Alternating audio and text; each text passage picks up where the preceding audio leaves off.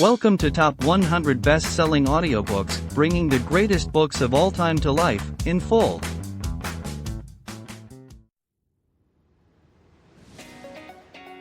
Hello dear listener. If you're here, it's probably because you're as passionate about books and the knowledge and wisdom they bring as we are. So you might also want to own this book or any other from this podcast in physical form, either to add to your personal library or to gift it to a friend. That's why we've included a link in the description, where you can get it at a discount and with shipping to almost anywhere in the world. Also, if you make your purchase through these links, the editors of this podcast will receive a small commission, which helps support us in continuing to upload more and more audiobooks for free. Let's make the world a better place through books, together. Pigeon Publishing House presents Heidi. Author, Johanna Spyri. Preface.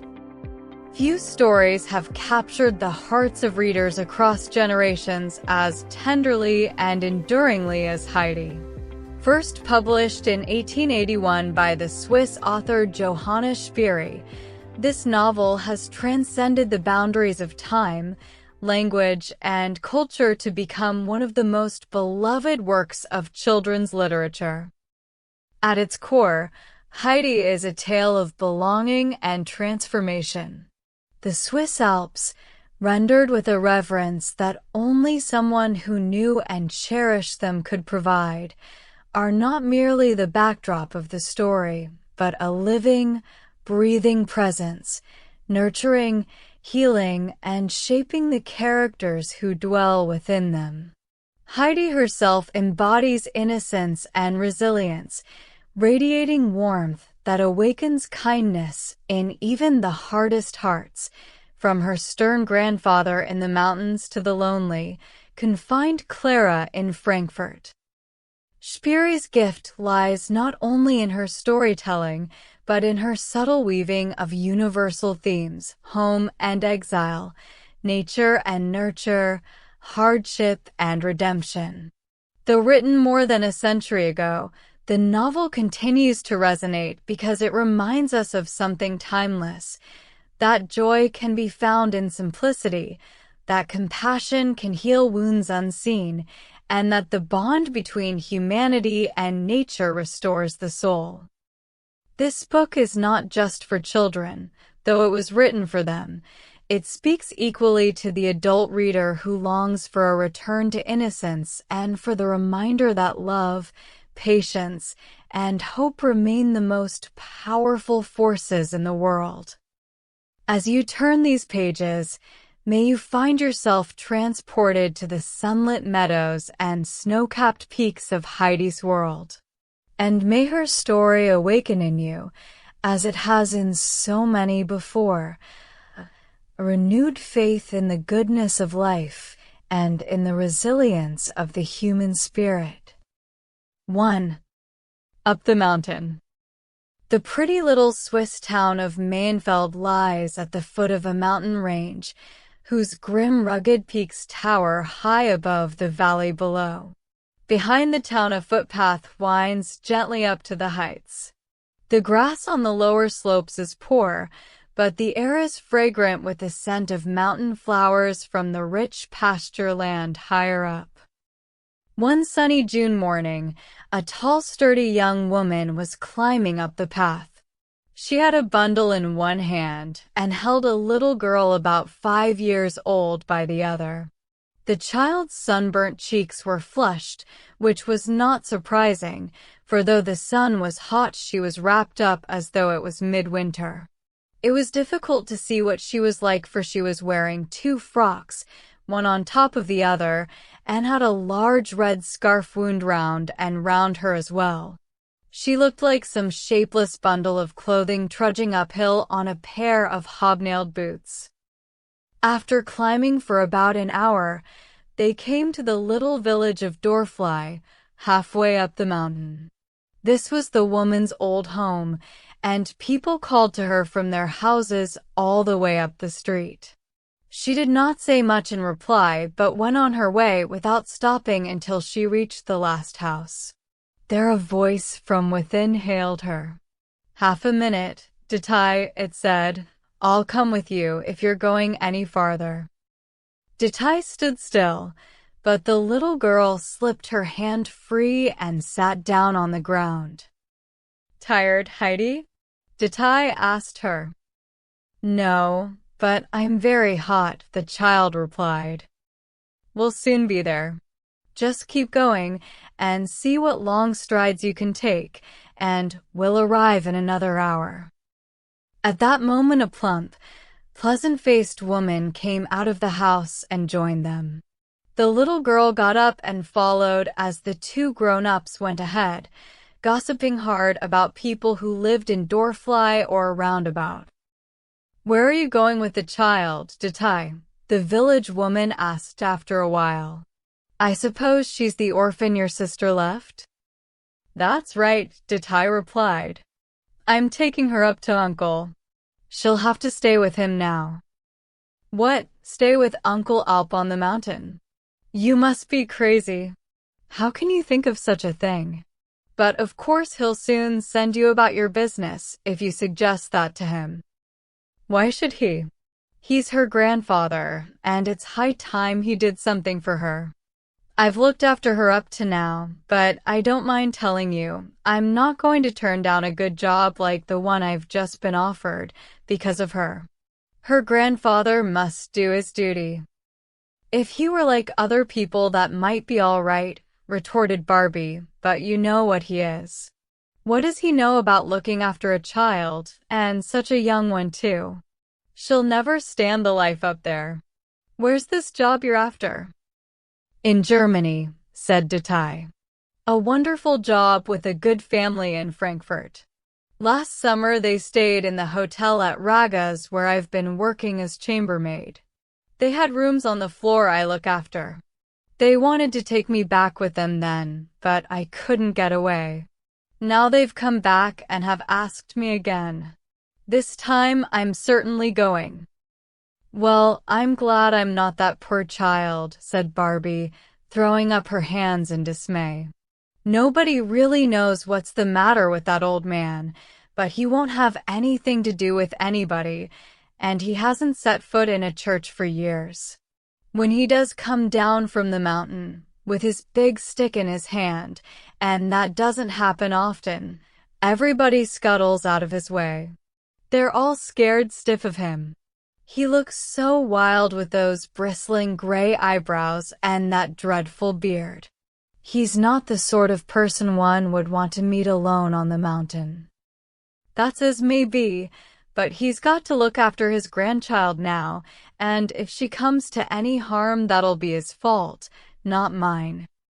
I wonder what he's got on his conscience to make him live all alone up there and hardly ever show his face, Barbie wondered. There are all sorts of rumors, but I expect you know the whole story. Your sister must have told you plenty about him, didn't she? Yes, she did, but I'm not telling.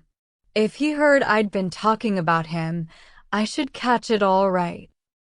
But Barbie did not mean to lose this excellent opportunity of getting to know more about the old man. She came from Pratigo, farther down the valley, and had only lived in Dorfly a short while, just since her marriage, so she still had much to learn about her neighbors. She was very anxious to know why the old man lived up on the mountain like a hermit, and why people were reluctant to talk about him as they did, freely enough, about everyone else. They didn't approve of him, that much was certain, but they seemed afraid to say anything against him. And then, why was he always called Uncle Alp? He couldn't be uncle to everyone in the village, but no one ever called him anything else. Even Barbie used that name too. And here was her friend Detail, who was related to him and had lived all her life in Dorfly, until a year ago. Then her mother had died, and she had found a good job in a big hotel at Raga's. She had come from there that morning with Heidi, with the help of a lift on a hay cart as far as Mayenfeld. Now Barbie took her arm and said coaxingly, You could at least tell me how much of what they say is true and how much only gossip.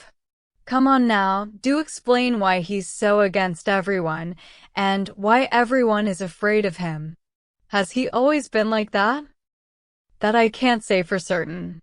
I'm only 26 and he must be 70 or more, so I never knew him in his young days.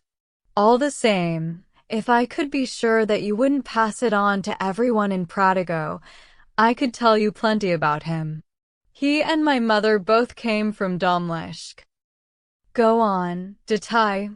What do you take me for? Protested Barbie, half offended. We aren't such gossips as all that in Prodigo, and anyway I'm quite capable of holding my tongue when I want to. Do tell me. I promise not to pass it on. All right then, but mind you keep your word. Detail glanced round to make sure that Heidi was not within earshot, but she was nowhere to be seen. She must have stopped following them some way back, and they had been too busy talking to notice. Detail stood still and looked in all directions. The path twisted and zigzagged down the mountainside, but she could see down it almost as far as Doorfly, and there was nobody in sight anywhere along it. There she is, cried Barbie suddenly. Can't you see her? She pointed to a little figure far below. Look, she's climbing up the slopes with Peter and his goats. I wonder why he's taking them up so late today. Well, he'll keep an eye on her all right, and you can get on with your story. Peter needn't bother himself, said Detail. She can look after herself, though she's only 5. She's got all her wits about her. She knows how to make the best of things too, which is just as well, seeing that the old man's got nothing now but his hut and 2 goats. I suppose he was better off once? Asked Barbie. I should just think he was. Why, he had one of the best farms in Domleshk. He was the elder son with 1 brother, a quiet, respectable fellow. But old uncle wanted nothing but to ape the gentry and travel about all over the place. He got into bad company and drank and gambled away the whole property. His poor parents died, literally died, of shame and grief when they heard of it. His brother was ruined too, of course. He took himself off, dear knows where, and nobody ever heard of him again. Uncle disappeared too. He had nothing left but a bad name. No one knew where he'd gone to, but after a while it came out that he had joined the army and was in Naples. Then no more was heard of him for 12 or 15 years. Detail was enjoying herself. Go on, Barbie cried breathlessly. Well, one day he suddenly reappeared in Domleshk with a young son, and wanted some of his relations to look after the boy. But he found all doors closed against him. Nobody wanted to have anything to do with him. Phew, came in a whistle from Barbie. He was so angry, he vowed he would never set foot in the place again. So he came to Doorfly and settled down there with the boy, who was called Tobias. People thought he must have met and married his wife down in the south. Apparently she died soon afterwards, though nothing is known for certain. He had saved a little money, enough to apprentice his boy to a carpenter. Tobias was a good sort, and everyone in the village liked him, but no one trusted the old man. It was said that he had deserted from the army at Naples so as to avoid some trouble about killing a man, not in battle, you understand, but in a brawl. All the same, we accepted him as a member of the family. His grandmother and my mother's grandmother were sisters, so we called him Uncle, and as we're related to almost everyone in Doorfly, one way or another, the whole village soon called him Uncle too. Then, when he went to live right up there on the mountain, it became Uncle Alp. And what happened to Tobias? Barbie asked eagerly. Give me a chance. I was just coming to that, Detail snapped at her. Tobias was apprenticed to a carpenter in Mel's, but as soon as he had learned his trade, he came home to Dorfly and married my sister Adelheid. They had always been fond of each other. They settled down very happily together as man and wife, but that didn't last long. Only 2 years later, he was killed by a falling beam while he was helping to build a house. Poor Adelheid got such a shock when she saw him carried home like that she fell ill with a fever and never walked again. She had not been very strong before and used to have queer turns when it was hard to tell whether she was asleep or awake. She only survived him by a few weeks. That set tongues wagging, of course. People said it was Uncle's punishment for his misspent life. They told him so to his face, and the pastor told him he ought to do penance to clear his conscience. That made him more angry than ever and morose too. He wouldn't speak to anyone after the pastor's visit, and his neighbors began to keep out of his way. Then one day we heard that he'd gone to live up on the mountain and wasn't coming down anymore. He's actually stayed up there from that day to this, at odds with God and man, as they say. My mother and I took Adelheid's baby girl to live with us. She was only about a year old when she was left an orphan. Then, when Mother died last summer, I wanted to get a job in the town, so I took Heidi up to Pfaffersdorf and asked old Ursula to look after her. I managed to get work in the town right through the winter, as I'm handy with my needle, and there was always someone who wanted sewing or mending done. Then early this year that family from Frankfurt came again, the people I waited on last year, and now, as I told you, they want me to go back with them, and they're leaving the day after tomorrow. It's a first-rate job, I can tell you. And you're going to hand that child over to the old man, just like that? I'm surprised that you can even think of such a thing, Detail, Barbie told her reproachfully. Well, what else can I do? Demanded Detail angrily. I've done my best for her all these years, but obviously I can't saddle myself with a 5-year-old child on this job. Look, we're halfway up to Uncle's now, she went on. Where are you going, Barbie? I want to see Peter's mother. She does spinning for me in the winter. So this is where I leave you. Goodbye, Detail, and good luck. Detail stood watching as Barbie went towards a little brown wooden hut sheltering in a small hollow a few yards from the path. It was so dilapidated that it was a good thing that it got some protection from the full force of the mountain gales. Even so, it must have been wretched to live in, as all the doors and windows rattled every time the wind blew and its rotten old beams creaked and shook. If it had been built in a more exposed position, it would certainly have been blown down into the valley long ago. This was Peter the goatherd's home. He was 11, and every morning he went down to Dorfly to fetch the goats and drive them up to graze all day in the fragrant mountain meadows above. Then, in the evening, he brought them down again, leaping with them over the hillside almost as nimbly as they did. He always gave a shrill whistle through his fingers when he reached the village so that the owners could come and collect their animals. It was usually children who answered the call. Not even the youngest was afraid of these gentle goats. During the summer months, this was the only chance Peter had of seeing other boys and girls. For the rest of the time, goats were his only companions.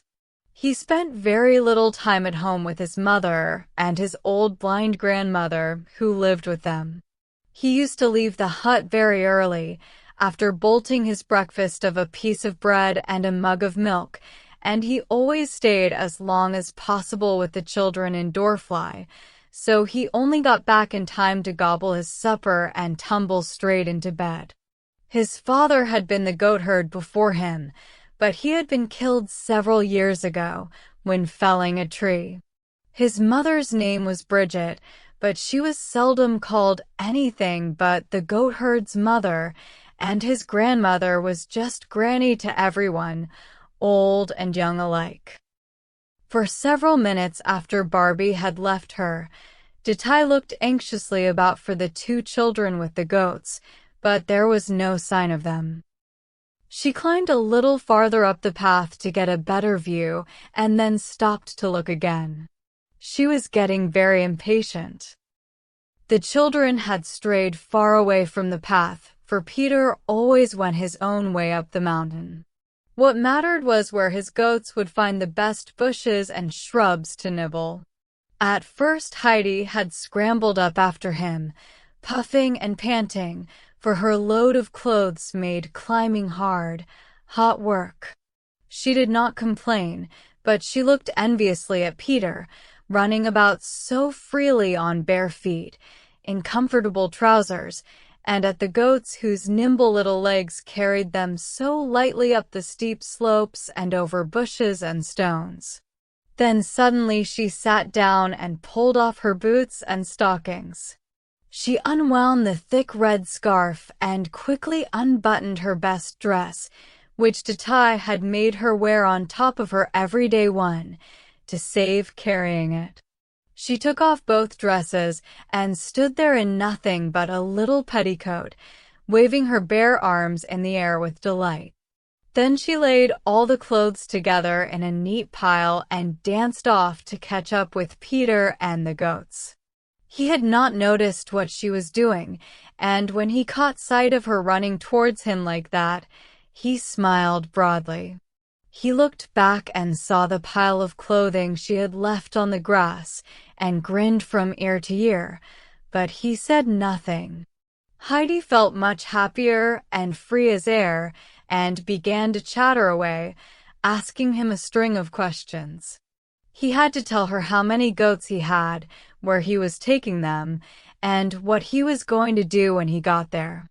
Presently they reached the hut and came within Detail's view.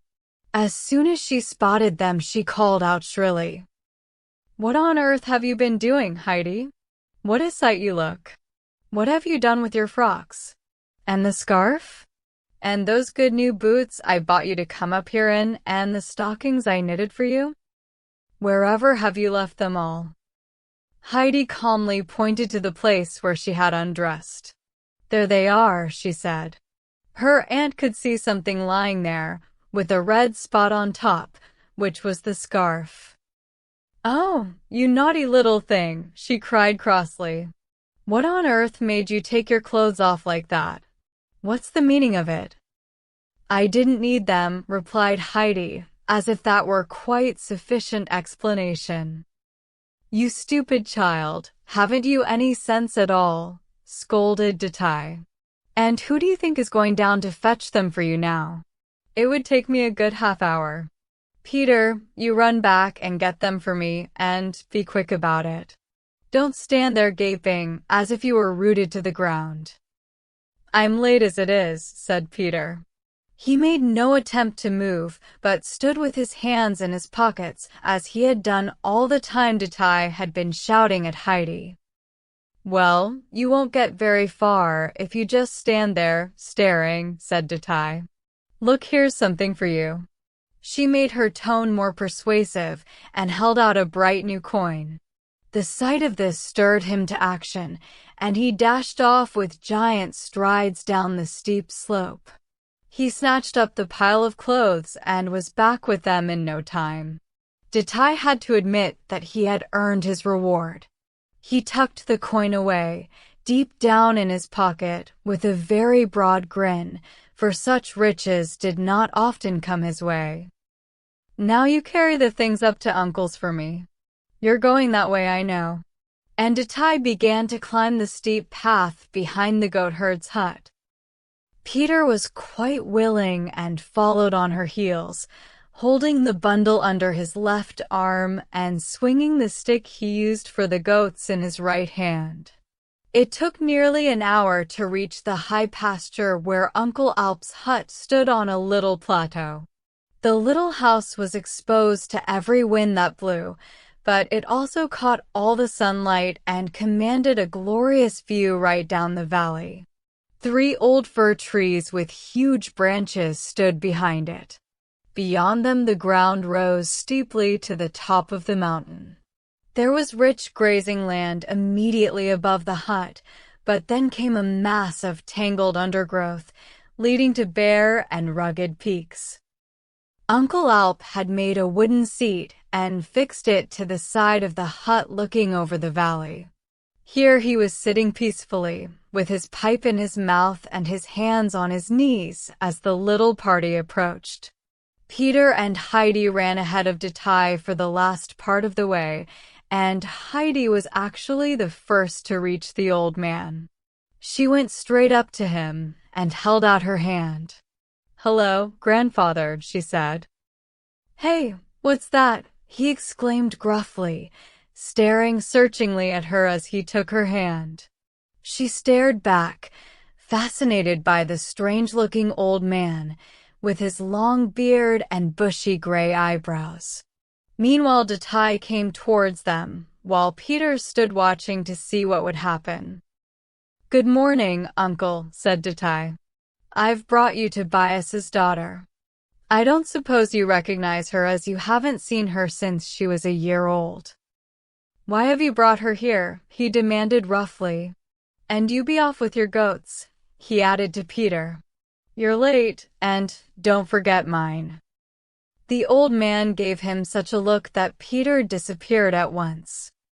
"She's come to stay with you, Uncle," Detail told him, coming straight to the point.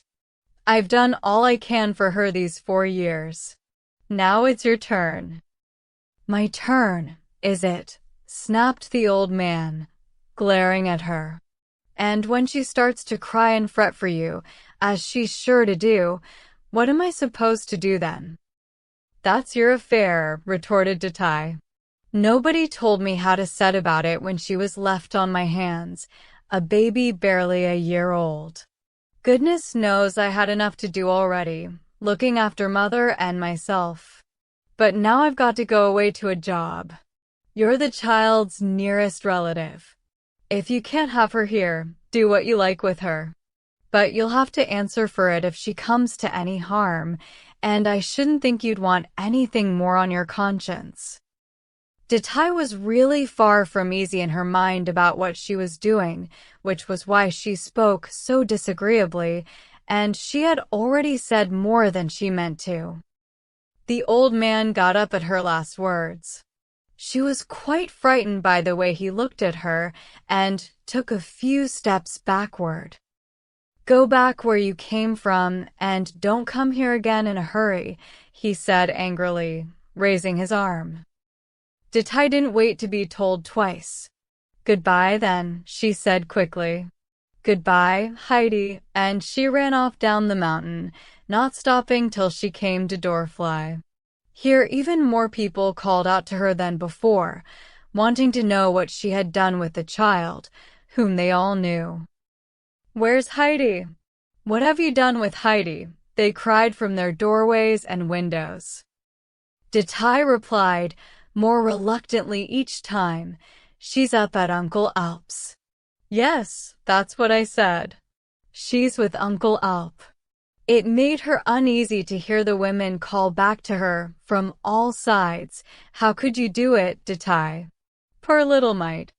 Fancy leaving that helpless little creature up there with that man." Detail was thankful when she was out of earshot. She did not want to think about what she had done, for when her mother was dying, she had made Detail promise to look after the child. She comforted herself with the thought that she would be better able to do so if she took this job where she could earn good money, and hurried away as fast as she could from all those people who would try to make her change her mind. 2. At grandfather's. As soon as Detail had disappeared, the old man sat down again on the bench. He stared at the ground in silence, blowing great clouds of smoke from his pipe, while Heidi explored her new surroundings with delight. She went up to the goat stall, which was built onto the side of the hut, but found it empty. Then she went round to the back and stood for a while listening to the noise the wind made whistling through the branches of the old fir trees. Presently it died down, and she came back to the front of the hut, where she found her grandfather still sitting in the same position. As she stood watching him, hands behind her back, he looked up and said, "What do you want to do now?" "I want to see what is inside the hut," she answered. "Come on then," he said, and he got up and led the way indoors. "Bring the bundle of clothes in with you," he added. "I shan't want them any more," she declared. The old man turned and looked sharply at her and saw her black eyes shining with anticipation. "She's no fool," he muttered to himself and added aloud, "Why's that? I want to be able to run about like the goats do." "Well, so you can," said her grandfather, "but bring the things inside all the same. They can go in the cupboard." Heidi picked up the bundle and followed the old man into a biggish room, which was the whole extent of his living quarters. She saw a table and a chair and his bed over in one corner. Opposite that was a stove, over which a big pot was hanging. There was a door in one wall which the old man opened, and she saw it was a large cupboard with his clothes hanging in it. There were shelves in it too. One held his shirts, socks, and handkerchiefs, another plates, cups, and glasses, while on the top one were a round loaf, some smoked meat, and some cheese. Here, in fact, were all the old man's possessions. Heidi went inside the open cupboard and pushed her bundle right away to the back, so that it would not easily be seen again. "Where shall I sleep, grandfather?" she asked next. "Where you like," he replied. This answer pleased Heidi, and as she was looking round the room for a good place, she noticed a ladder propped against the wall near her grandfather's bed. She climbed up it at once and found herself in a hayloft.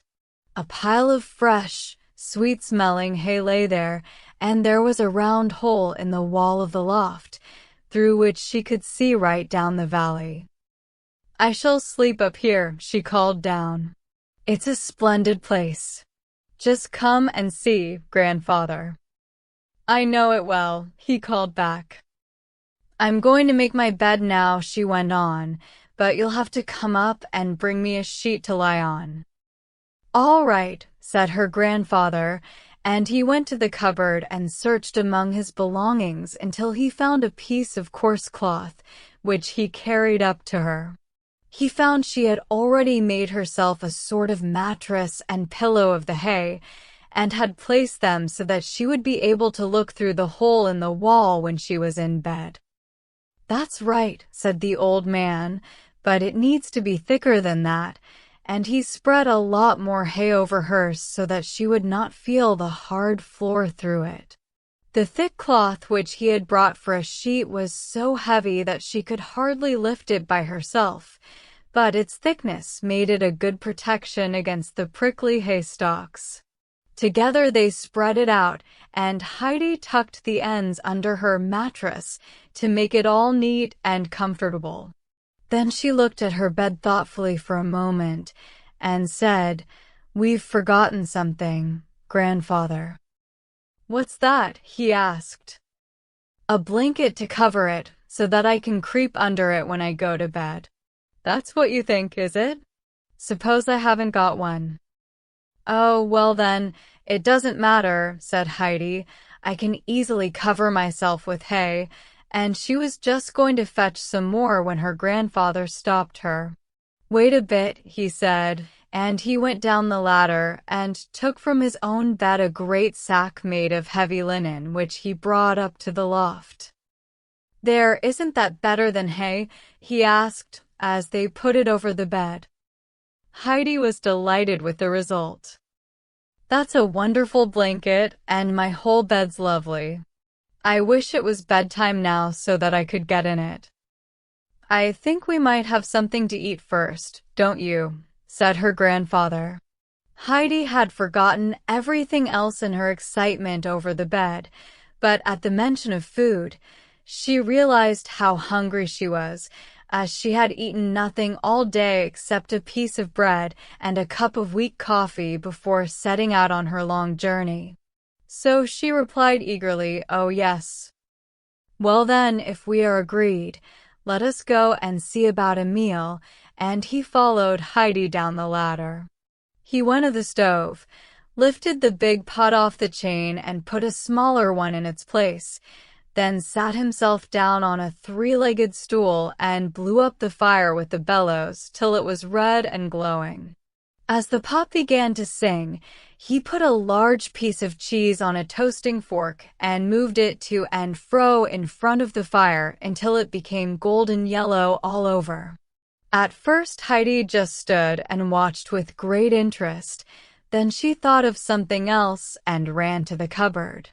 When her grandfather brought the steaming pot and the toasted cheese to the table, he found it was laid with 2 plates, 2 knives, and the round loaf. Heidi had noticed these things in the cupboard and knew they would be needed for the meal.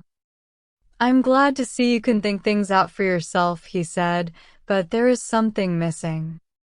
Heidi looked at the steaming pot and went back to the cupboard. She could see 1 mug there and 2 glasses, so she took the mug and one of the glasses and put them on the table. "That's right. You know how to be helpful," said her grandfather. "Now where are you going to sit?"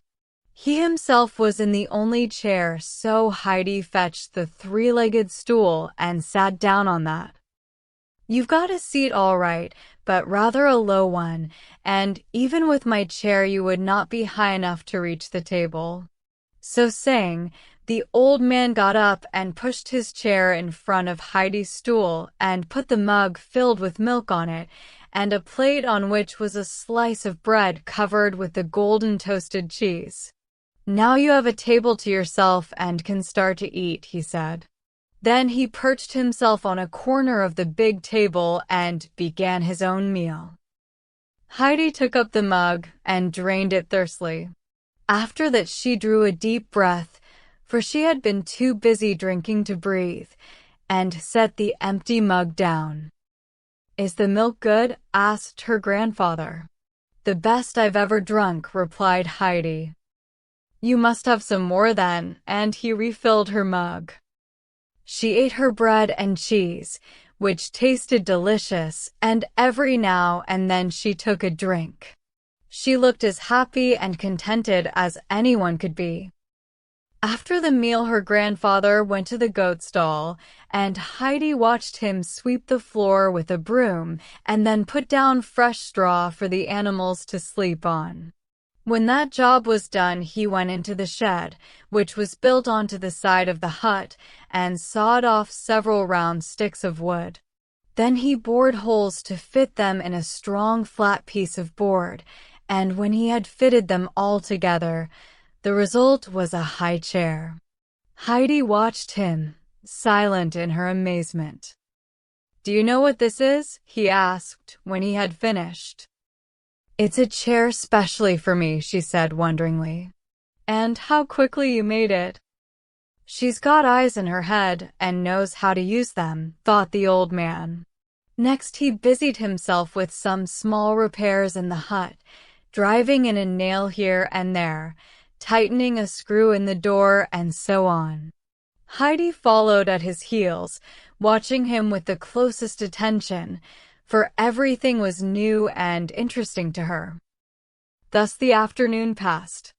A strong wind sprang up again, whistling and rustling through the fir trees. The sound pleased Heidi so much that she began dancing and jumping about, and her grandfather stood watching her from the door of the shed. Suddenly there was a shrill whistle, and Peter appeared in the midst of his herd of goats. Heidi gave a cry of delight and rushed to greet her friends of the morning. As the goats reached the hut, they all stood still, except for two graceful animals, one brown and one white, which detached themselves from the others and went up to the old man. Then they began to lick his hands, for he was holding a little salt in them, as he did every evening to welcome them home. Peter went away with the rest of the herd, and Heidi ran to the two goats and began to pat them gently. "Are these ours, grandfather?" she asked. "Both of them? Do they go into the stall? Will they always be here with us?" Her questions followed so closely on each other that her grandfather could hardly get an answer in edgeways. When the goats had finished the salt, the old man said, "Now go and fetch your mug and the bread." She obeyed and was back in a flash. Then he filled her mug with milk from the white goat and gave it to her with a slice of bread. "Eat that and then go to bed," he said. "If you want a nightdress or anything like that, you'll find it in the bundle your aunt brought. Now I must see to the goats. Sleep well." "Good night, grandfather," she called as he walked off with the animals. Then she ran after them to ask what the goats' names were. "The white one is called Daisy and the brown Dusky," replied her grandfather. "Good night, Daisy. Good night, Dusky," called Heidi after the goats, who had disappeared into their stall. She ate her supper on the bench outside the hut. The wind was so strong it almost blew her away, so she finished her bread and milk quickly and went indoors and up to bed. There she was soon sleeping as soundly as if she was tucked up in the finest bed in the world. Her grandfather also went to bed before it was dark, for he always got up with the sun, and that came over the mountain tops very early in the summer.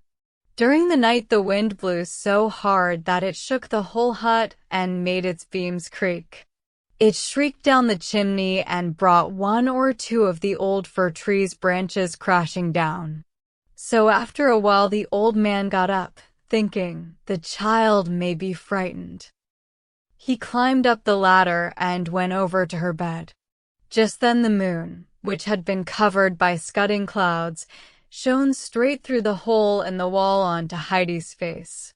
She was fast asleep under her heavy coverlet, one rosy cheek resting on her chubby little arm, and with such a happy expression on her face that she must surely have been dreaming of pleasant things. He stood looking down at her till clouds covered the moon again, darkening the room. Then he went back to bed. 3.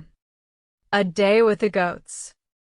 Heidi was awakened next morning by a shrill whistle, and as she opened her eyes a beam of sunlight came through the hole in the wall, making the hay shine like gold. At first, she could not think where she was. Then she heard her grandfather's deep voice outside and remembered joyfully that she had come to live in the mountains. She had been glad to leave old Ursula, who was very deaf and felt the cold so much that she sat all day by the kitchen fire or the living room stove. Heidi had had to stay indoors where the old woman could see her, though she often longed to run outside and play. Now she jumped out of bed, full of excitement at all the new experiences awaiting her. She dressed herself as quickly as possible, then climbed down the ladder and hurried outside. Peter was waiting there with his herd, and her grandfather was just bringing Daisy and Dusky from their stall. She went to say good morning to them all.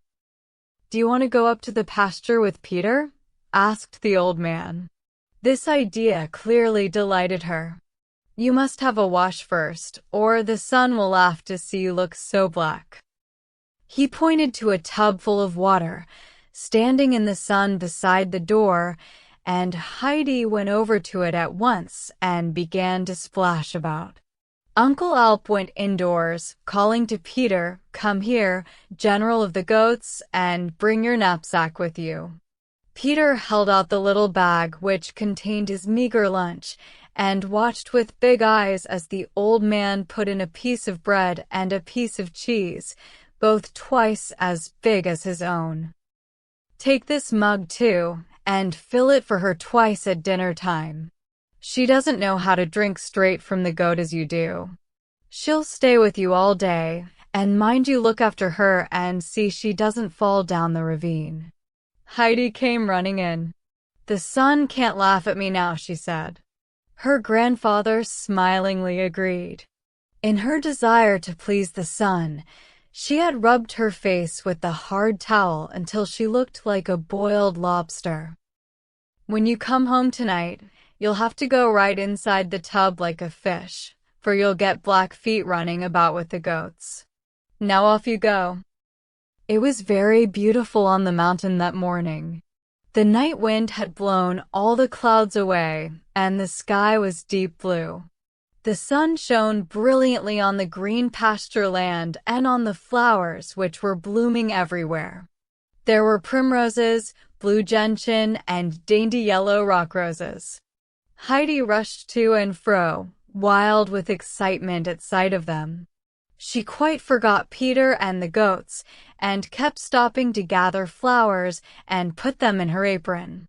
She wanted to take them home to stick among the hay in her bedroom, to make it look like a meadow. Peter needed eyes all round his head. It was more than one pair could do to keep watch on Heidi as well as the goats, for they too were running about in all directions. He had to whistle and shout and swing his stick in the air to bring the wandering animals together. "Where have you got to now, Heidi?" he called once rather crossly. "Here," came her voice from behind a little hillock some distance back. It was covered with primulas which had a most delicious scent.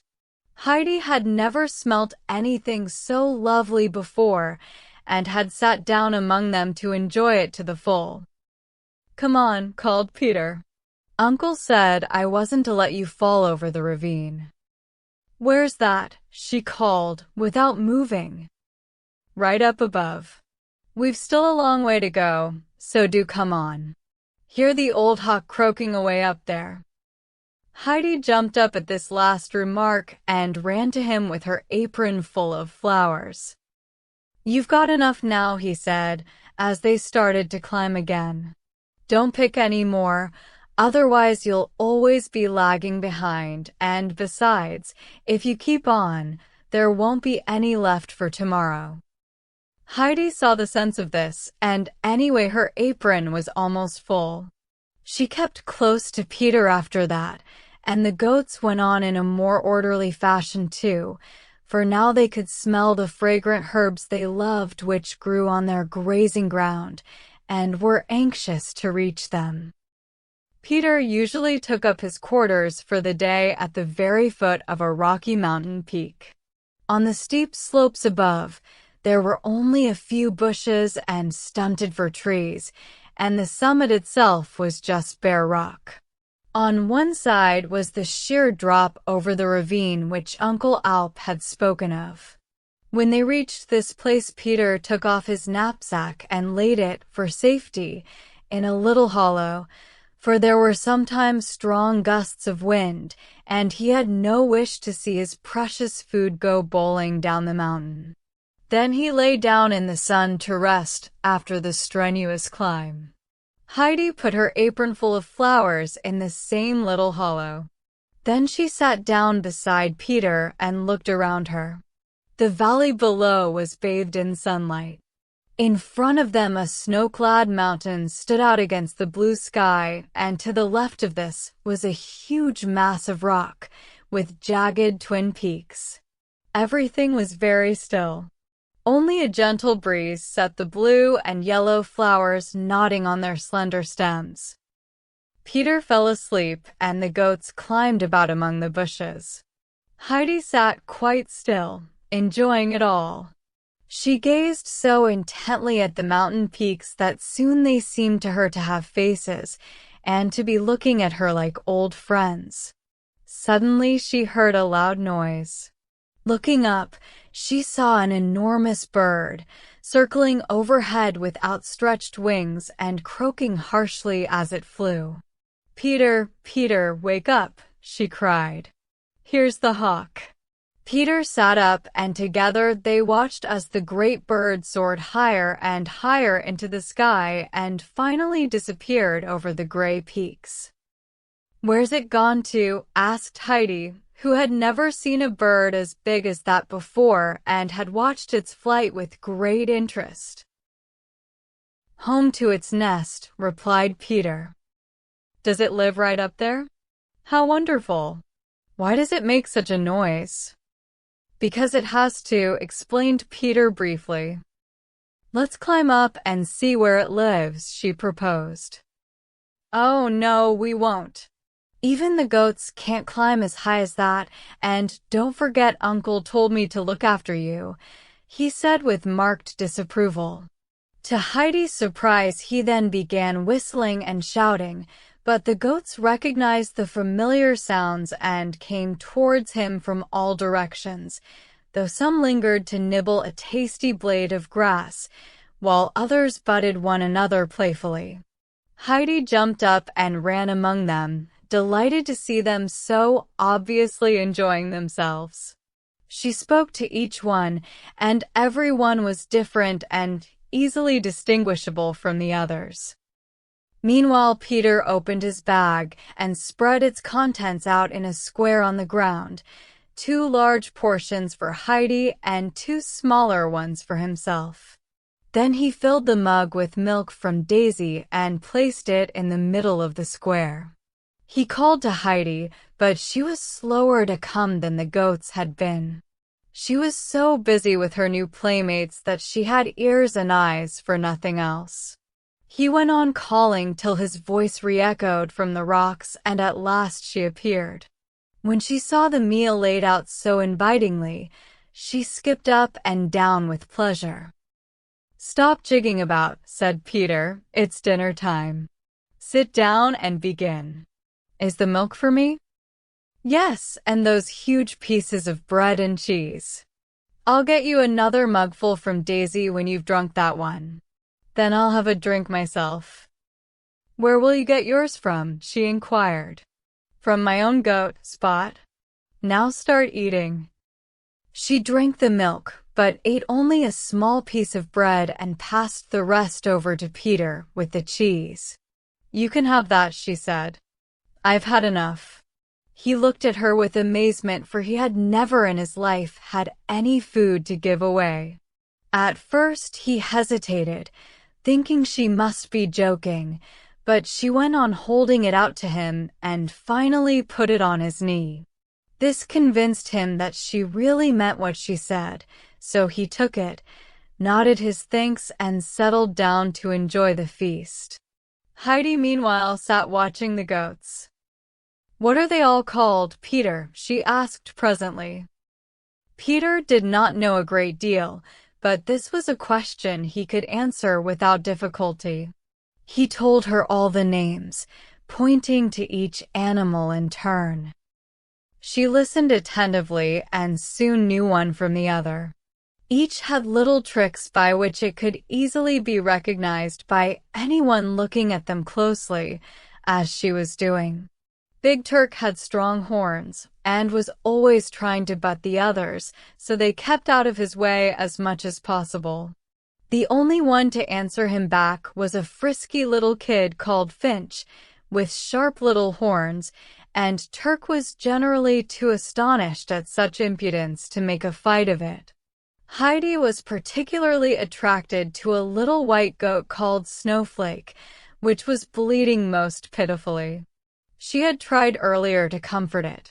Now she ran up to it again, put her arm round its neck, and asked fondly, "What's the matter, Snowflake? What are you crying for?" At that, the goat nestled against her and stopped bleeding. Peter had not yet finished his meal, but he called out between mouthfuls, "She's crying because her mother doesn't come up here anymore. She's been sold to someone in Mayenfeld." "Where's her grandmother then?" Hasn't got one. Or her grandfather? Hasn't one. Poor Snowflake, said Heidi, hugging the little animal again. Don't cry anymore. I shall be up here every day now, and you can always come to me if you feel lonely. Snowflake rubbed her head on the little girl's shoulder and seemed to be comforted. Peter had now finished eating and came up to Heidi, who was making fresh discoveries all the time. She noticed that Daisy and Dusky seemed more independent than the other goats and carried themselves with a sort of dignity. They led the way as the herd went up to the bushes again. Some of them stopped here and there to sample a tasty herb. Others went straight up, leaping over any small obstacles in their path. Turk was up to his tricks as usual, but Daisy and Dusky ignored him completely and were soon nibbling daintily at the leaves of the two thickest bushes. Heidi watched them for some time. Then she turned to Peter, who was lying full length on the grass. Daisy and Dusky are the prettiest of all the goats, she said. I know. That's Uncle. He keeps them very clean and gives them salt, and he has a fine stall for them, he replied. Then he suddenly jumped up and ran after his herd, with Heidi close behind, anxious not to miss anything. He had noticed that inquisitive little Finch was right at the edge of the ravine, where the ground fell away so steeply that if it went any farther, it might go over and would certainly break its legs. Peter stretched out his hands to catch hold of the little kid, but he slipped and fell, though he managed to grasp one of its legs, and Finch, highly indignant at such treatment, struggled wildly to get away. Heidi, come here, called Peter, come and help. He couldn't get up unless he let go of Finch's leg, which he was nearly pulling out of its socket already. Heidi saw at once what to do, and pulled up a handful of grass, which she held under Finch's nose. Come on, don't be silly, she said. You don't want to fall down there and hurt yourself. At that the little goat turned round and ate the grass from her hand, and Peter was able to get up. He took hold of the cord, on which a little bell was hung round Finch's neck. Heidi took hold of it too, on the other side, and together they brought the runaway safely back to the herd. Then Peter took up his stick to give it a good beating, and seeing what was coming, Finch tried to get out of the way. Don't beat him, pleaded Heidi. See how frightened he is. He deserves it, Peter replied, raising his arm, but she caught hold of him and exclaimed, No, you're not to. It will hurt him. Leave him alone. She looked at him so fiercely that he was astonished and dropped the stick. I won't beat him if you'll give me some of your cheese again tomorrow, he said, feeling he ought to have some compensation after the fright the little goat had given him. You can have it all, tomorrow and every day, promised Heidi. I shan't want it. And I'll give you some of my bread as well, but then you must never beat Finch or Snowflake or any of them. It's all the same to me, said Peter, which was his way of saying that he promised. He let Finch go and it bounded back to the herd. It was getting late, and the setting sun spread a wonderful golden glow over the grass and the flowers, and the high peaks shone and sparkled. Heidi sat for a while, quietly enjoying the beautiful scene. Then all at once she jumped up, crying, Peter, Peter. A fire, a fire. The mountains are on fire, and the snow and the sky too. Look, the trees and the rocks are all burning, even up there by the hawk's nest. Everything's on fire. It's always like this in the evening, Peter said calmly, whittling away at his stick. It's not a fire. What is it then? She cried, rushing about to look at the wonderful sight from all sides. What is it, Peter? It just happens, he said. Oh, just see, the mountains have got all rosy red. Look at the one with the snow on it, and that one with the big rocks at the top. What are their names, Peter? Mountains don't have names, he answered. How pretty the rosy snow looks, and the red rocks. Oh dear, she added, after a pause. Now the color's going and everything's turning gray. Oh, it's all over. She sat down, looking as upset as if it was indeed the end of everything. It'll be the same again tomorrow, explained Peter. Now it's time to go home. He whistled and called the goats together, and they started the downward journey. Is it always like this up here? Asked Heidi hopefully. Usually. Will it really be the same tomorrow? Yes, it will, he assured her. With this she was content, and as she had so much to think about, she didn't say another word till they reached the hut and saw her grandfather sitting under the fir trees, on the seat he had fixed there so that he could watch for the return of his animals. The little girl ran towards him, followed by Daisy and Dusky, and Peter called, "Good night, Heidi. Come again tomorrow." She ran back to say goodbye and promised to go with him next day. Then she put her arms around Snowflake's neck and said, "Sleep well, Snowflake. Remember, I'll be coming with you again tomorrow, and you're not to cry anymore." Snowflake gave her a trusting look and scampered off after the other goats. "Oh, grandfather," Heidi cried as she ran back to him. It was lovely up there, with all the flowers and then the fire and the rosy rocks. "And see what I've brought you." She shook out the contents of her little apron in front of him, but the poor flowers had all faded and looked like so much hay. She was terribly upset. "What's happened to them? They weren't like that when I picked them. They wanted to stay in the sun and didn't like being shut up in your apron," he explained. "Then I'll never pick any more." "Grandfather, why does the hawk croak so loudly?" "You go and jump in the washtub while I milk the goats," he replied.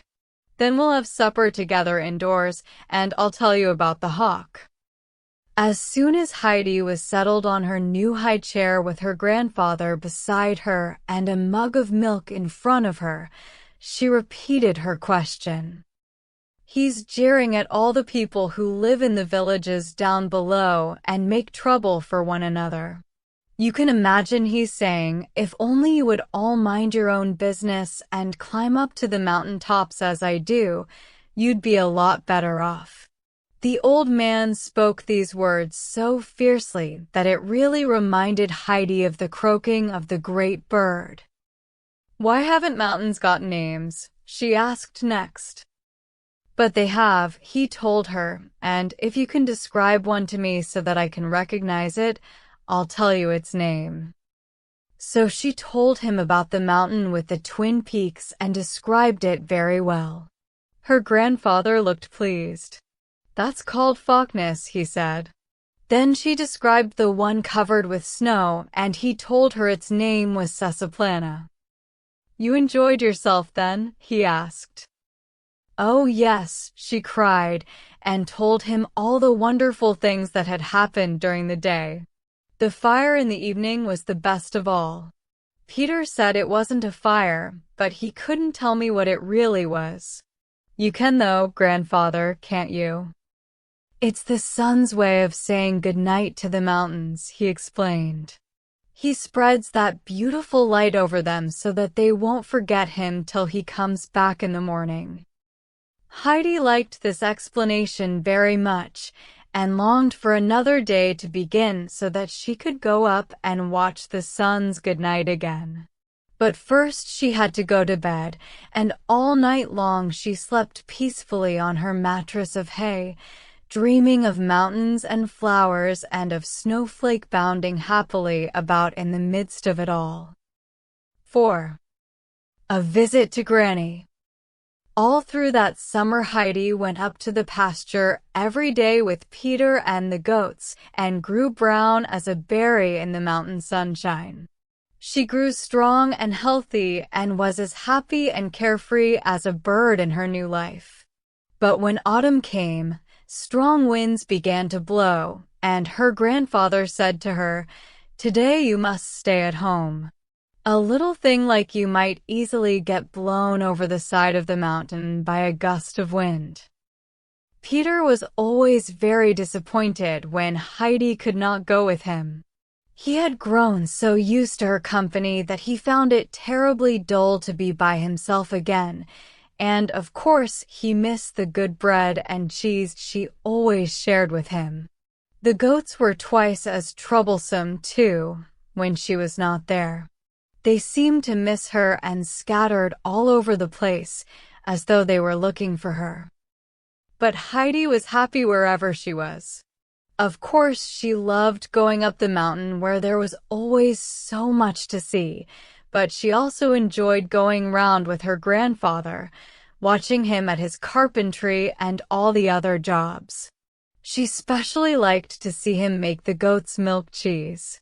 He rolled up his sleeves and plunged his arms deep into a big pot of milk, which he stirred thoroughly with his hands until in due course he produced the delicious round cheeses.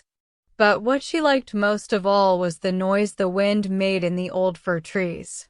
She often left what she was doing to go and stand under them with her face turned up, listening and watching the swaying branches as the wind whistled and whirled through them. The wind blew right through her too, though now that the weather was cooler she wore socks and shoes and put on a dress once more. That strange music in the treetops had a special fascination for her, and she could not stay indoors when she heard it. All at once it turned really cold and Peter arrived in the mornings blowing on his hands to warm them. Then one night it started to snow and in the morning everything was white. It snowed until there was not a single green leaf to be seen, and of course Peter didn't bring the goats up. From the window Heidi watched with delight as the snowflakes fell, faster and faster, and the snow drifted higher and higher till the hut was buried up to the windowsills, and it was impossible to go out. She hoped it would go on falling until the hut was completely covered, so that they would have to light the lamp during the day, but that did not happen. Next morning her grandfather was able to dig his way out, and shoveled the snow away from the walls, throwing up great piles of it from his spade as he worked. Then in the afternoon he and Heidi sat down by the fire, each on a three-legged stool, for of course he had long ago made one for her. They were interrupted by a great banging at the door, as though someone was kicking it. Then it was opened, and there stood Peter, knocking the snow off his boots before coming in. He had had to fight his way through high drifts, and it was so cold that the snow had frozen onto him and still clung to his clothes. But he had kept bravely on, determined to get to Heidi after not seeing her for a whole week. "Hello," he said, and went straight over to the stove. He didn't say anything more, but stood beaming at them, well pleased to be there. Heidi watched in astonishment as the heat of the stove began to thaw the snow so that it trickled off him in a steady flow. "Well, General," said the old man, "how are you getting on now that you've had to leave your army and start chewing a pencil?" "Chewing a pencil," exclaimed Heidi with interest. "Yes, in the winter Peter has to go to school and learn to read and write. That's no easy matter, you know. And it sometimes helps a bit to chew a pencil, doesn't it, General?" "Yes, it does," agreed Peter. Immediately Heidi wanted to know just what he did at school. Peter always found it difficult to put his thoughts into words, and Heidi had so many questions to ask that no sooner had he managed to deal with one than she was ready with 2 or 3 more, most of them needing a whole sentence in reply. His clothes were quite dry again before she was satisfied. The old man listened quietly to their chatter, smiling from time to time. As they fell silent, he got up and went over to the cupboard. "Well, General, you've been under fire. Now you'll need some refreshment," he said. He soon had supper ready and Heidi put chairs round the table.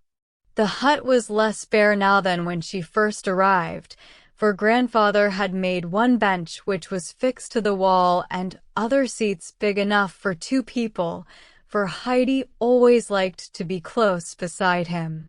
Now they could all sit down in comfort, and as Peter did so, he opened his round eyes very wide at the huge piece of dried meat Uncle Alp put on a thick slice of bread for him. It was a long time since he had had such a good meal. As soon as they had finished eating, Peter got ready to go, for it was growing dark. "Goodbye," he said, "and thank you. I'll come again next Sunday, and Granny says she would like you to come and see her." Heidi was delighted at the idea of going to visit someone, for that would be something quite new, so the first thing she said next morning was, "Grandfather, I must go and see Peter's granny today. She'll be expecting me." "The snow is too deep," said Uncle Alp, trying to put her off. But the idea was firmly in her head, and day after day she said at least half a dozen times that she really must go or Granny would be tired of waiting for her. On the 4th day after Peter's visit, the snow froze hard and crackled underfoot, and the sun was shining brightly, straight on to Heidi's face as she sat on her high chair eating her dinner. Again she said, "I must go and see Granny today, or she'll think I'm not coming." Her grandfather left the table and went up to the loft, from which he brought down the thick sack off her bed. "Come on, then," he said, and they went out together. Heidi skipped delightedly into the shining white world. The branches of the fir trees were weighed down with snow which sparkled in the sunshine. Heidi had never seen anything like it. "Just look at the trees," she cried. "They're all gold and silver." Meanwhile, grandfather had dragged a big sledge out of the shed. It had a bar along one side to hold on to, and it was steered by pressing the heels against the ground on one side or the other. To please Heidi, he went round with her to look at the snow-clad trees. Then he sat down on the sledge with her on his knees, well wrapped up in the sack to keep her warm. He held her tightly with his left arm and, taking hold of the bar with his right hand, pushed off with both feet. They went down the mountains so fast that Heidi felt as though she was flying and screamed with delight. They stopped with a jerk just outside Peter's hut. Grandfather set her on her feet and took off the sack. "Now go in," he said, "but start for home as soon as it begins to get dark." Then he turned back up the mountain, pulling the sledge behind him. The door Heidi opened led into a small kitchen, in which there was a stove and some pots on a shelf. A second door opened into another low little room. Compared with grandfather's hut with its fine big room and the hayloft above, this place seemed wretchedly cramped. She went in and saw a woman sitting at a table mending a jacket which she recognized as Peter's. In one corner another woman, old and bent, was spinning. Heidi went straight to her and said, "Hello, Granny. Here I am at last. I expect you thought I was never coming." Granny raised her head and felt for Heidi's hand. When she had found it, she held it in her own for a while and then said, "Are you the child from Uncle Alp's? Are you Heidi?" "Yes, and grandfather has just brought me down on the sledge." "Fancy that. And yet your hand is so warm. Bridget, did Uncle Alp really bring her himself?" Peter's mother left her mending to come and look at the child. "I don't know, Mother," she said. "It does not sound likely. She must be mistaken."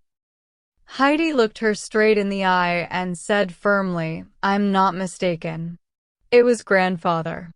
He wrapped me up in my blanket and brought me down himself." "Well, well.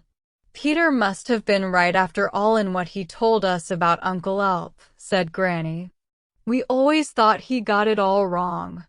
Who would have believed it? To tell the truth, I didn't think the child would last 3 weeks up there. What does she look like, Bridget?" "She's thin, like her mother was, but she's got black eyes and curly hair like Tobias and the old man. She's really more like them, I think." Heidi looked about the room while the women were talking, and her sharp eyes missed nothing. "One of your shutters is hanging loose, Granny," she remarked. "Grandfather would soon mend it, and it'll break the window if nothing's done about it. Look how it bangs to and fro." "I can't see it, my dear, but I can hear it very well, and everything else that creaks and clatters here when the wind blows through the cracks. The place is falling to pieces, and at night, when the other two are asleep, I am often afraid that sometime it may fall on us and kill us all. And there's no one to do anything about it. Peter doesn't know how." "Why can't you see the shutter?" asked Heidi, pointing. "Look, there it goes again." "I can't see it all, child. It's not only the shutter," said the old woman with a sigh. "If I go out and pull the shutter right back so that it's really light in here, you'll be able to see, won't you?" "No, not even then. Light or dark makes no difference to me. But if you come out in the shining white snow, I'm sure you'll see then. Come and see." Heidi took the old woman's hand and tried to pull her up, for she was very upset at the thought of her never seeing anything.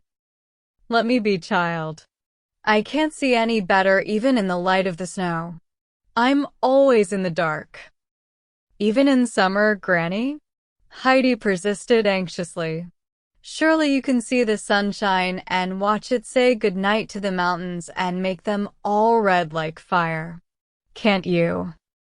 "No, child, nor that either. I shall never see them again." Heidi burst into tears. "Can't anyone make you see?" she sobbed. "Isn't there anyone who can?" For some time Granny tried in vain to comfort her. Heidi hardly ever cried, but when she did it was always difficult to make her stop.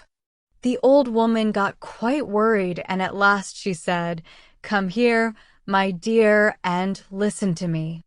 I can't see, but I can hear, and when one is blind, it is so good to hear a friendly voice, and yours I love already.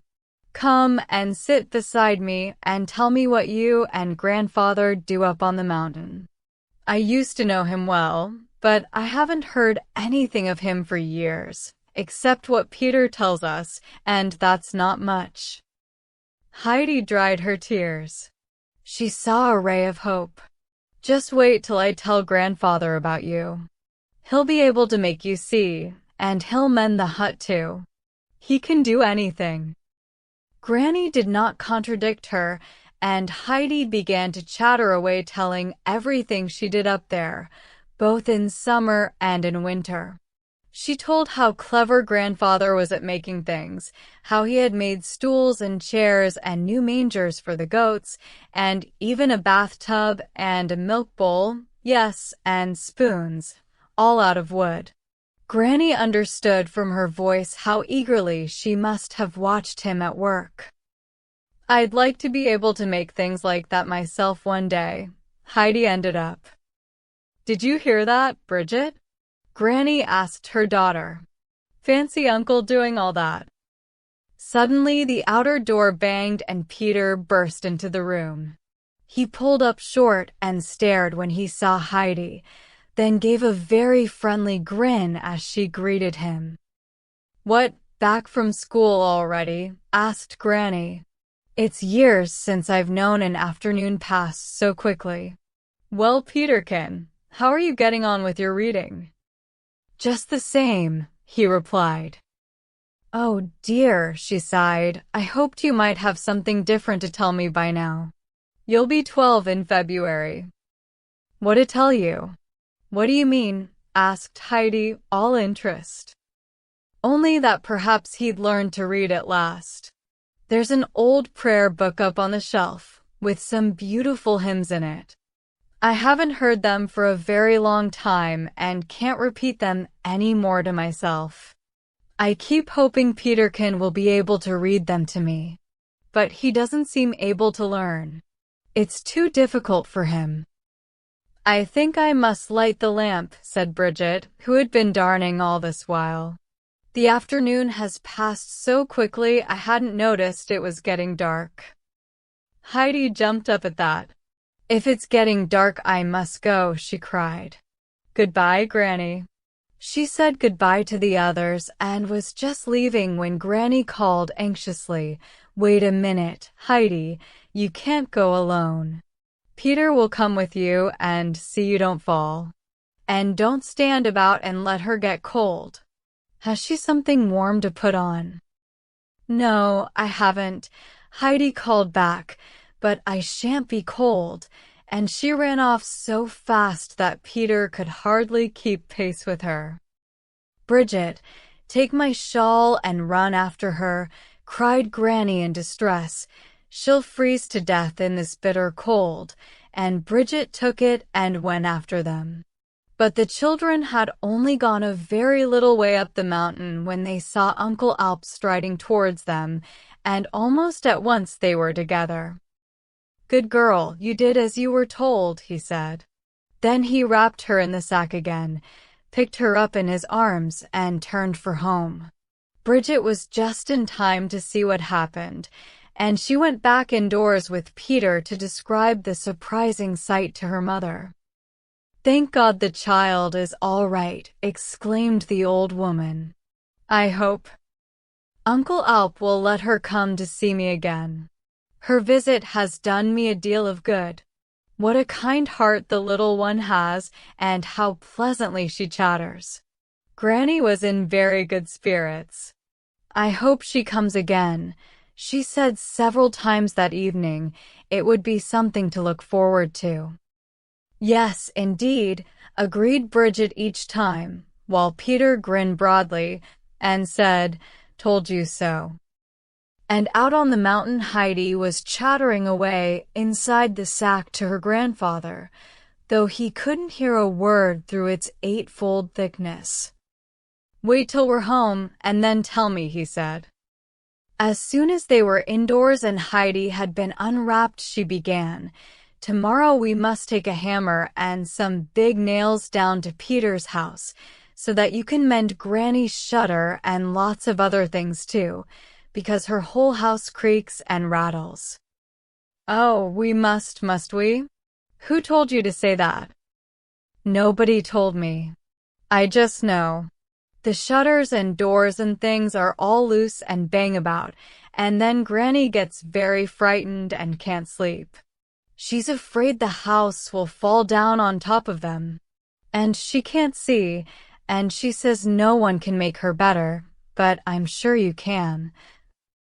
Grandfather. Fancy not being able to see, and being frightened too. We'll go and help her tomorrow, won't we? She was clinging to the old man and looked up at him confidently. He gazed back for a moment and then said, Well, we can at least stop the banging, and we'll do that tomorrow. Heidi was delighted and went skipping round the hut, chanting, We'll do it tomorrow. We'll do it tomorrow. Uncle Alp kept his promise. On the following afternoon they went down on the sledge again, and Heidi was set down outside the cottage.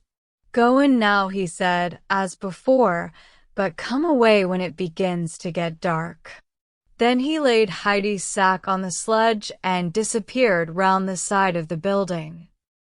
Heidi had hardly set foot inside the door before Granny called out from her corner, "Here she comes again." She stopped spinning and held out both hands. Heidi ran to her and pulled up a little stool beside her, sat down and began to chatter away. Suddenly there came a series of loud bangs on the wall which so startled Granny that she almost knocked her spinning wheel over. "This time the place is really falling down," she cried tremulously. Heidi took hold of her arm and said, "Don't be afraid, Granny. That's only Grandfather with his hammer. He's mending everything so that you won't be frightened anymore." Is it true? God has not forgotten us after all. Can you hear it, Bridget? It really does sound like a hammer. Go out and see who it is, and if it's Uncle Alp, ask him to come in so that I can thank him. It was Uncle Alp, of course. Bridget found him nailing a wedge-shaped piece of wood onto the wall. "Good day, Uncle," she said. "Mother and I are grateful to you for helping us like this, and Mother would like to thank you herself if you'll step inside. I'm sure no one else would have done as much for us, and we won't forget it." But he interrupted her roughly. "That's enough," he said. "I know quite well what you really think of me. Go indoors. I can see for myself what wants doing." Bridget turned away, not liking to disobey him, and he went on hammering away all round the walls. Then he climbed up onto the roof and mended some holes there, till he had used up all the nails he had brought with him. By this time it was growing dark, and he took the sledge out of the goat stall where he had left it, just as Heidi came to find him. He wrapped her up and carried her as he had done the evening before, though he had also to drag the sledge behind him. He knew it would not be safe for her to ride up on it without him beside her, for the wind would soon have blown the coverings away and she would have been frozen. So he pulled it after him with one hand, holding Heidi safe and warm in the other arm. So the winter went on. Poor, blind Granny was happy again after many sad, dark years, for now she always had something pleasant to look forward to. Every day she listened for Heidi's light step, and when the door opened and the little girl came in, she always said, "Praise be, here she is again." Then Heidi would sit down and chatter merrily away. These hours passed so quickly that Granny never once had to ask Bridget, "Isn't the day nearly over?" Instead, after Heidi had left, she often remarked, "Wasn't that a short afternoon?" And Bridget would agree that it seemed no time since she had cleared away after dinner. God keep the child safe and Uncle Alp in a good humor was the old woman's constant prayer. She often asked Bridget if the child looked well. To that Bridget was always able to reply, "She looks like a rosy apple." Heidi grew very fond of Peter's Granny, and when she understood that no one could make her see again, she was very sad. But as Granny told her over and over again that she didn't mind being blind nearly so much when Heidi was with her, she came down on the sledge with her grandfather every fine day. He always brought his hammer and nails and any other materials needed, and gradually he repaired the whole cottage so that Granny was no longer frightened by noises at night. 5. 2 unexpected visitors. A winter passed, and then another happy summer, and Heidi's second winter on the mountain was nearly over. She began to look forward eagerly to the spring, when warm winds would melt the snow and all the blue and yellow flowers would bloom again. Then she would go up to the pasture once more, and that she always enjoyed more than anything. She was now 7 and had learned a great many useful things from her grandfather. She knew how to handle the goats, and Daisy and Dusky ran after her like pet dogs, bleating with pleasure at the sound of her voice. Twice during the winter Peter had brought up messages from the schoolmaster in Dorfly to say that Uncle Alp must send the child who was living with him to school. She was quite old enough, and ought in fact to have started the winter before. Both times Uncle Alp replied that if the schoolmaster had anything to say to him, he could always be found at home, but he did not mean to send the child to school. These messages Peter delivered faithfully. When the March sun began to melt the snow on the slopes, the first snowdrops came out. The trees had shaken off their burden of snow and their branches were swaying freely in the wind. Heidi spent her time between the hut, the goat stall, and the fir trees, and kept running to report to her grandfather how much bigger the patch of green grass had grown. One morning, just as she was dashing out of the hut for about the 10th time, she saw an old man standing on the threshold, dressed in black and looking very solemn. He saw she was startled and said in a friendly voice, "You needn't be afraid of me. I'm fond of children. Come and shake hands. I'm sure you must be Heidi.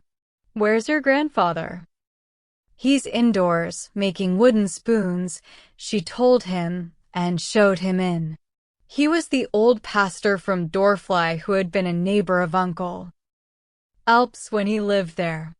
"Good morning, my friend," he said, as he went up to him. Uncle Alp looked up in surprise and got to his feet. "Good morning, Pastor," he replied. Then he pulled forward a chair, adding, "If you don't mind a hard seat, take this one." "I haven't seen you for a long time," said the pastor when he had sat down. "Nor I you," was the reply. "And now I've come to talk to you about something. I expect you can guess what." He paused and glanced at Heidi, who was standing by the door, looking at him with interest. "Run and take some salt to the goats, Heidi, and stay with them until I fetch you," said her grandfather, and she did as she was told at once. "That child should have gone to school this winter, if not last," the pastor went on. "The teacher sent you a warning, but you didn't take any notice. What do you intend to do with her, neighbor?" "I don't intend to send her to school." The pastor stared at Uncle Alp, who was sitting with his arms folded and a very stubborn expression on his face. "Then what will become of her?" he asked. "She'll grow up with the goats and the birds. They won't teach her any bad ideas, and she'll be very happy.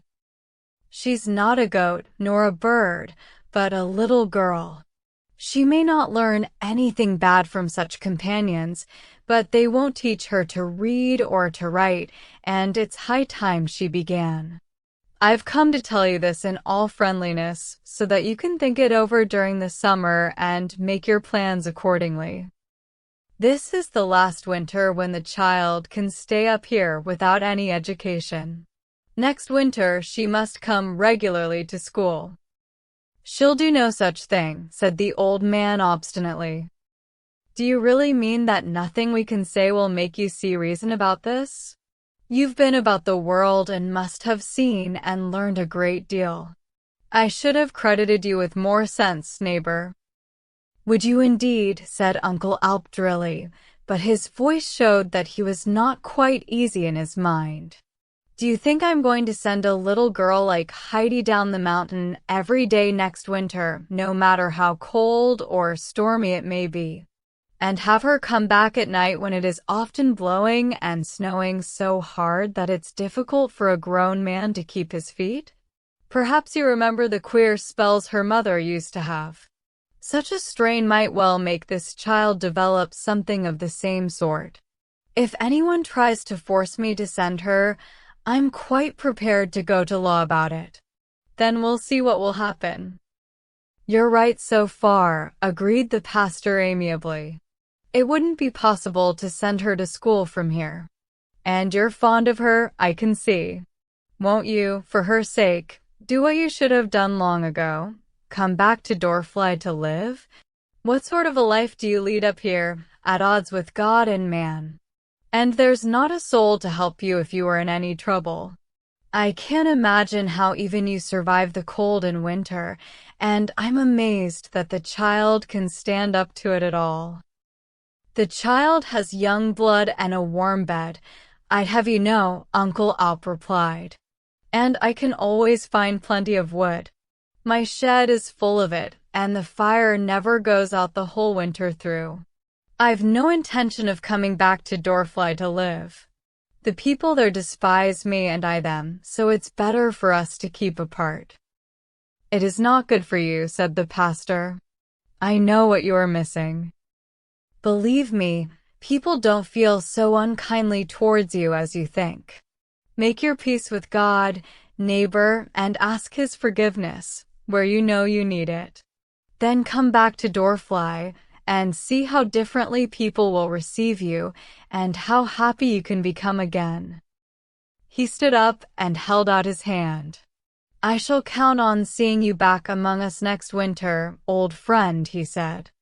I should be sorry if we had to put any pressure upon you. Give me your hand and promise you'll come down and live among us again and be reconciled to God and to your neighbors. Uncle Alp shook hands with him, but said slowly, I know you mean well, but I can't do what you ask. That's final. I shan't send the child to school, nor come back to the village to live. May God help you, then, said the pastor, and he went sadly out of the hut and down the mountain. He left Uncle Alp out of humor.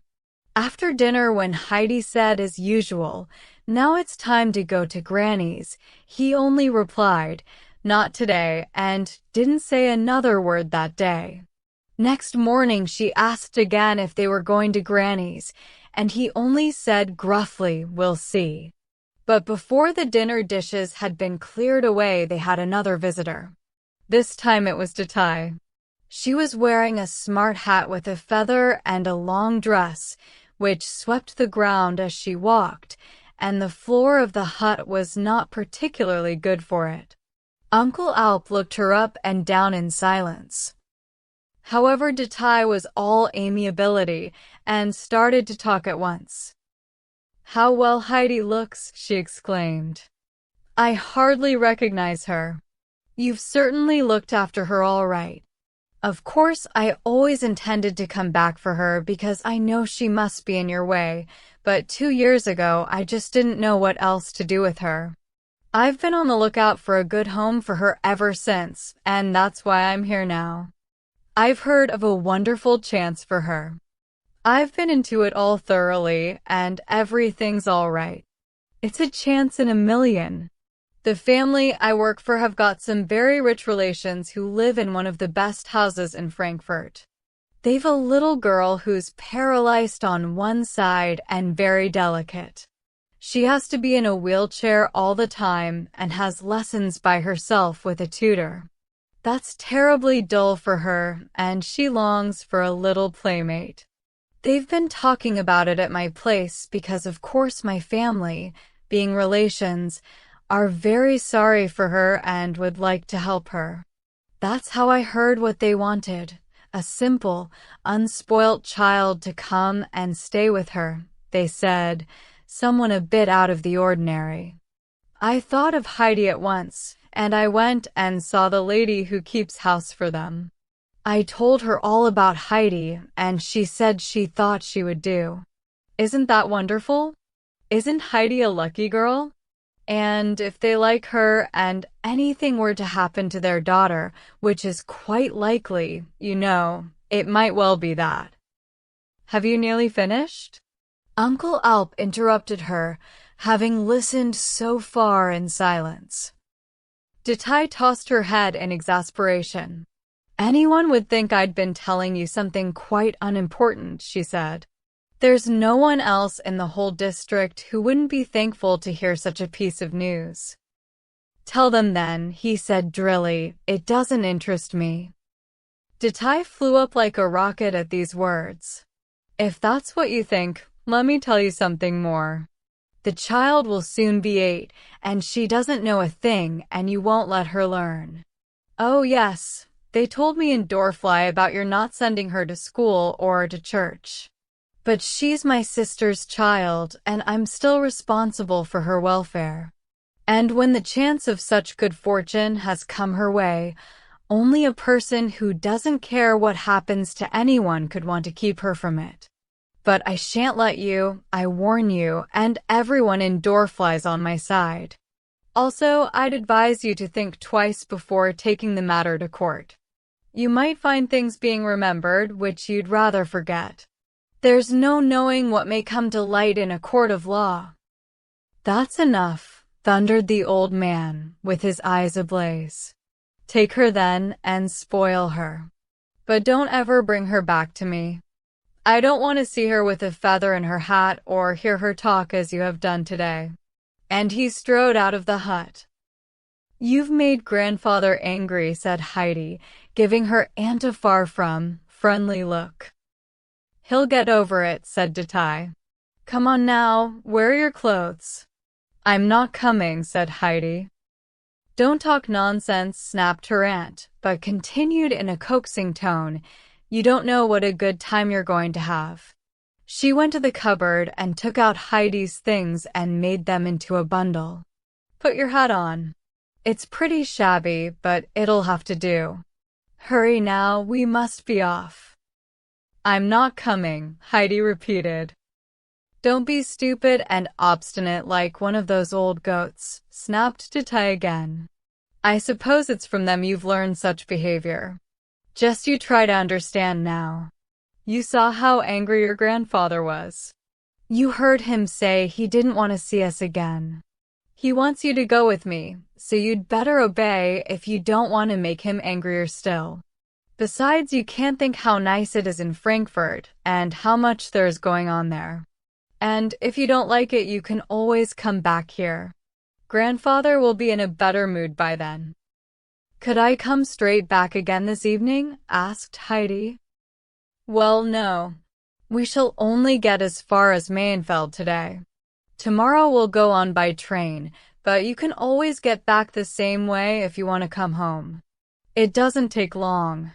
Datai caught hold of Heidi with one hand and tucked the bundle of clothes under the other arm, and so they set off down the mountain.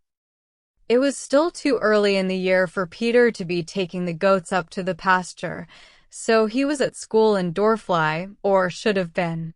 But every now and then he played truant, for he thought school a great waste of time and could see no point in trying to learn to read. He liked much better to wander off and gather wood, which was always needed. On this particular day, he was just coming home with an enormous bundle of hazel twigs when he saw Heidi and Datai. Where are you going? He asked, as they came up to him. I'm going to Frankfurt on a visit with Auntie, said Heidi, but I'll come in and see Granny first. She'll be expecting me. No, you won't. There's no time for that, said Datai firmly, as Heidi tried to pull her hand away. You can go and see her when you come back. And she kept tight hold of her and hurried on. She was afraid Heidi would change her mind again if she went in there, and the old woman would certainly take her side. Peter rushed into the cottage and flung his sticks on the table as hard as he could. He just had to relieve his feelings somehow. Granny jumped up in alarm and cried, "Whatever's that noise?" His mother, who had almost been knocked out of her chair, said in her usual patient voice, "What's the matter, Peterkin? Why are you so wild?" "She's taking Heidi away," he shouted. "Who is? Where are they going?" asked Granny anxiously, though she could guess the answer, for her daughter had seen Datai pass on her way up to Uncle Alp's and had told her about it then. Now she opened the window and called beseechingly, "Don't take the child away from us, Datai." But they had hurried on, and though they heard her voice, they couldn't make out the words, But Detail guessed what they were and pulled Heidi along as fast as she could go. That was Granny calling. I want to go and see her, said Heidi, trying again to free her hand. We can't stop for that, we're late as it is, retorted Detail. We don't want to miss the train. Just you think of the wonderful time you'll have in Frankfurt, and when you come back again, if indeed you ever want to, once you're there, you can bring a present for Granny. Can I really? Heidi asked, pleased with this idea. What could I get for her? Something nice to eat, perhaps. I expect she'd like the soft white rolls they have in town.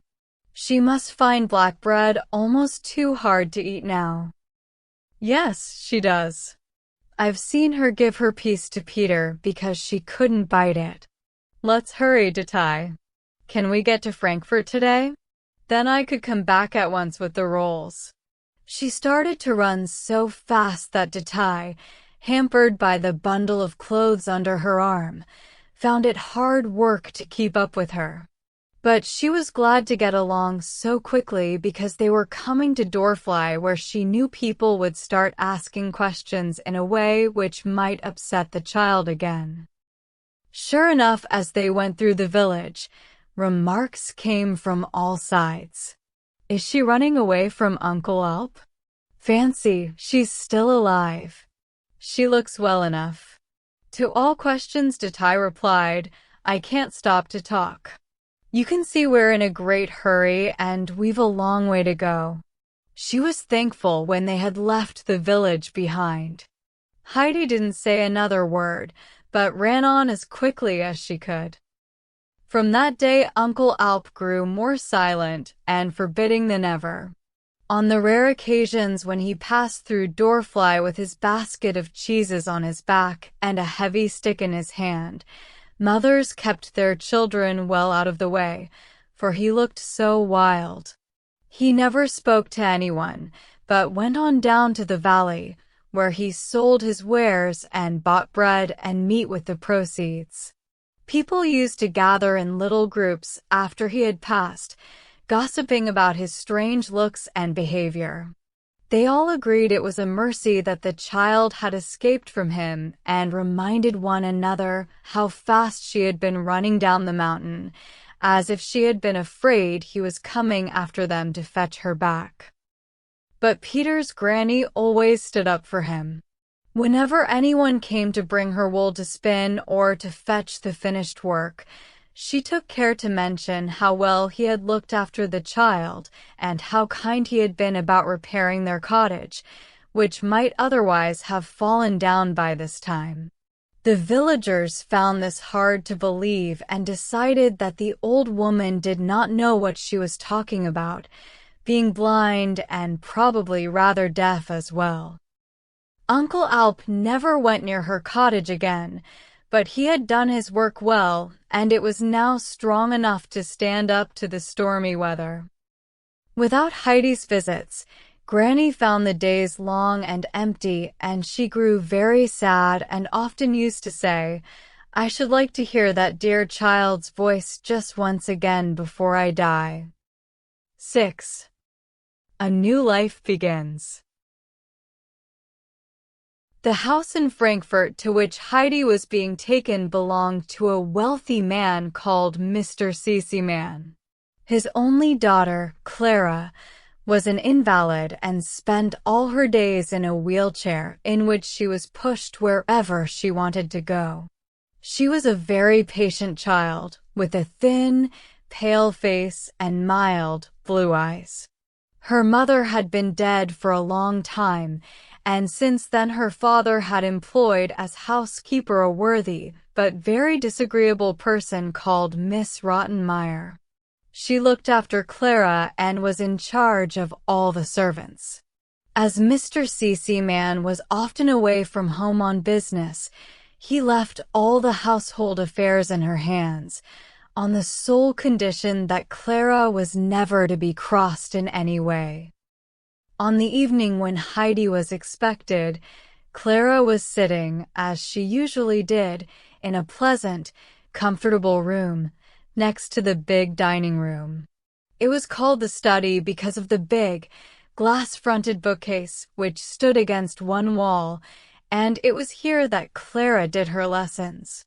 Now she kept looking at the big clock on the wall, which she felt must be going more slowly than usual, and finally, in a tone of impatience which was rare with her, she asked, "Isn't it nearly time, Miss Rottenmeier?" That lady was sitting very stiff and straight at a small work table sewing. She wore a jacket with a high collar and had a sort of turban on her head, which made her look very imposing. "Shouldn't they be here by now?" repeated Clara, still more impatiently. At that very moment Detaille was standing with Heidi at the front door. The coachman, whose name was John, had just brought round the carriage, so she asked him whether it would be convenient for her to see Miss Rottenmeier. "That's not my business," he replied. "You'd better ring for Sebastian." Detaille did so, and presently a manservant came hurrying downstairs. He wore a smart coat with big round buttons, and his eyes were as round and big as the buttons. "Is it convenient, please, for me to see Miss Rottenmeier?" asked Detaille. "That's not my job," said Sebastian. "Ring that other bell for Tinette," and he went away. Detaille rang again, and this time a smart maid appeared, with a snowy white cap on her head and a very pert look on her face. "What do you want?" she called saucily from the top of the stairs. Detaille repeated her question, and the maid went away but soon came back to say, "You are expected." So Heidi and Detaille went up and followed Tinette to the study, where they stood respectfully just inside the door. Detaille kept tight hold of Heidi, not being quite certain how she might behave in these strange surroundings. Miss Rottenmeier got up slowly and came over to inspect the companion who had been proposed for the daughter of the house. She did not appear to like what she saw, for Heidi was wearing a shabby cotton frock and a shapeless old hat, and was staring up with undisguised astonishment at the extraordinary headdress the lady wore. "What's your name?" asked Miss Rottenmeier, after staring hard at her for some moments. Heidi told her in a nice, clear voice. "That can't be your proper name, surely? What were you christened?" "I don't remember," said Heidi. "That's no way to answer. Is the child half-witted or impertinent?" Miss Rottenmeier said to Detaille. "If you please, ma'am, I'll speak for her. She's not used to strangers." Detaille replied, giving Heidi a little push as punishment for her unsuitable reply. "She's not half-witted, I can assure you, nor impertinent either, but she doesn't know any better. She says the first thing that comes into her head. She's never been in a house like this before, and no one's taught her how to behave. But she's bright and quick to learn if anyone would take a little trouble with her. So please excuse her, ma'am. She was christened Adelheid after her mother, my dead sister." "Well, at least that is a reasonable name, but the child seems to me very young. I told you we wanted someone of Miss Clara's own age, so that they could do lessons together and be real companions. Miss Clara is 12. How old is this child?" Detaille had expected this question and was prepared with an answer. "To tell you the truth, ma'am," she said glibly, "I can't remember just how old she is, but about 10, I think." "I'll soon be 8, said Heidi.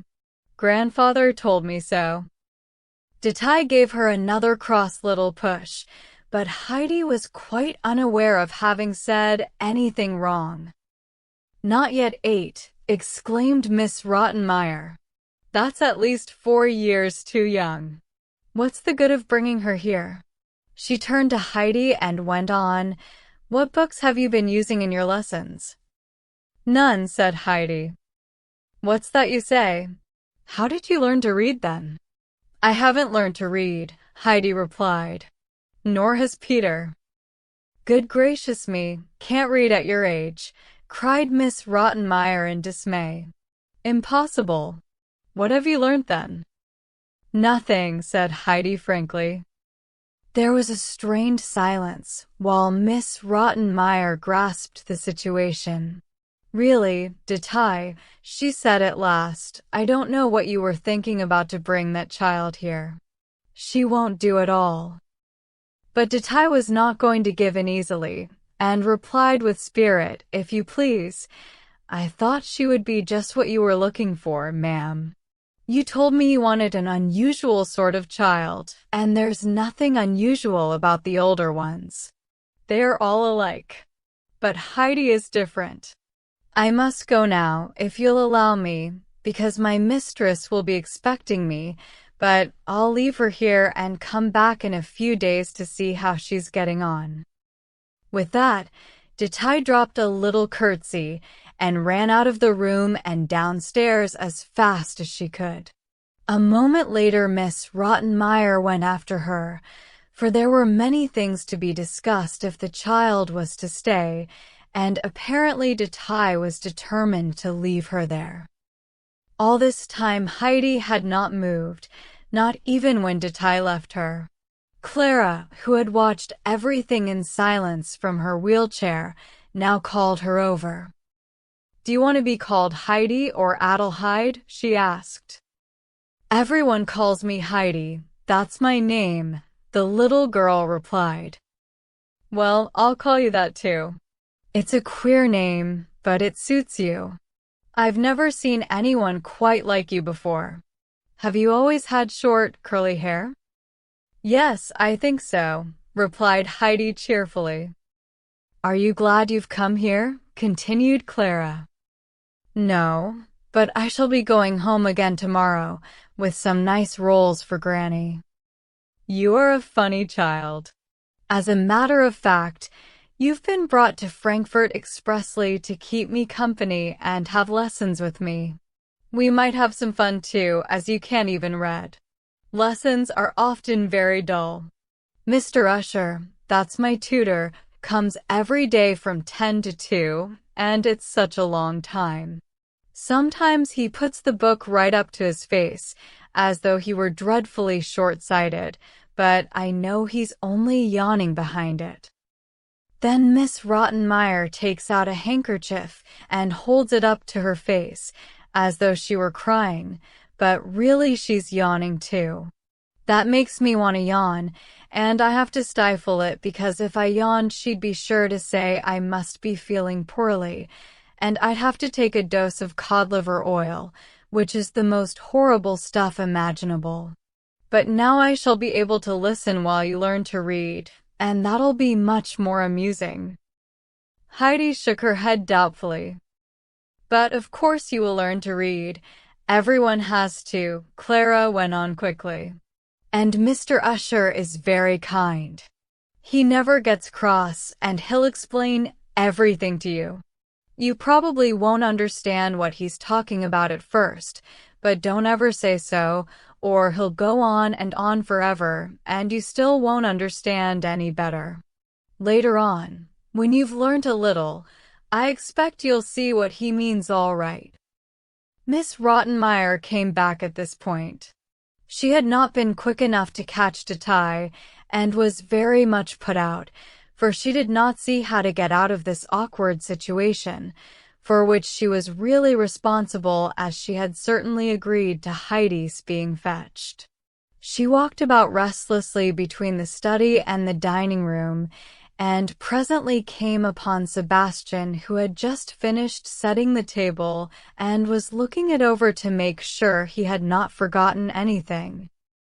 Finish your thinking some other time and see about serving the meal, she snapped, and then called, in a peremptory tone, for Tinette, who minced into the room with a very high and mighty expression on her face, which made even Miss Rottenmeier swallow her anger.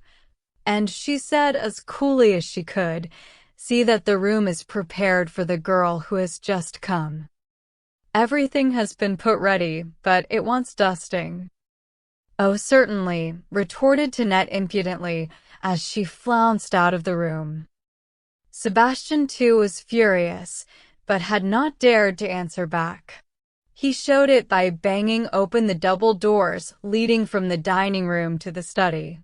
Then he slouched over to will Clara into supper, and as he paused to manipulate the handle of the chair, he saw Heidi staring at him.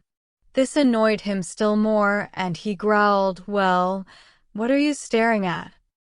"You look like Peter the goat boy," she replied. Miss Rottenmeier came back into the study just then and held up her hands in disgust. "What a way to talk to the servants," she exclaimed. "She simply hasn't an idea how to behave."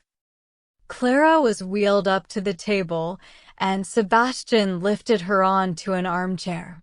Miss Rottenmeier sat beside her and motioned to Heidi to take the seat opposite. It was a big table just for the three of them and left plenty of room for Sebastian to stand beside each as he handed the dishes. Beside Heidi's plate lay a nice white roll, and her eyes lit up at sight of it. She did not take it, however, until Sebastian was offering her the dish of baked fish. Then, feeling she must be able to trust anyone who looked so like Peter, she said to him, "May I have this?" and pointed to the roll. Sebastian nodded and looked out of the corner of his eye to see how Miss Rottenmeier was taking it. When Heidi took up the roll and put it in her pocket, he hardly knew how to keep his face straight, but it would have been more than his place was worth to show amusement. He was not supposed to speak or to move until she had helped herself from the dish, so he continued to stand silently beside her, waiting. At length she looked up at him and said in a tone of surprise, "Am I to have some of that too?" He nodded again, making a very odd face in his efforts to stifle his laughter. "Give me some then," said Heidi, looking down at her plate. "You can put the dish on the table and come back later," said the stern voice of Miss Rottenmeier, and Sebastian made for the door immediately. "I see I shall have to begin right at the beginning with you, Adelheid," that lady continued with a pained blink of the eyes. "Now, this is how you should help yourself at table," and she proceeded to show how it should be done. "And understand, you must never speak to Sebastian during a meal, except to give him an order or to ask for something. And you must never speak to any of the servants in that familiar way. You'll address me as ma'am, as you'll hear everyone else do. As for Clara, it's for her to say what you are to call her." "Clara, of course," put in the invalid. Miss Rottenmeier then held forth on how Heidi was to behave at every moment of the day, issuing instructions about getting up in the morning and going to bed at night, about going out and coming in, about shutting doors and keeping things tidy, and so on and on. In the middle of it all, Heidi suddenly dropped off to sleep, for she had been up since 5 o'clock and traveling all day. At last Miss Rottenmeier came to the end of her lecture and said, "Now, Adelheid, do you understand what I've been saying?" "Heidi's asleep," Clara remarked with a smile. It was a long time since she had known a meal pass so agreeably. "That child's behavior is really incredible," exclaimed Miss Rottenmeier, much annoyed, and she rang the bell so violently that Sebastian and Tinette both came hurrying in, nearly knocking each other over. But the commotion did not wake Heidi, and it was quite difficult to rouse her sufficiently to take her to bed. The room which had been prepared for her was at the other end of the house, and, to get to it, she had to go past the study, and past Clara's bedroom and Miss Rottenmeier's sitting room. 7. A bad day for Rottenmeier. Heidi awoke next morning and looked around her, quite forgetting all that had happened to her the day before. She couldn't think where she was. She rubbed her eyes and looked again, but that made no difference. She was in a big room, in a high white bed. There were long white curtains in front of the windows and 2 big armchairs and a sofa, covered with some beautiful flowery material. There was a round table, and on a washstand in the corner stood a number of things that she had never seen before. All at once she remembered all that had happened to her overnight, particularly the instructions the tall lady had given her, so far, that is, as she had heard them. She jumped out of bed and dressed quickly. Then she went first to one window, then to the other, and tried to pull back the curtains so that she could see what was outside. They were too heavy to pull, so she crept behind them, but then the windows were so high that she could only just peep through them. And wherever she looked there was nothing to be seen but walls and windows. She began to feel rather frightened. At Grandfather's, she had always gone out of doors first thing in the morning to have a good look round, to see whether the sky was blue and the sun shining, and to say good morning to the trees and flowers. She ran from window to window frantically, trying to open them, like a wild bird in a cage, seeking a way through the bars to freedom. She felt sure that if she could see what was outside, she would find grass somewhere, green grass with the last snow just melting from it. But though she pushed and tugged and tried to put her little fingers under the frames, the windows stayed tight shut. After a while she gave up. Perhaps if I went out of doors and round to the back of the house, I'd find some grass, she thought. I know there were only stones in front.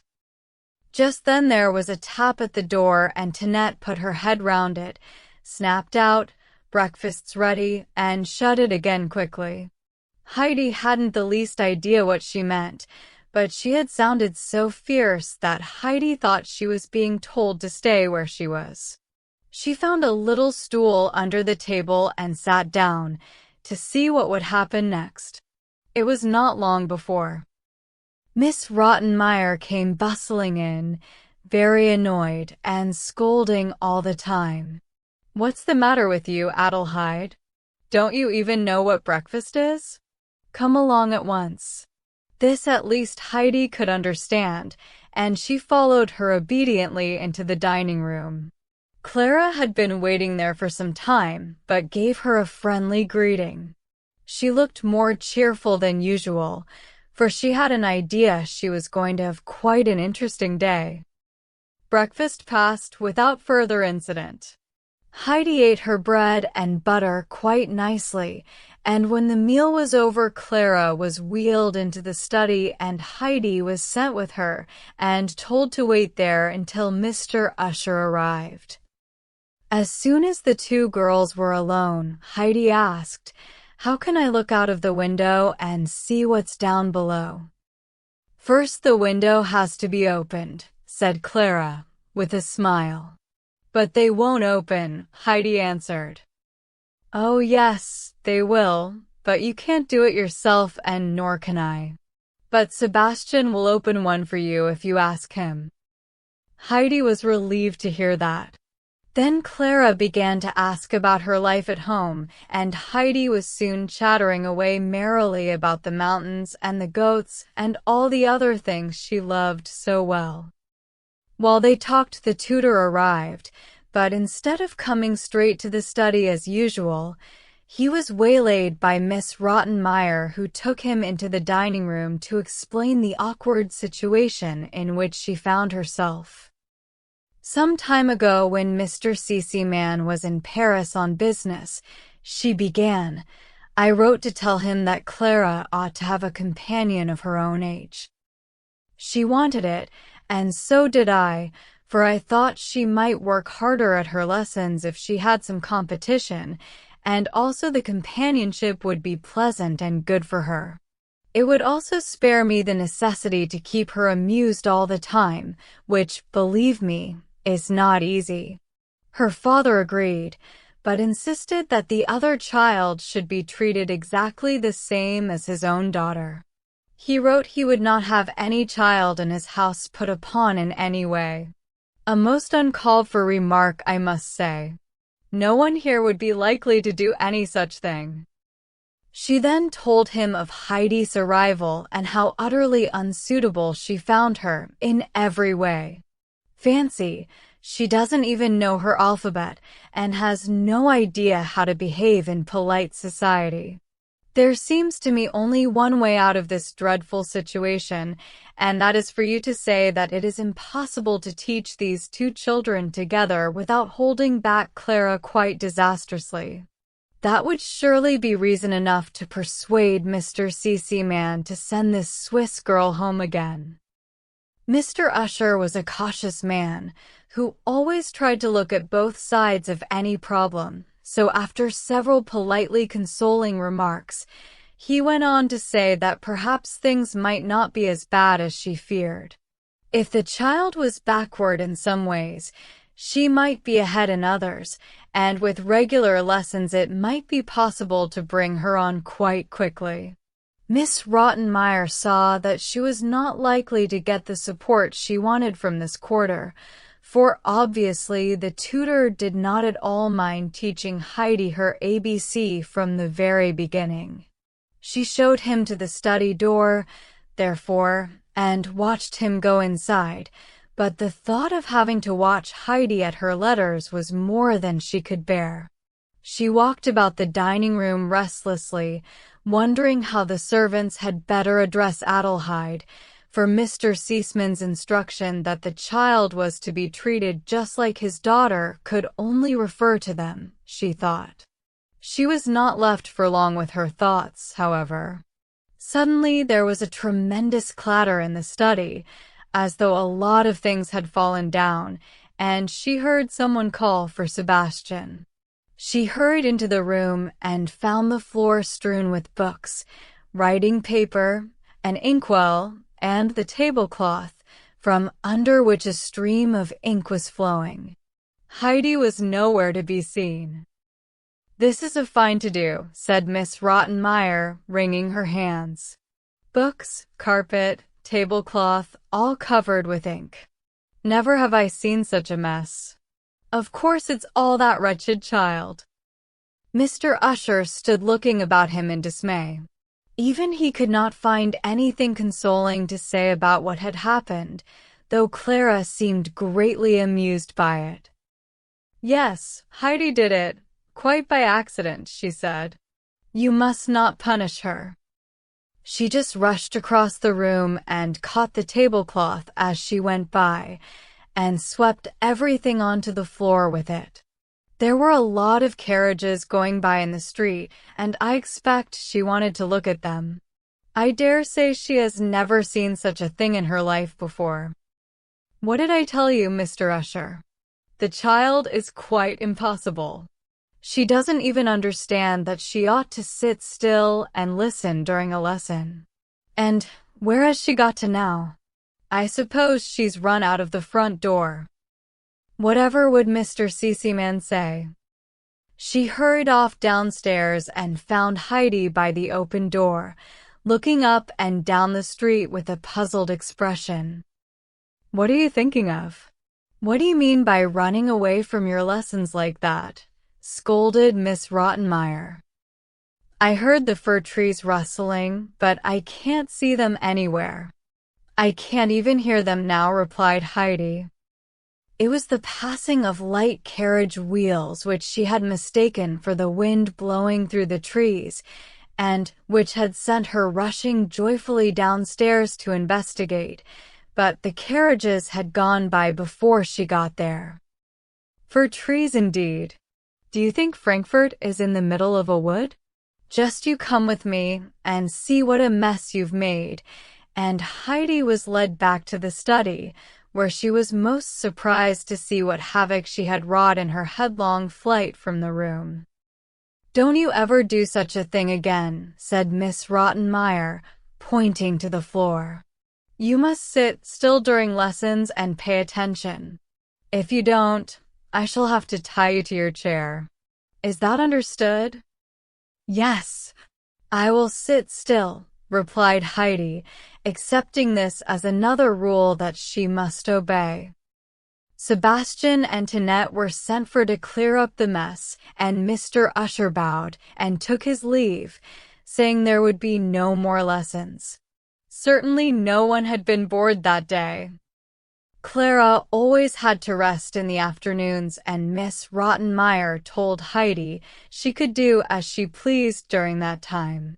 So after dinner, when the little invalid had settled down to sleep and the housekeeper had gone to her room, Heidi felt the moment had come to carry out something she had been planning. But she needed help, so she waited in the passage outside the dining room for Sebastian, who presently came upstairs from the kitchen with a big tray of silver to be put away in the dining room cupboard. She stepped forward as he reached the last stair and said, "You, there," for she was uncertain how to address him after what Miss Rottenmeier had told her. "What do you want, miss?" he asked, rather crossly. "I only want to ask you something."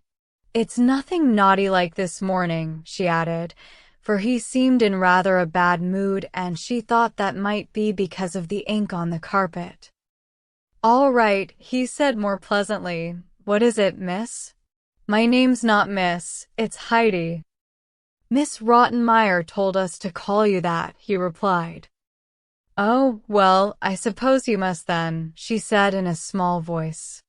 She was quite aware that that lady's orders had to be obeyed. "And in that case, I have 3 names," she added with a sigh. "What is it you want to ask, miss?" asked Sebastian, going into the dining room with his tray. Heidi followed. "Can you open a window, Sebastian?" "Of course," he said, and threw open the big casement. Heidi was too small to see out. Her chin only came up to the sill, but he brought her a high wooden stool and said, "If you climb on that, miss, you'll be able to see what's down below."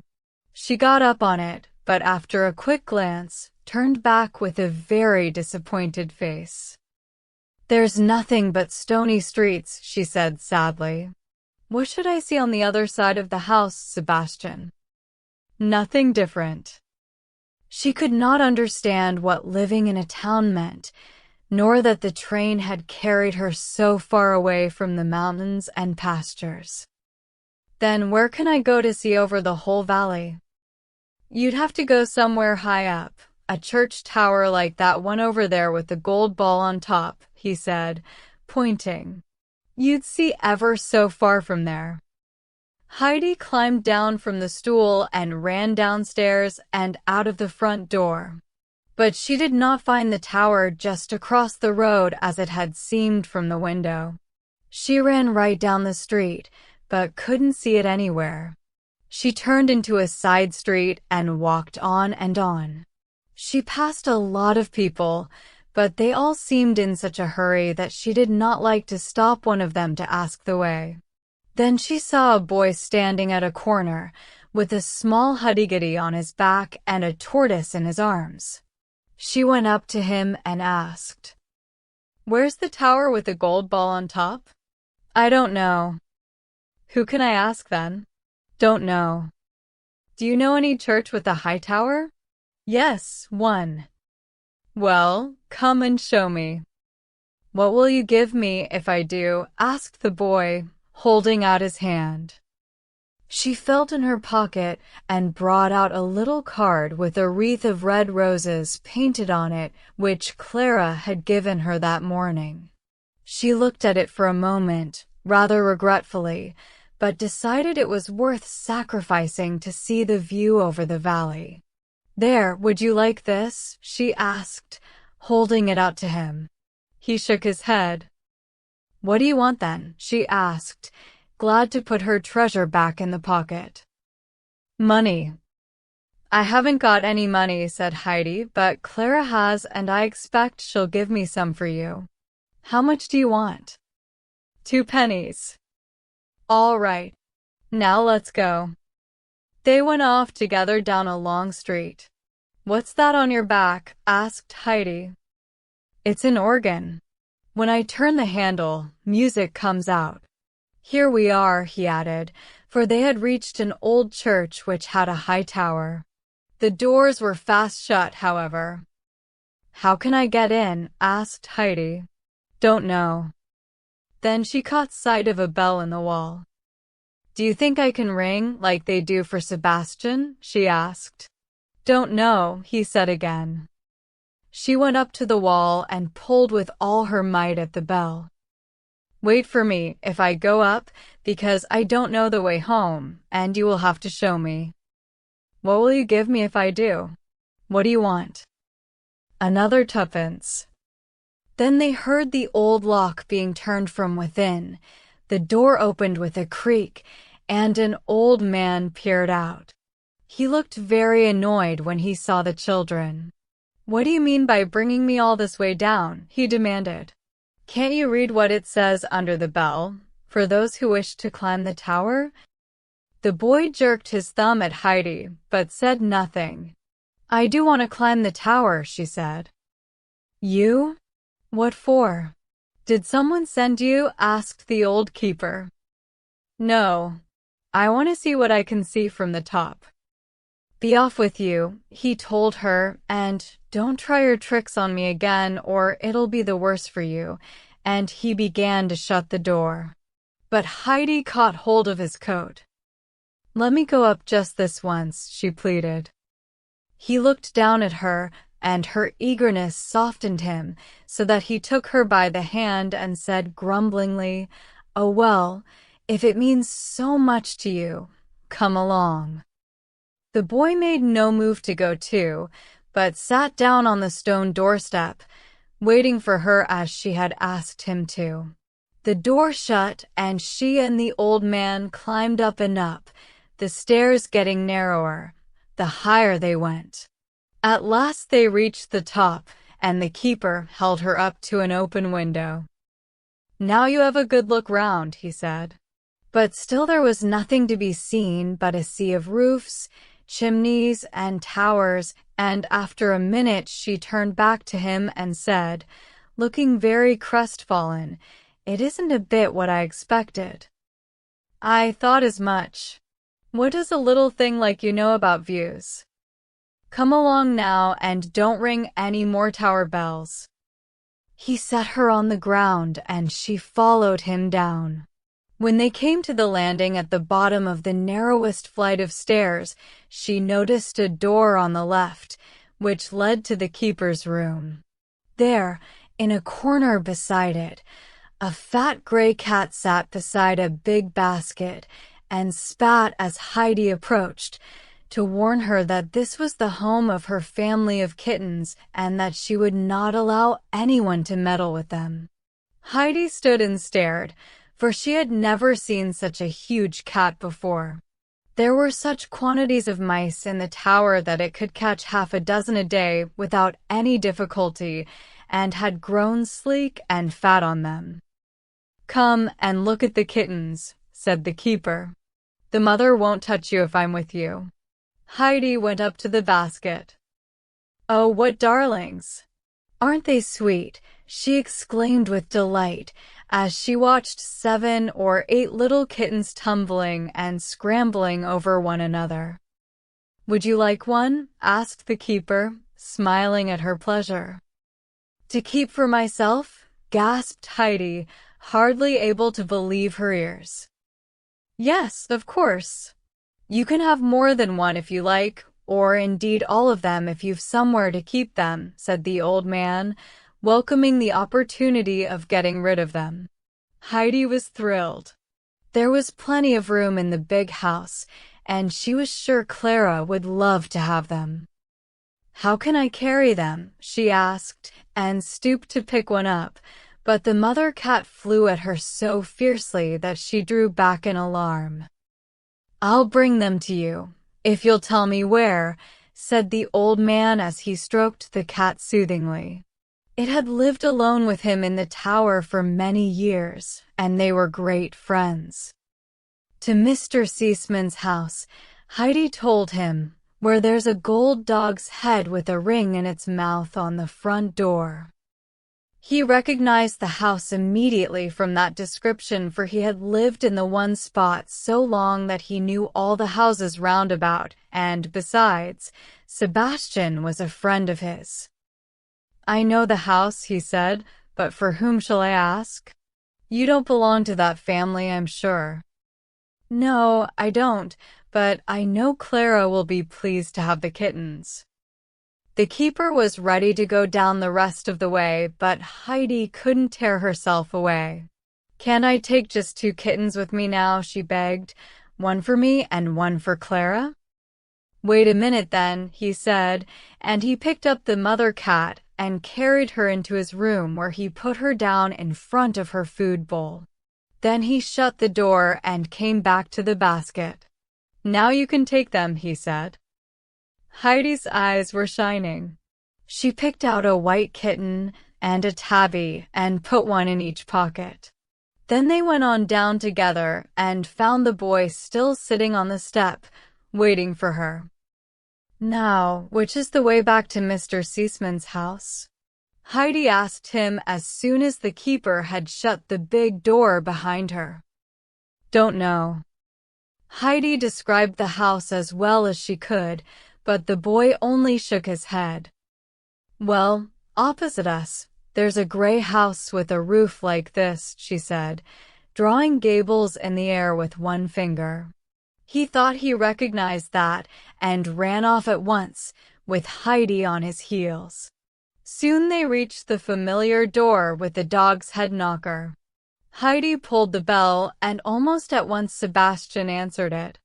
"Come in quickly," he cried as soon as he saw her, and he slammed the door without even noticing the boy, who was left outside feeling quite bewildered.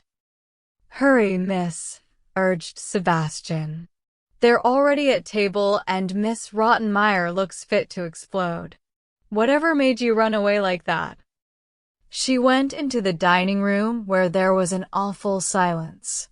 Miss Rottenmeier did not look up as Sebastian pushed Heidi's chair up to the table, and even Clara did not speak. Then, looking very cross and speaking very severely, Miss Rottenmeier said, "I will speak to you later, Adelheid. Now I will only say that it was extremely naughty of you to leave the house without asking permission or saying a word to anyone, and then to go roaming about until this late hour. I've never heard of such a thing." "Meow," came the reply, which seemed to be Heidi's, and that was the last straw. "How dare you mock me in such a fashion, and after such disgraceful behavior," said Miss Rottenmeier, her temper rising. "I didn't," began Heidi, but got no further before there was another meow meow. Sebastian almost threw what he was holding onto the table and rushed from the room. "That will do." Miss Rottenmeier tried to speak firmly, but she was almost choking with anger and could only whisper, "Leave the room." Heidi got up, feeling quite frightened. She tried again to explain, but the kittens mewed again, meow, meow, meow. "Heidi, why do you keep on mewing like that?" asked Clara. "Can you see how angry you're making Miss Rottenmeier?" "But it's not me, it's the kittens," Heidi managed to get out at last. "What? Kittens? Here," screamed Miss Rottenmeier. "Sebastian, Tinette, come and look for the horrible creatures and get rid of them." And she rushed off into the study and bolted the door, for she disliked cats so much. She was actually terrified of them. Sebastian was laughing so much, he had to wait outside the door to compose himself before he could come in. He had seen one of the kittens peeping out of Heidi's pocket as he was handing a plate, and knew there was bound to be trouble. When it started, he could not control his laughter, and that was why he had rushed away. When he was in a fit state to come in again, everything had quietened down and Clara had the kittens on her lap. Heidi was kneeling beside her, and they were both admiring the pretty little things. "Sebastian, you must help us," said Clara. "Find a corner for the kittens where Miss Rottenmeier won't see them. She's scared of them and will certainly get rid of them if she finds them, but we want to have them to play with when we're alone. Where can we put them?" "I'll see to that for you, Miss Clara," he said obligingly. "I'll make a cozy bed for them in a basket and put it where the old lady is not likely to look. You can rely on me." He went off to do as he had promised, chuckling to himself. He could foresee more excitements in the near future and always rather enjoyed watching Miss Rottenmeier in a rage. It was some time before that lady dared to open the study door. Then she called through a mere crack, "Are those dreadful creatures out of the way?" "Yes, ma'am," replied Sebastian, who was hanging about in the dining room, expecting that question. Then at once he snatched up the kittens and took them away. The scolding which Miss Rottenmeier had intended to give Heidi had to be put off until next day, for she felt quite worn out with all she had been through of anxiety and annoyance, anger and fright. Consequently, she withdrew very soon to her room, and Clara and Heidi went happily to bed, knowing that the kittens were safe. 8. Strange goings-on. Next morning, just after Sebastian had opened the door to Mr. Usher and shown him into the study, the front door bell rang again, this time so loudly that Sebastian dashed downstairs thinking it must be Mr. Cece-man himself, come home unexpectedly. He flung open the door and found there only a ragged boy with a hurdy-gurdy on his back. "What's the meaning of this?" snapped Sebastian. "What do you want? I'll teach you to ring bells like that." "I want to see Clara," said the boy. "You dirty little brat, don't you even know enough to say, Miss Clara? And what can the likes of you want with her anyway?" "She owes me 4 pence, was the reply. "Rubbish. How do you even know that there's a Miss Clara in this house?" "I showed her the way yesterday for 2 pence, and then the way back for another 2 pence. "You're telling lies," said Sebastian. "Miss Clara never goes out. She can't walk. Be off with you now, before I make you." The boy stood his ground, not in the least frightened by this threat. "I saw her in the street, and I can tell you what she looks like," he said. "She's got short, curly black hair, black eyes, and she was wearing a brown dress, and she doesn't talk like us." "Oh ho," thought Sebastian with a grin. "The little miss again. What's she been up to this time?" "All right," he said aloud to the boy, "come with me," and he led the way to the study door. "Now wait here until I come back, then, when I let you in, you play a tune. Miss Clara will like that." He knocked and went in. "There's a boy here who wants to speak to Miss Clara personally," he announced.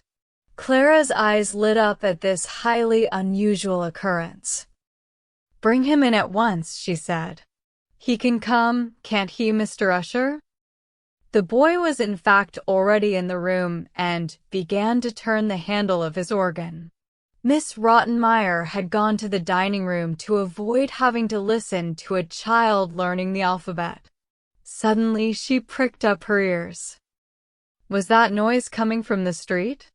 It sounded nearer, but there could never be a hurdy-gurdy in the study. She ran to the door, and there beheld the ragged street urchin calmly playing his organ. The tutor looked as though he wanted to say something, but couldn't make up his mind to, while Clara and Heidi were listening to the music with obvious pleasure. "Stop that at once," cried Miss Rottenmeier, but it was difficult to make her voice heard above the noise. She darted towards the boy, and all but tripped over something on the floor. Looking down, she saw, to her horror, a queer dark object at her feet. It was the tortoise. She leaped in the air to avoid it, and she hadn't done that for years. Then she screamed at the top of her voice for Sebastian, and the boy stopped playing, for this time he heard her in spite of his music. Sebastian was standing just outside the door, doubled up with laughter. When at last he came in, Miss Rottenmeier had collapsed onto a chair. "Get rid of that boy and his animal at once," she ordered. The little organ player snatched up his tortoise and Sebastian led him away. On the landing, he put some coins into the boy's hand, saying, "Here's the money from Miss Clara, and a bit more for playing so nicely." Then he let him out at the front door. When quiet had been restored in the study, lessons were resumed, but Miss Rottenmeier remained to prevent any more such unseemly happenings, and as she sat there, she made up her mind to find out what was at the bottom of it and to deal severely with whoever was responsible. Presently Sebastian came back to say that someone had just delivered a big basket which was to be given at once to Miss Clara. "To me?" asked Clara in surprise, at once feeling most curious to know what it could contain. "Oh, bring it in at once." So Sebastian fetched in a closed basket, set it down before her, and went out again quickly. "You had better finish your lessons before opening it," remarked Miss Rottenmeier firmly, though Clara looked longingly at it. Then, in the middle of a declension, she broke off to ask Mr. Usher if she couldn't have just a peep inside. "I could cite good reasons both for and against such a course of action," he began pompously. "In its favor is the fact that so long as your attention is entirely engaged," he got no further. The lid of the basket was not properly fastened, and suddenly the room seemed to be swarming with kittens. They jumped out one after another and rushed madly about, some biting the tutor's trousers and jumping over his feet, others climbing up Miss Rottenmeier's skirt. One scrambled onto Clara's chair, mewing and scratching as it came. The whole room was in an uproar, and Clara was delighted. "Oh, aren't they pretty little things? Just look at them jumping about," she exclaimed to Heidi, who was chasing after them from one end of the room to the other. Mr. Usher was standing by the table, trying vainly to shake the kittens off his legs. Miss Rottenmeier, disliking all cats as she did, only found her voice again after an interval, and then called loudly for Sebastian and Tinette. She was afraid that if she moved, all the horrid little creatures would jump up at her. The servants came quickly, and Sebastian managed to catch the kittens and put them back into the basket. Then he carried them up to the attic where he had already made a bed for those Heidi had brought home the day before. Once again Clara's lesson time had been far from boring.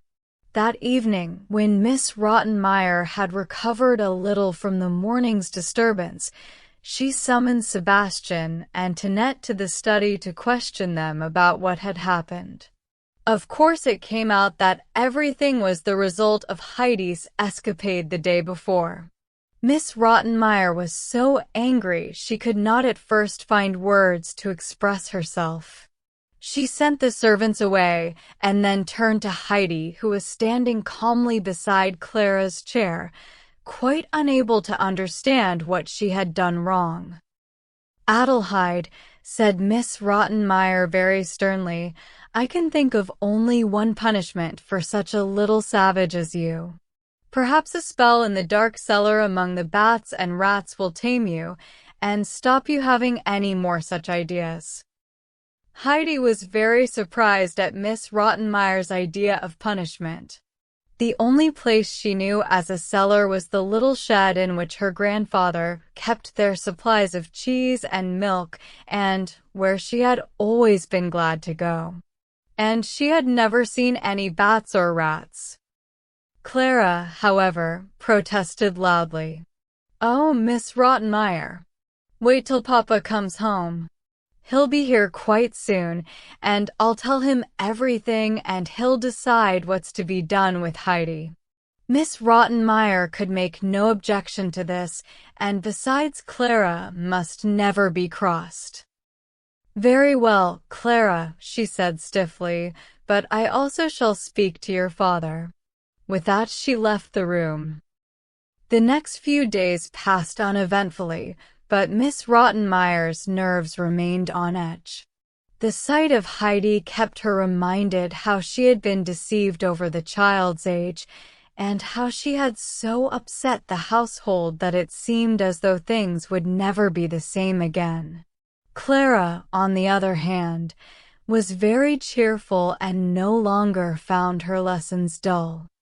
Heidi always managed to provide some amusement.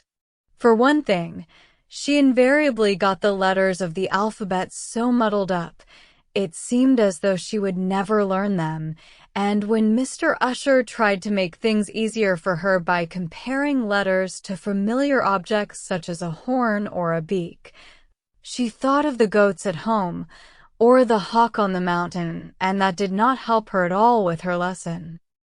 In the evenings, Heidi used to tell Clara about her life in the hut, but it made her feel so homesick that she often ended by exclaiming, "Oh, I must go home again. I must go tomorrow." Clara tried to comfort her then by saying, "Stay at least until Papa arrives, and then we'll see what will happen." Heidi seemed to cheer up at that, but secretly she was consoling herself with the thought that every day she stayed meant 2 more white rolls for Peter's granny.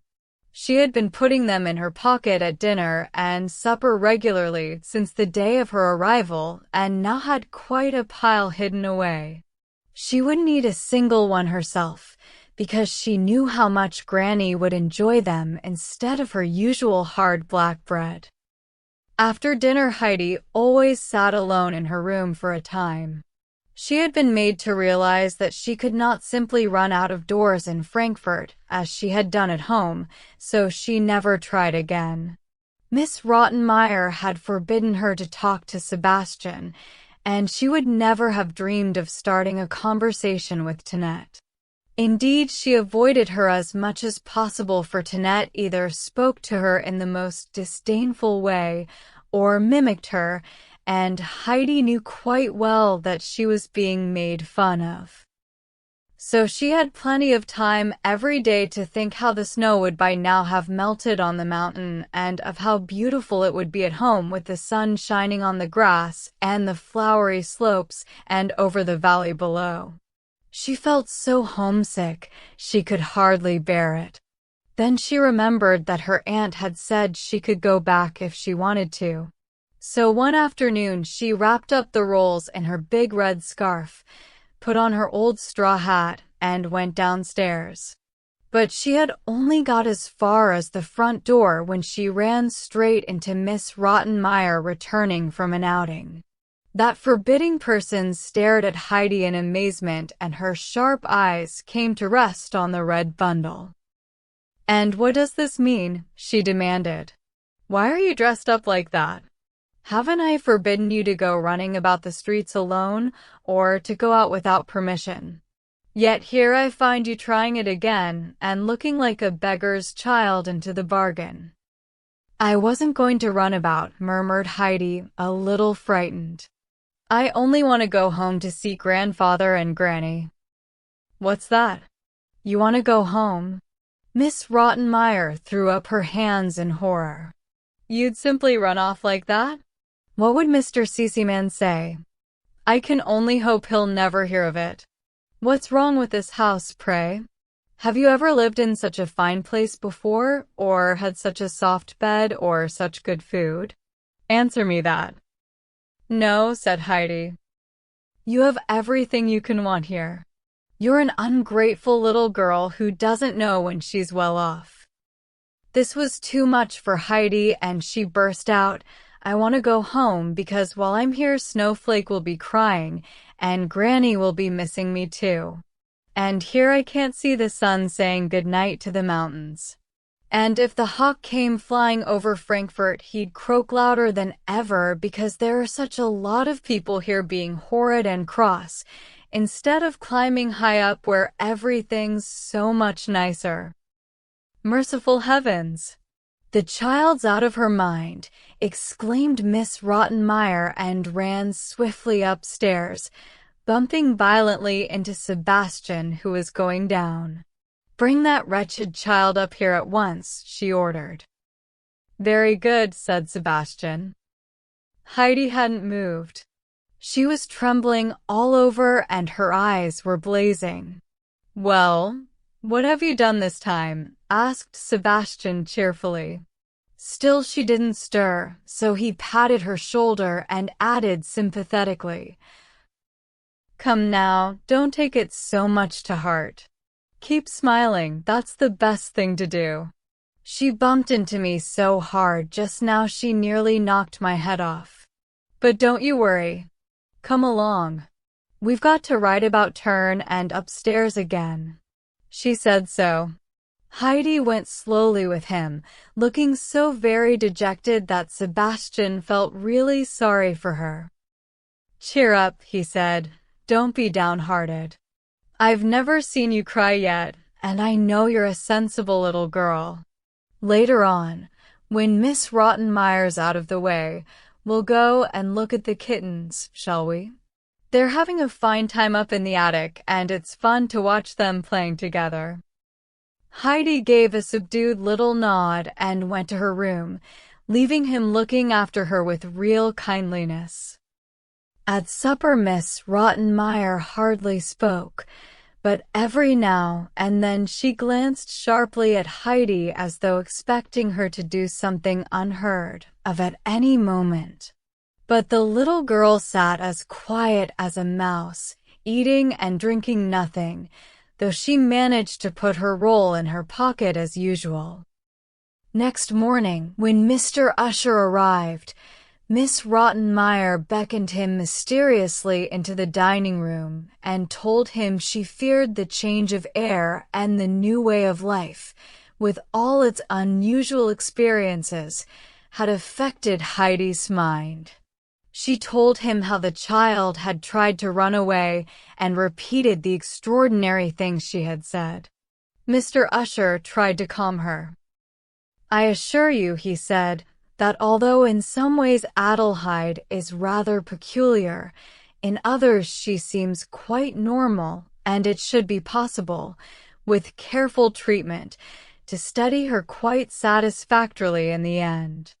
I am really more worried by the fact that she seems to find such difficulty in learning the alphabet. So far we have made no progress at all. Miss Rottenmeier felt somehow satisfied by that and let him go to his pupils. Later in the day she remembered the strange garments Heidi had put on to go home in and decided she ought to give her some of Clara's outgrown clothes before Mr. C.C. man came home. She spoke to Clara about it, and she agreed at once that Heidi could have several of her dresses, hats, and other garments. So Miss Rottenmeier went off to Heidi's room to look at her clothes and decide what was worth keeping and what should be thrown away. In a few minutes she returned, looking more put out than ever. Adelheid, she cried, what do I find in your wardrobe? Can I believe my eyes? Just think of it, Clara, at the bottom of the cupboard. A cupboard meant for clothes. Adelheid, I found a great pile of stale dry rolls. Fancy hoarding food away like that. Then she raised her voice and called to Net. Go to Miss Adelheid's room, she told her, and get rid of the rolls in the cupboard, and throw the old straw hat that's on the table into the dustbin. Oh no, Heidi wailed, starting up. I must keep my hat, and the rolls are for Granny. She tried to run after Tinette, but Miss Rottenmeier caught hold of her. You'll stay here. That rubbish is going to be thrown away, she said firmly. Heidi threw herself down beside Clara's chair and began to cry bitterly. Now Granny won't get any nice white bread, she sobbed. The rolls were all for her, and now they're going to be thrown away. She wept as if her heart would break, and Miss Rottenmeier hurried out of the room. Clara was very upset by all the commotion. Heidi, don't cry so, she begged. Listen to me. If you'll only stop, I promise to get you just as many rolls as you had saved, or even more, to take to Granny when you go home. And they'll be soft, fresh ones. Those you'd saved must have got quite hard already. Come on, Heidi, please don't cry anymore. It was a long time before Heidi could stop, but she understood what Clara was promising and was comforted at last, though she still wanted to be assured that Clara meant it. Will you really give me as many rolls as I had saved? She asked in a still tearful voice. Of course I will. Now do cheer up. Heidi came to supper that night with red eyes, and when she saw the roll beside her plate, a lump came in her throat. But she managed not to cry, for she knew that would not do at table.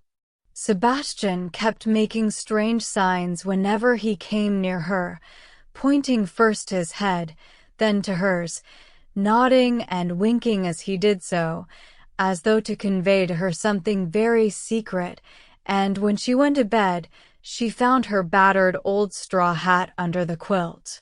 She caught it up and squashed it a little more in her pleasure at seeing it again.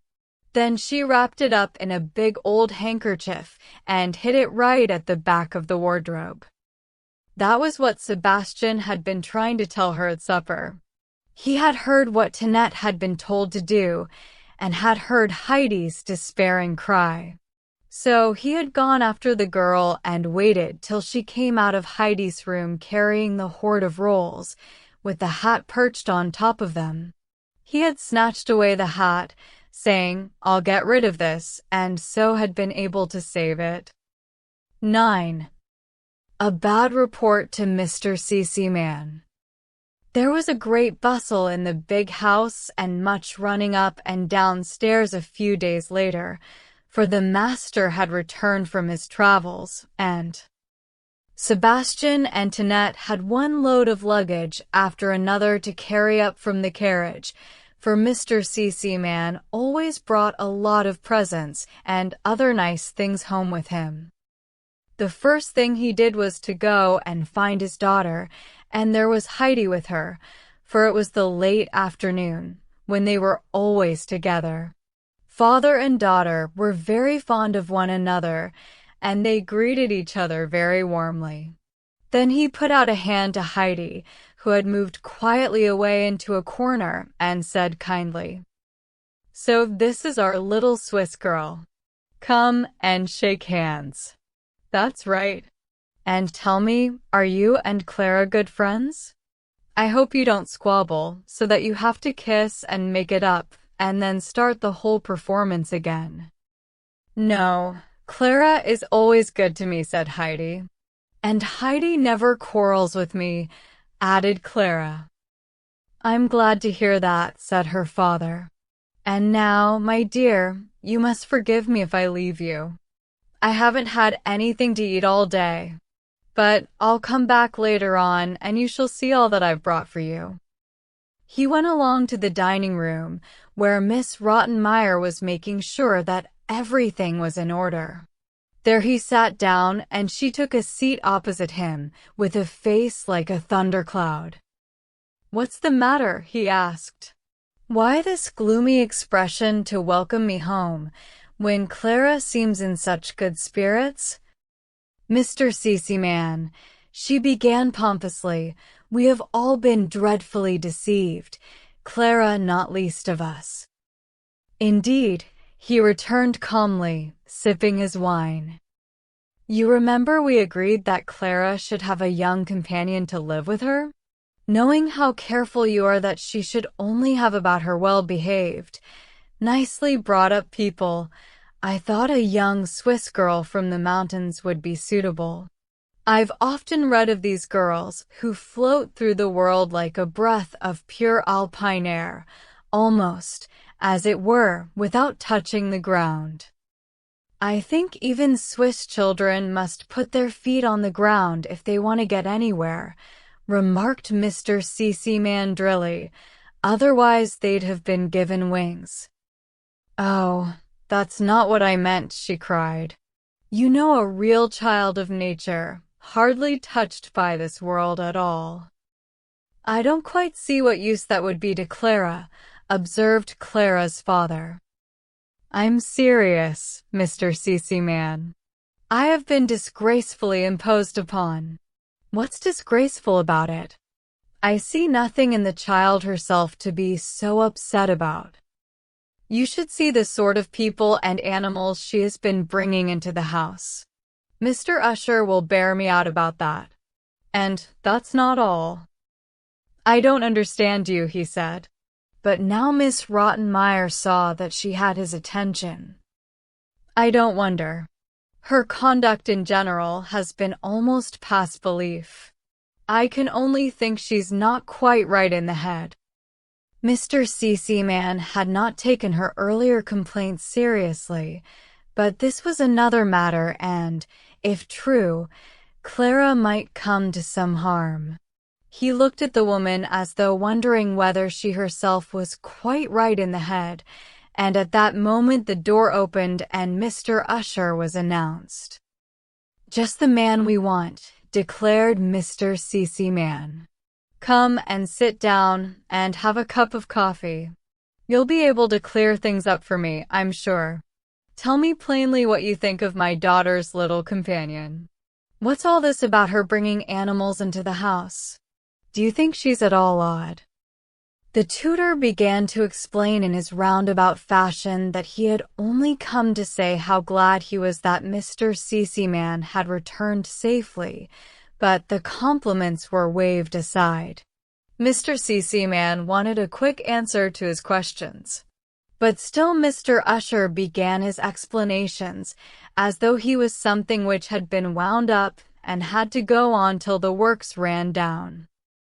If I am to express an opinion about the young person, he said, I should like first of all to emphasize that, though she may be backward in some respects as a result of a rather neglected, or perhaps I should say late, education, and because of her prolonged sojourn in the mountains, which of course could be beneficial in itself, if not of too long duration. My dear Mr. Usher, interrupted Mr. C.C. Man, don't bother about such details. Just tell me whether you have been alarmed by her bringing animals into the house, and what you think of her in general as a companion for my daughter. I should not like to say anything against the child, Mr. Usher replied carefully, for if, on the one hand, her conduct is somewhat unconventional as a result of her primitive way of life before she came to Frankfurt, this change is for her, I make bold to say, undoubtedly important, Anne. Mr. C.C. Man got up. Excuse me, Mr. Usher, don't let me disturb you, but I must just get back to my daughter. He hurried out and did not return, but went to the study and sat down beside Clara.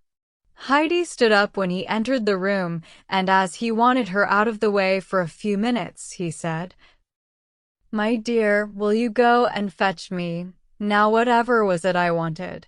Oh yes, a glass of water. Fresh water.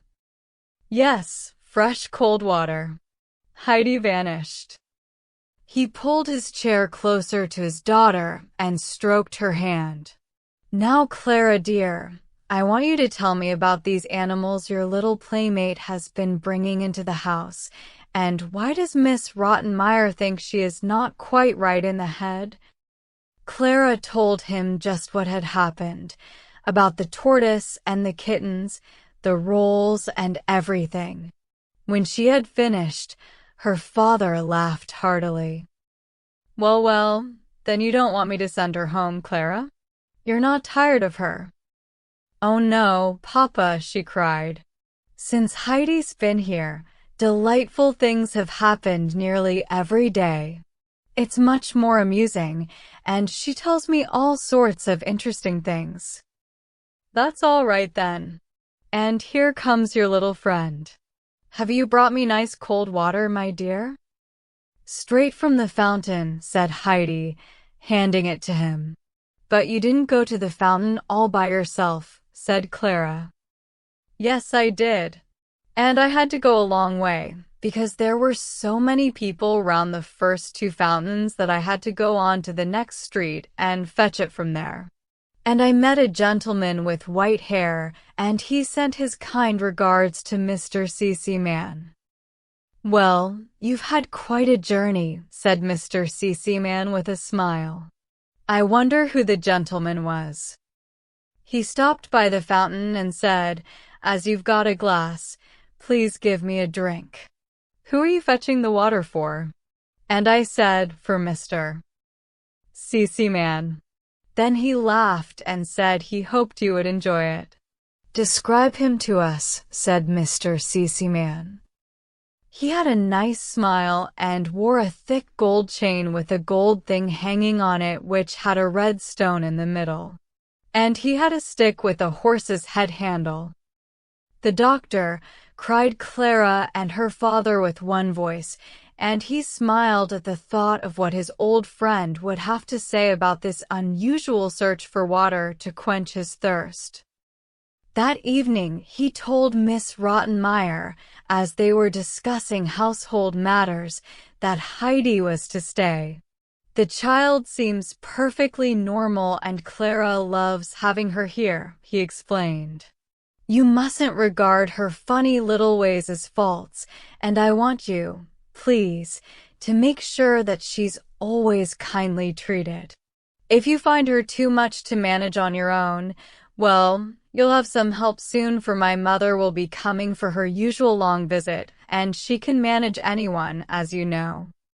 "Yes, indeed, Mr. C.C. Man," replied Miss Rottenmeier, rather crestfallen, for she did not particularly relish this news.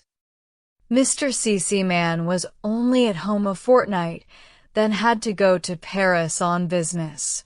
Clara was very disappointed that he could not stay longer, and to cheer her up he told her about her grandmother's promised visit, and almost as soon as he had left, a letter came to say that old Mrs. C.C. Man was on her way, and would arrive on the following day. She asked for the carriage to be sent to fetch her from the station. Clara was delighted, and talked so much about Grandmama that Heidi began to speak of her as Grandmama too. Miss Rottenmeier frowned when she heard her, but the little girl was so used to seeing disapproval on that face that she did not pay much attention to it. But as she was going to bed that night, Miss Rottenmeier called her and told her she was never to address Mrs. C.C. Man as Grandmama. "You must call her Gracious Madam. Do you understand?" Heidi was puzzled, but encountered such a forbidding look in the lady's eye that she did not like to ask her why. 10. Grandmama's visit.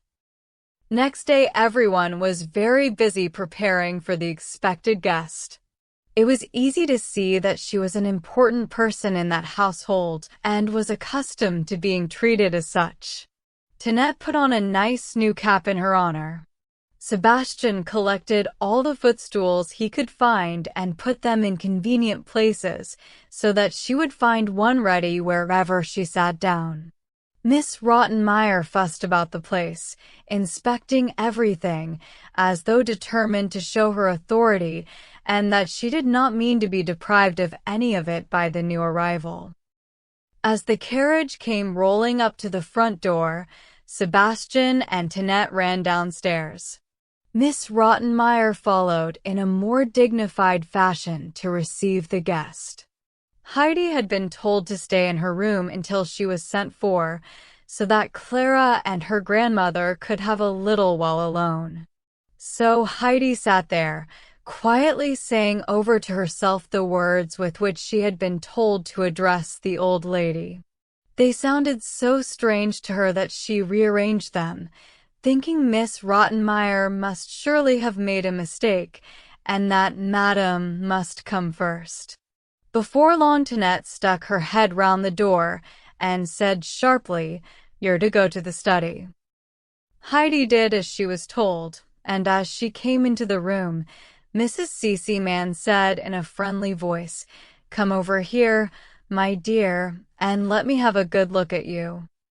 Heidi went to her and said clearly and carefully, "Good evening, Madam Gracious." "What was that?" laughed the old lady. "Is that how you address people up in the mountains?" "No, no one's called that at home," said Heidi gravely. "Nor here either. In the nursery, I'm always just Grandmama, and that's what you shall call me too. You'll remember that all right, won't you?" "Yes, I've used that name." "Good," said Grandmama, with an understanding nod, patting her cheek. Then she looked closely at her and nodded again, liking what she saw, for the child's eyes were grave and steady as they looked back, and Heidi saw such a kind expression on the old lady's face that she loved her at once.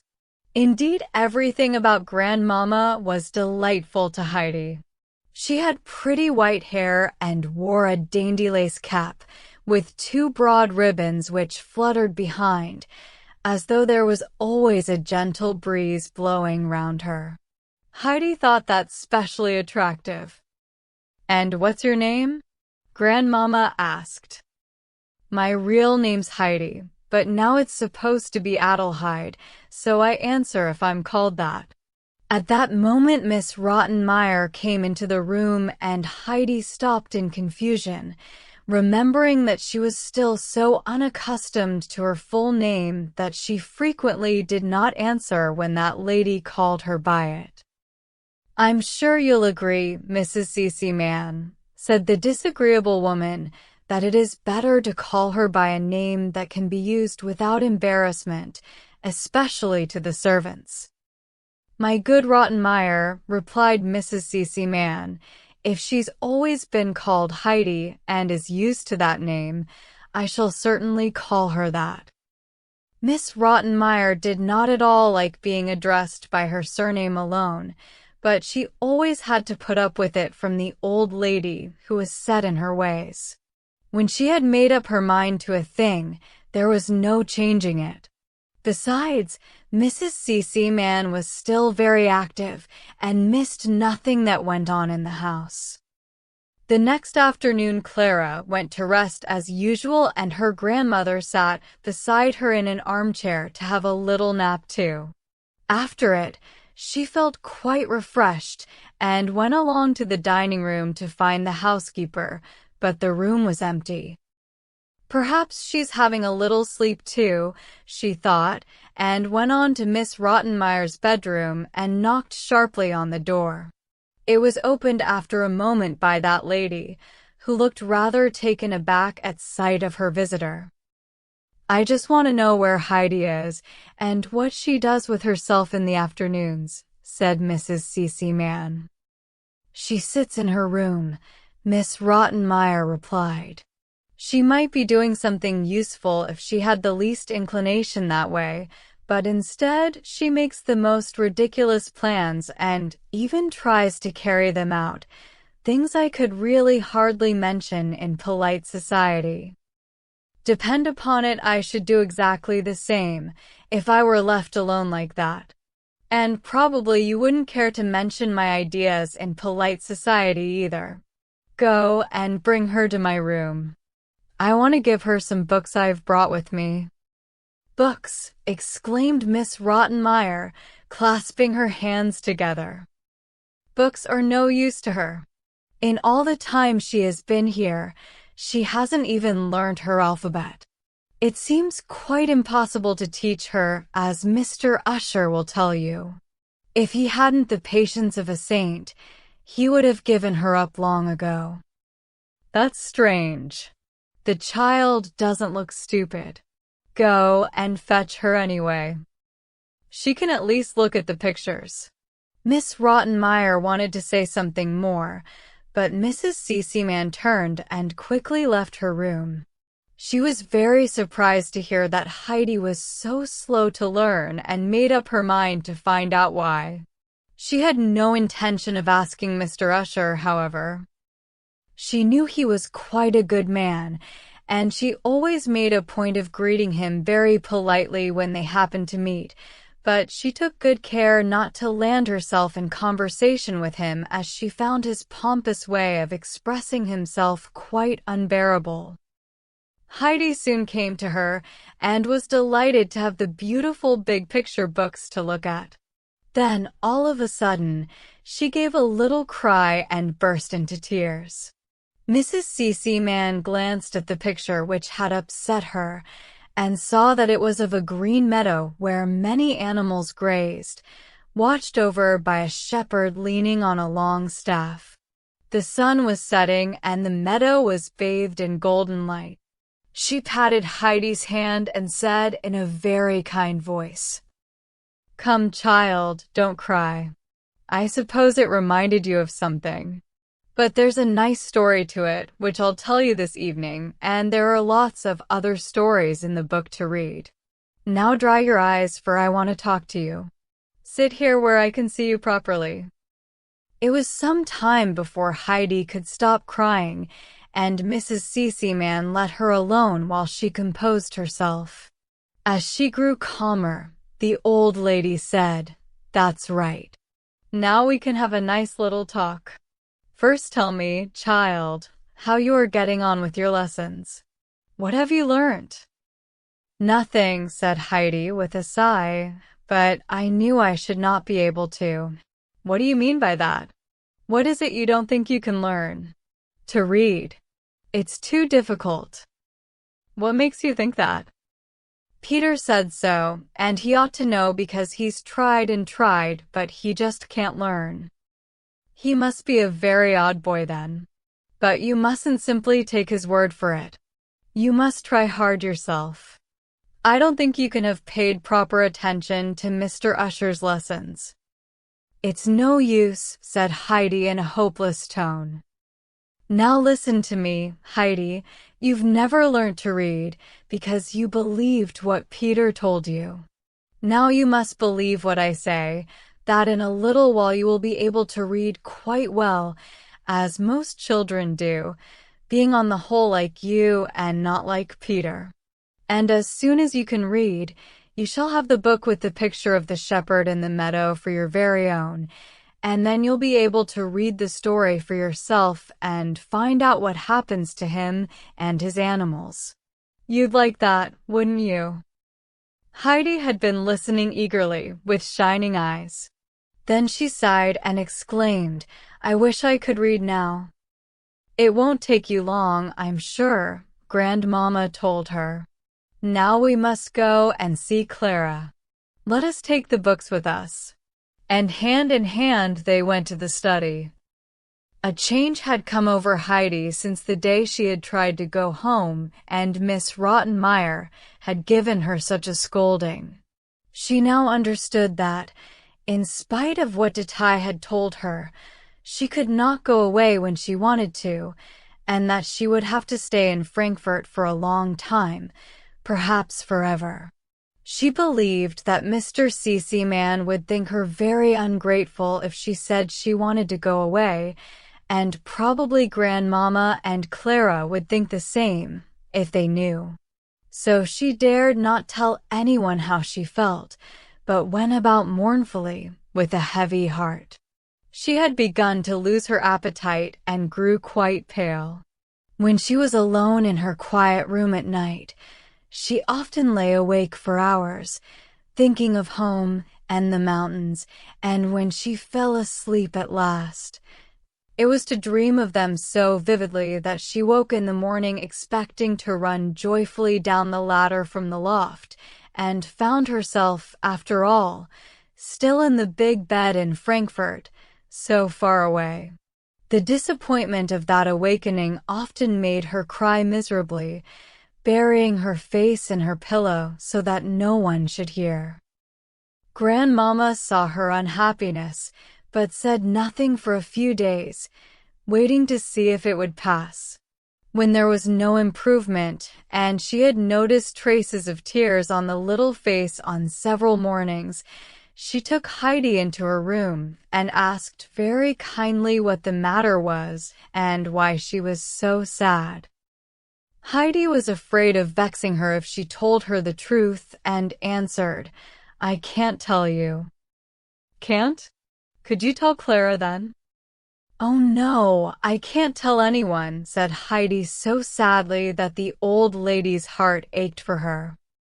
"Listen to me," she said. "If we're in trouble and can't tell any ordinary person, why, there is always God whom we can tell, and if we ask Him to help us, He always will.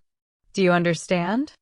You do pray to God every night, don't you, to thank Him for all the good things and to ask Him to protect you from harm?" "No, I don't," was the reply. "Never." "Haven't you been taught to pray, Heidi? Don't you know how?" "I used to pray with my own grandmother, but that's a long, long time ago. I've almost forgotten about it." And when you're sad and have no one to turn to for help, can't you see what a comfort it is to tell God all about it, knowing that He will help? Believe me, He always finds some way of making us happy again. Heidi's eyes brightened. "May I tell Him everything, really everything?" she asked. "Yes, everything." Heidi slipped her hand out of the old lady's. "May I go now?" she asked. "Of course, child." She ran to her own room, sat down on her stool, and folded her hands. Then she poured out all her troubles to God and begged Him to help her to get home to her grandfather. One morning, about a week later, Mr. Usher asked if he might speak to Mrs. C.C. Mann on an important matter. He was invited to her room, where she received him in her usual friendly way. "Come in and sit down, Mr. Usher," she said. "I'm pleased to see you. What is it you want to speak to me about? No complaints, I hope." "On the contrary, madam," he replied. "Something has come to pass which I had long given up hoping for. Indeed, I think no one who knew the facts would have expected it. Yet, there it is. The impossible has happened." "Are you going to tell me that little Heidi has learned to read at last?" asked Mrs. C.C. Mann. The young man opened his eyes very wide. "Why, that you should suggest such a possibility, madam, is almost as surprising as the fact itself. Up till now, in spite of all my efforts, she seemed quite unable to learn even the letters, and I had reluctantly come to the conclusion that she would have to be left to try to learn them in her own way, without any further help from me. Now she has mastered them almost overnight, as it were, and can read, and more correctly than most beginners. It's really remarkable." "There are many strange things in this life," agreed Mrs. C.C. Mann, well pleased. Perhaps this time there was a new desire to learn. "In any case, let us be thankful the child has got thus far, and let us hope she will continue to make progress." She then went with the tutor to the door and, as he went downstairs, hurried to the study to find out for herself about this good news. She found Heidi reading aloud to Clara, and quite excited at the new world which had been opened to her, as the black letters on the page came alive and turned into stories about all kinds of people and things. That evening at supper, Heidi found the big picture book beside her place. She looked brightly at Grandmama, who nodded and said, "Yes, it's yours now." "Forever and ever?" "Even when I go home?" asked Heidi, flushing with pleasure. Yes, of course, and tomorrow we'll start to read it. But you won't be going home, Heidi, not for ages, put in Clara. Grandmama will be leaving soon, and then I shall need you more than ever. Before going to sleep that night, Heidi had a good look at her lovely book, and thereafter, reading was her greatest delight. Sometimes in the evening Grandmama would say, "Now Heidi shall read to us," and that made her very proud. She seemed to understand the stories better when she read them aloud, and Grandmama was always ready with any explanation that was necessary. Her favorite story, which she constantly reread, was about the shepherd whose picture had brought the tears to her eyes when she first saw it. Now she knew it showed him happily tending his father's sheep and goats in sunny meadows, like those on the mountain. In the next picture, he had left his good home and was minding a stranger's pigs in a foreign land. Here the sun was not shining and the countryside was gray and misty. The young man looked pale and thin in that picture, for he had nothing but scraps to eat. The last one showed his old father running with outstretched arms to greet him as he returned home sorrowful and in rags. With so many nice stories to read and pictures to look at, the days of Grandmama's visit passed happily, but all too quickly. 11. Homesickness.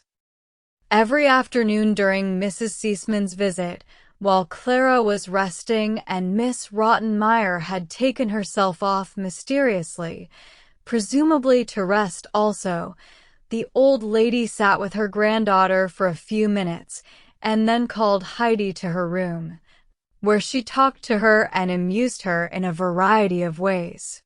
She had some pretty little dolls with her and showed Heidi how to make clothes for them, and in this pleasant fashion the child learned to sew, almost without realizing it. Mrs. Seaman had a wonderful bag with materials of all kinds and colors in it, and from these Heidi made dresses, coats, and aprons for the dolls. Sometimes Mrs. Seaman let her read aloud from her book, which of course pleased her very much, and the more often she read the stories, the more she liked them. She lived with the characters and got to know them all so well, she was always glad to meet them again. But in spite of these pleasant distractions, she did not look really happy, and her eyes had quite lost their sparkle.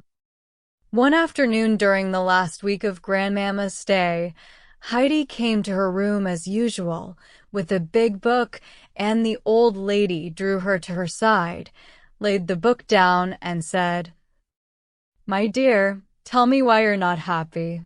Is it still the same trouble?" Heidi nodded. "Did you tell God about it?" "Yes." "And do you pray to him every day to make you happy again?" "No, not anymore." "I'm sorry to hear that. Why have you stopped?" "It's no use," Heidi told her. "God didn't hear me, and I dare say that if all the people in Frankfurt pray for things at the same time, he can't notice everybody, and I'm sure he didn't hear me." "Why are you so sure?" "I prayed the same prayer every day for a long time and nothing happened." "It isn't quite like that, Heidi. God is a loving Father to us all and knows what is good for us. If we ask for something it isn't right for us to have, He won't give it to us, but in His own good time, if we go on praying and trust in Him, He'll find us something better. You can be sure it's not that He didn't hear your prayer, for He can listen to everybody at once. That's part of the wonder of it. You must have asked for something He thought you ought not to have at present, and probably said to Himself, 'Heidi's prayer shall be answered, but only at the right moment so that she will really be happy. If I answer it now, perhaps later on she'll wish she hadn't asked for it, because things may not turn out as she expects.' He has been watching over you all this time. Never doubt that, but you have stopped praying, and that showed you did not really believe in him. If you go on like that, God will let you go your own way. Then if things go wrong and you complain that there's no one to help you, you will really have only yourself to blame, because you will have turned your back on the one person who could really help you. Do you want that to happen, Heidi? Or will you go now at once and ask God to forgive you and help you to find more faith, to help you to go on praying every day, and to trust him to make things come right for you in the end? Heidi had listened very carefully to all this. She had great confidence in Grandmama and wanted to remember everything she said, and at the end she cried, penitently, "I will go at once and ask God to forgive me, and I'll never forget him again." That's a good girl. Heidi went to her own room then, much encouraged, and begged God not to forget her but to give her his blessing. The day of Grandmama's departure was a sad one for Clara and Heidi, but she managed to keep them happy right up to the moment when she drove off in the carriage. It was only when the sounds of the wheels died away and the house was so quiet and empty that the children felt quite forlorn and did not know what to do with themselves. Next evening, Heidi came into the study carrying her book and said to Clara, "I'll read to you a lot now, if you'd like me to." Clara thanked her, and Heidi began the little task she had taken on herself with enthusiasm. But all did not go smoothly, for the story she had chosen proved to be about a dying grandmother. It was too much for Heidi, who burst into tears and sobbed, "Granny is dead." Everything she read was so real to her that she was firmly convinced that it was Peter's granny in the story. "Now I shall never see her again," she wept, and she never had one of the nice white rolls. Clara had great difficulty in persuading her that the story was about quite another grandmother, and even when she began to understand that, she was not comforted, for it had made her realize that Peter's granny might really die, and her grandfather too, while she was so far away, and that if she did not go home for a long time, she might arrive to find everything changed and her loved ones gone forever. Miss Rottenmeier came into the room during this scene, and as Heidi went on crying, she looked at her very impatiently and said, "Adelheid, stop howling like that and listen to me. If I ever hear you making such a to-do again while you're reading to Clara, I'll take the book away from you, and you shan't have it again." This threat had an immediate effect, for the book was Heidi's greatest treasure. She turned quite pale, quickly dried her eyes, and stifled her sobs.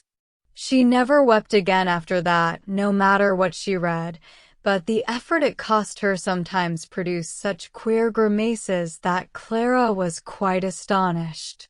"I've never seen anything like the faces you're making," she used to say. But at least Miss Rottenmeier did not notice anything, and once Heidi had got over one of her spells of sadness, everything would go smoothly for a time. Her appetite did not improve, however, and she looked very thin and peaky. It quite upset Sebastian at mealtimes to see her refuse even the most delicious things. As he handed them to her, he would sometimes whisper, "Just try some of this, miss. It's so good." "That's not enough." "Here, take another spoonful." But all in vain.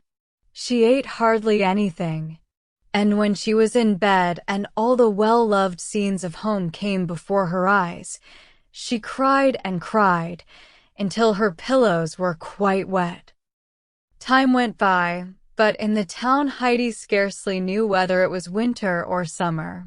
The walls and houses, which were all she could see from the windows, always looked the same, and now she only went out of doors when Clara was feeling well enough for a drive. Even then they saw nothing but bricks and mortar, for Clara could not stand a long excursion, and they only drove round the neighboring streets, where they saw plenty of people and beautiful houses, but not a blade of grass or a flower or a tree, and no mountains. Heidi's homesickness grew on her from day to day, till just reading the name of some well-loved object was enough to bring tears to her eyes, though she would not let them fall. Autumn and winter passed, and the bright sunlight shining again on the white walls of the house opposite set Heidi guessing that soon Peter would be taking the goats up to pasture again, and that all the flowers would be in bloom and the mountains ablaze with light each evening. When she was in her own room, she used to sit with her hands over her eyes to shut out the town sunshine, and would stay like that, forcing back her overwhelming homesickness until Clara wanted her again. 12. The house is haunted.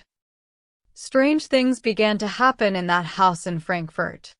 Miss Rottenmeier had taken to wandering silently about it, deep in thought, and if she had to go from one room to another or along the passages after dark, she often looked over her shoulder or peered into corners, as if afraid that someone might creep out of the shadow and pluck at her skirt. If she had to go upstairs to the richly furnished guest rooms or down to the great drawing room, in which footsteps echoed at the best of times, and where old counselors in stiff white collars stared out from the portraits on the walls, she always made Tinette go with her, in case there should be anything to carry up or down. Strange to say, Tinette behaved in much the same way. If she had to go to those rooms, she got Sebastian to go with her on the same pretext of helping to carry something. And Sebastian seemed also to feel the same way. If he was sent into any of the unused rooms, he called John the coachman and asked him to go too, in case he could not manage the job alone.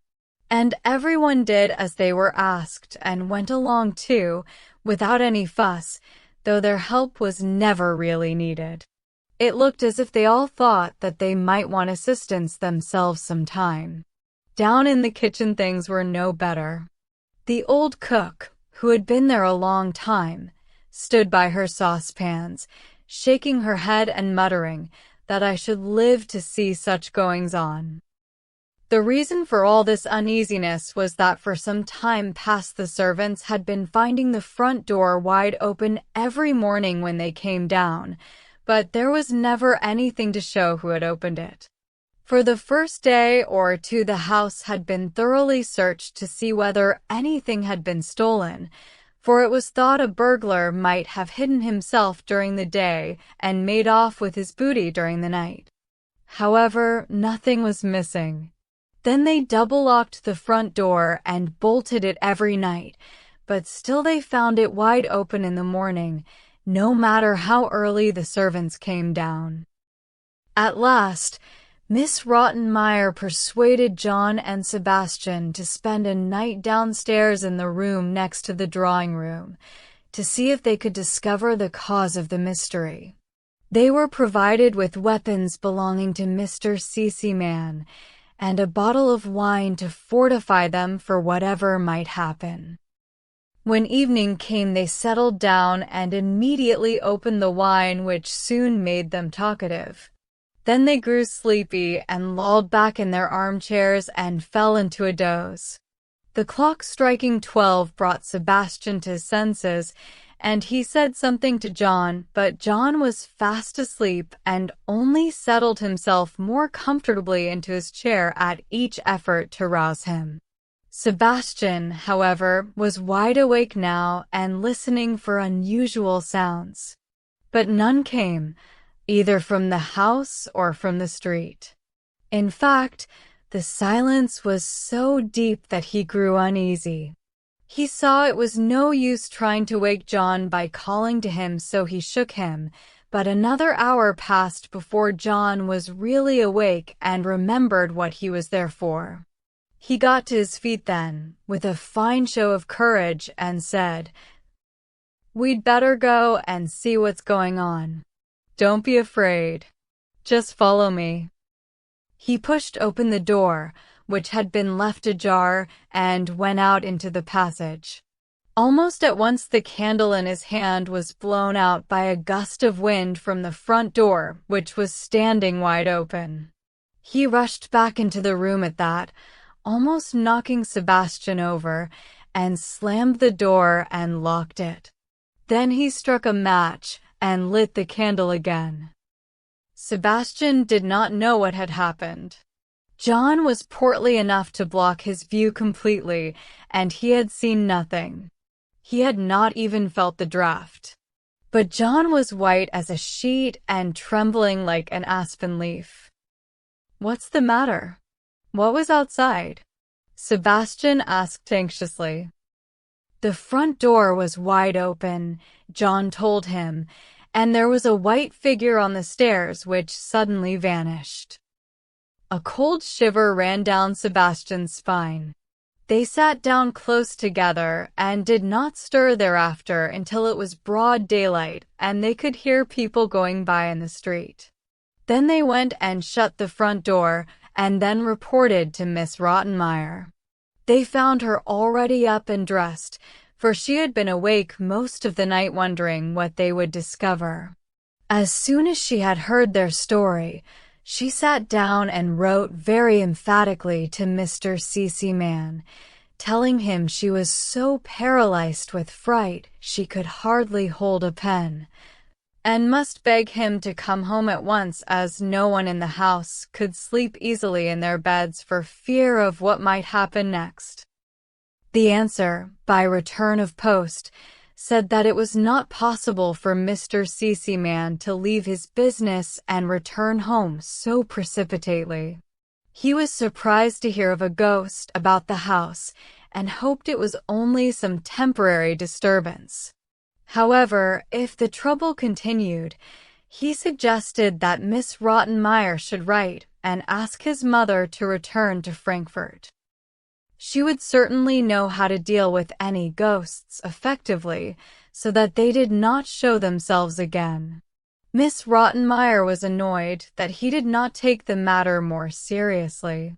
She wrote immediately to Mrs. C.C. Mann, but got no satisfaction from this quarter either. The old lady replied somewhat tartly that she had no intention of traveling all the way to Frankfurt again because Rottenmeier imagined she had seen a ghost. There had never been a ghost in the house, and in the old lady's opinion, the present one would prove to be very much alive. If Rottenmeier could not deal with the matter herself, the letter went on, she should send for the police. Miss Rottenmeier was not inclined to endure much more, and she had a shrewd idea how to make the Seesmans take notice of her complaint.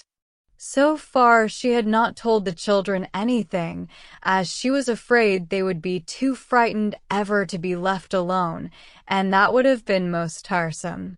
Now, however, she went straight to the study and told them in a hoarse whisper about the nightly visitations.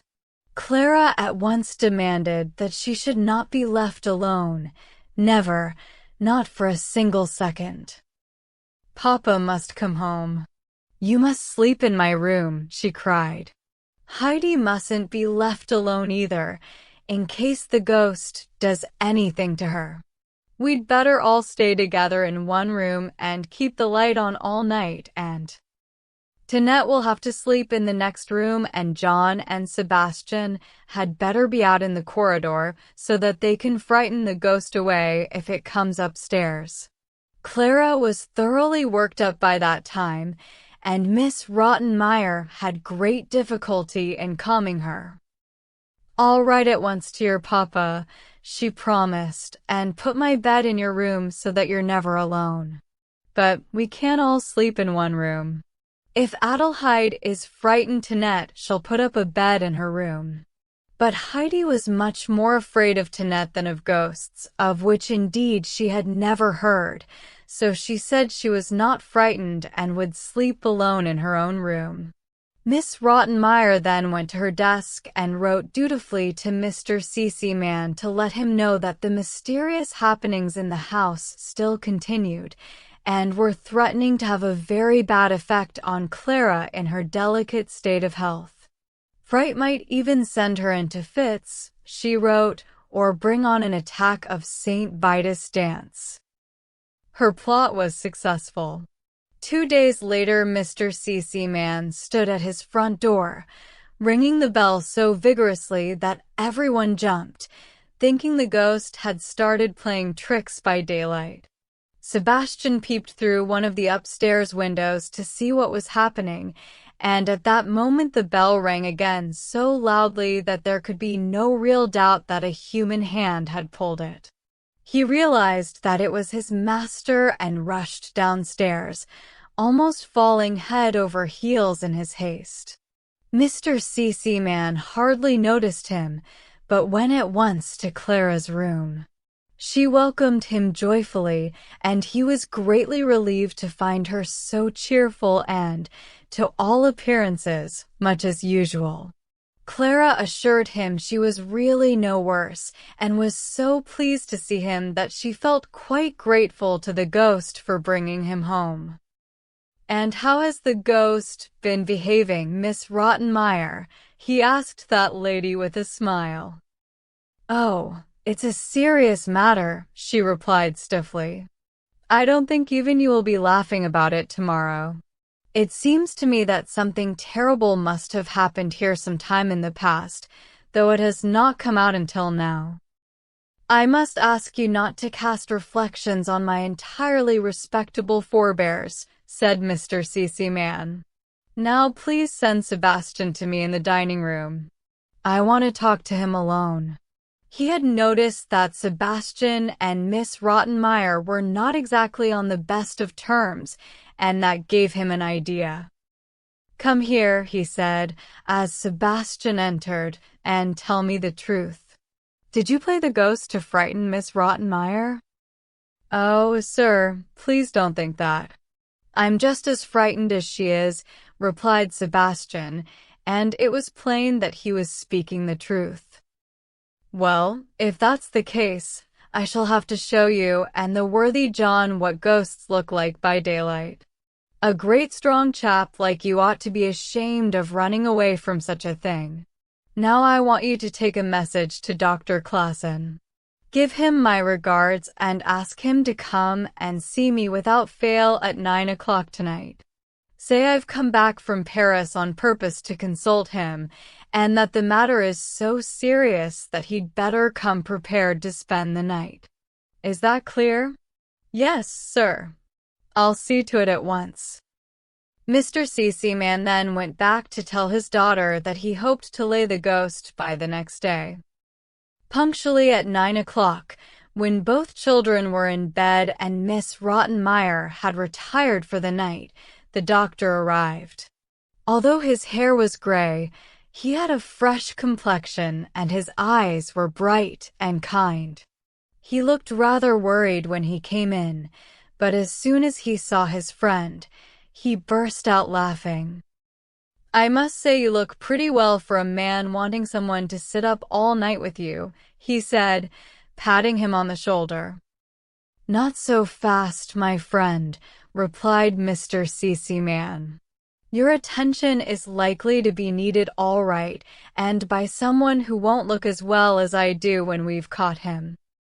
"So there really is a patient in the house," returned the doctor, "and one who has to be caught, eh?" "Much worse than that. We've a ghost. The house is haunted." The doctor laughed outright. "You're not very sympathetic," objected Mr. Cece-Man. "It's a good thing Miss Rottenmeier can't hear you at the moment. She's firmly convinced one of my ancestors is prowling around, doing penance for his sins." "How did she come to meet him?" asked the doctor, still chuckling. Mr. Cece-Man told him all he knew and added, to be on the safe side, "I've put 2 loaded pistols in the room. where you and I are going to keep watch. I've a feeling it may be a very stupid practical joke, which some friend of the servants is playing in order to alarm the household during my absence. In that case, a shot fired into the air to frighten him will do no harm. If, on the other hand, burglars are preparing the ground for themselves by making everyone so afraid of the ghost that they won't dare to leave their rooms, it may equally be advisable to have a good weapon handy. While he was talking, Mr. C.C. led the way to the same room where John and Sebastian had spent the night. On the table were the 2 guns and a bottle of wine, for if they had to sit up all night, a little refreshment would certainly be welcome. The room was lit by 2 candelabra, each holding 3 candles. Mr. C.C. had no intention of waiting for a ghost in the dark, but the door was shut so that no light should penetrate into the corridor to give warning to the ghost. The men settled themselves comfortably in their armchairs for a good chat and a drink. Time passed quickly, and they were quite surprised when the clock struck midnight. "The ghost's got wind of us and isn't coming," said the doctor. "We must wait a while yet," replied Mr. C.C. "It isn't supposed to appear till about 1 o'clock." So they chatted on for another hour. In the street outside, everything was quiet when suddenly the doctor raised a warning finger. "Did you hear anything, C.C. he asked. They listened and heard distinctly the sound of a bolt being pushed back and a key turned. Then the door opened. Mr. C.C. reached for his revolver. "You're not afraid, are you?" asked the doctor quietly. "It's better to be careful," the other whispered back. They each took a light in one hand and a revolver in the other and went out into the corridor. There they saw a pale streak of moonlight coming through the open door and shining on a white figure which stood motionless on the threshold. "Who's there?" shouted the doctor so loudly that his voice echoed down the corridor. They both moved towards the front door. The figure turned and gave a little cry. It was Heidi who stood there, barefooted, in her white nightgown, staring in bewilderment at the weapons and the lights. She began to tremble and her lips quivered. The men looked at each other in astonishment. "Why, I believe it's your little water carrier," said the doctor. "What are you doing here, child?" asked Mr. C.C. "Why have you come downstairs?" Heidi stood before him, white as her nightgown, and answered faintly, "I don't know." "I think this is a case for me," said the doctor. "Let me take the child back to her room, while you go and sit down again." He put his revolver on the ground, took Heidi gently by the hand, and led her upstairs. She was still shivering, and he tried to soothe her by speaking in his friendly way to her. "Don't be afraid. Nothing terrible is going to happen. You're all right." When they reached her room, he set the light down on the table and lifted Heidi back into bed. He covered her up carefully, then sat down in a chair beside her and waited until she was more herself. Then he took her hand and said gently, "That's better. Now tell me where you were going." "Nowhere," whispered Heidi. "I didn't know I'd gone downstairs. I just was there." Her small hand was cold in the doctor's warm one. "I see," he said. "Can you remember whether you'd had a dream? One perhaps that seemed very real?" "Oh yes." Heidi's eyes met his. "I dream every night that I'm back with grandfather and can hear the wind whistling through the fir trees. I know in my dream the stars must be shining brightly outside, and I get up quickly and open the door of the hut, and it's so beautiful. But when I wake up, I'm always still here in Frankfurt." A lump came in her throat, and she tried to swallow it. Have you a pain anywhere? Asked the doctor. In your head or your back? No, but I feel as though there's a great stone in my throat. As though you'd taken a large bite of something and can't swallow it? Heidi shook her head. No, as if I wanted to cry. And do you sometimes have a good cry? Her lips quivered again. No, I'm not allowed to. Miss Rottenmeier has forbidden it. So you swallow it down, I suppose. You like being in Frankfurt, don't you? Yes, she said, but it sounded much more as though she meant to say no. Where did you live with your grandfather? On the mountain. That wasn't much fun, was it? Didn't you find it rather dull there? Oh no, it's wonderful. Heidi got no further. The memory of home, added to the shock of all she had been through, overcame the ban which had checked her tears, and they suddenly rained down her cheeks, and she sobbed bitterly. The doctor got up and laid her head gently on the pillow. Have a good cry, it won't do you any harm, he said. Then go to sleep, and in the morning everything will be all right. He left the room and went to find Mr. C.C. Mann, who was anxiously awaiting him. Well, in the first place, your little foster child is a sleepwalker, he began. Without knowing anything about it, she has been opening the front door every night and frightening the servants out of their wits. In the second place, she's terribly homesick and appears to have lost a great deal of weight, for she's really not much more than skin and bone. Something must be done at once. She's very upset and her nerves are in a bad state. There's only one cure for that sort of trouble, to send her back to her native mountains, and immediately. She should leave for home tomorrow. That's my prescription. Mr. C.C. Mann got to his feet and paced up and down the room, much disturbed. Sleepwalking, homesick, and losing weight. Fancy her suffering all this in my house without anyone noticing. She was so rosy and strong when she arrived. Do you think I'm going to send her back to her grandfather looking thin and ill? No, you really mustn't ask me to do that. Cure her first. Order whatever you like to make her well, then I'll send her home if she wants to go. You don't know what you're talking about, protested the doctor. This is not an illness that can be cured with pills and powders. The child's not robust, but if you send her back to the mountains at once, she'll soon be herself again. If not, you might find you have to send her back ill, incurable, or even not at all. Mr. C.C. Mann was greatly upset. If that's how things are, doctor, of course I'll do as you say, he promised. When at last the doctor took his leave, it was the light of dawn which flooded through the front door. 13. Home again. Mr. C.C. Mann went upstairs feeling both anxious and annoyed, and he knocked loudly on Miss Rottenmeier's door. She awoke with a start to hear him say, "Please get up quickly and come to the dining room. We have to make preparations for a journey." She looked at her clock. Its hands pointed to only 4:30. She had never got up so early in her life. What could have happened?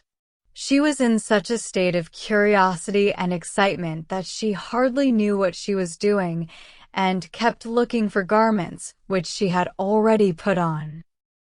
Mr. C.C. Mann then went along the passage and pulled vigorously at the bells which communicated with the rooms where the servants slept. Sebastian, John, and Tinette all leapt out of bed and threw on their clothes just anyhow, thinking the ghost must have attacked their master and that he was calling for help. They sped to the dining room one after the other, all rather disheveled, and were taken aback to find Mr. C.C. Mann looking as brisk and cheerful as usual, and not at all as though he had seen a ghost. John was dispatched to fetch the carriage and horses at once, to waken Heidi and get her ready for a journey. Sebastian was sent to fetch Detail from the house where she worked. Meanwhile, Miss Rottenmeier completed her toilet, though she had put on her cap the wrong way round, so that from a distance it looked as though she were walking backwards. But Mr. Seaman rightly attributed this to her having been disturbed so early.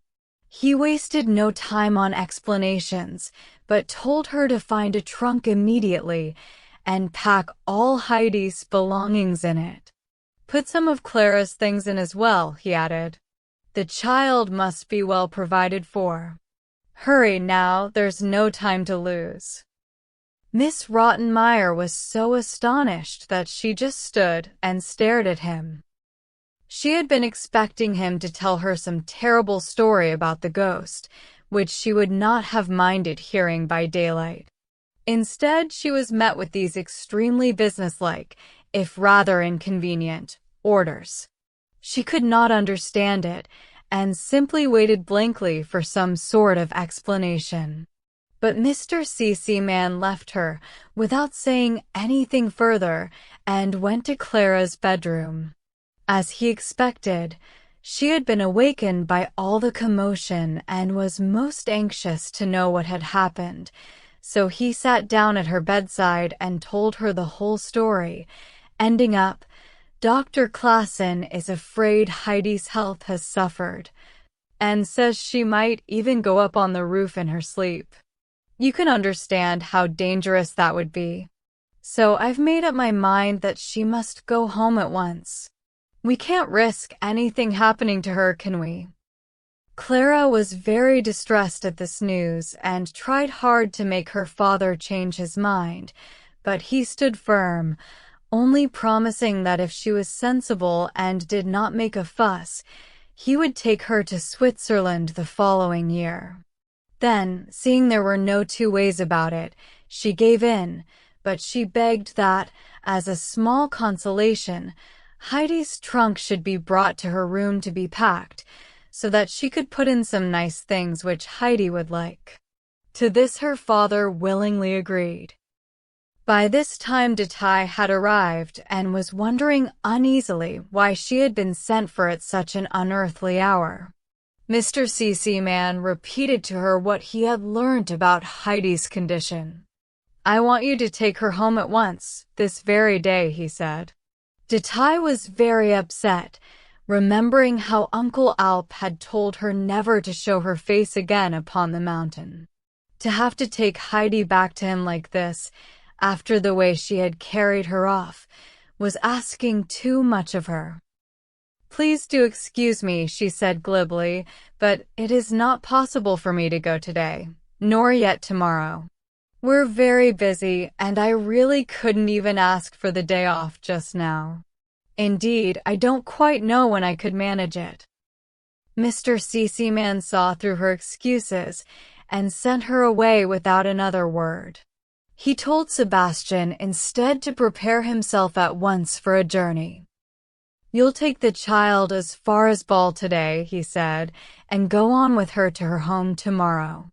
I'll give you a letter for her grandfather, so there will be no need for you to explain anything, and you can come straight back here. When you get to Ball, go to the hotel whose name I've written on this visiting card.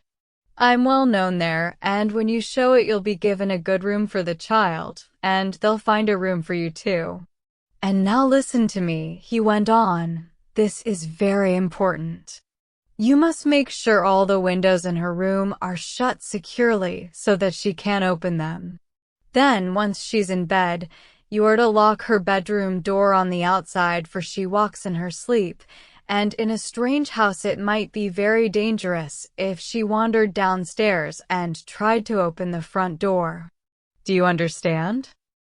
"So that's what it was," exclaimed Sebastian, as the truth suddenly dawned upon him. "Yes, that was it. You're a great coward, and you can tell John he's another. You made fine fools of yourselves, all of you. And with that, Mr. C.C. Man went to his study to write to Uncle Alp. Somewhat shamefaced, Sebastian muttered to himself, "I wish I hadn't let that idiot of a John push me back into the room when he saw the figure in white.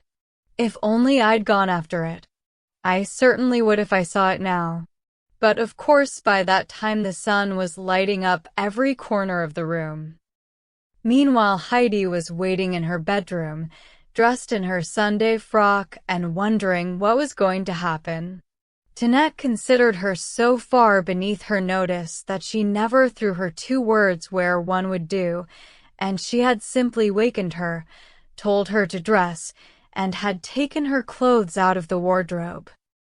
When Mr. C.C. Man came back to the dining room with his letter, breakfast was on the table. "Where's the child?" he asked, and Heidi was at once fetched and came in, giving him her usual "good morning." "Well, child, is that all you have to say?" he inquired. She looked at him questioningly.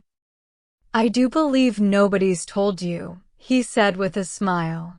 "You're going home today." "Home," she gasped, so overwhelmed that for the moment she could hardly breathe. "Well, aren't you pleased?" "Oh, yes, I am," she said fervently, and the color came into her cheeks. "That's right.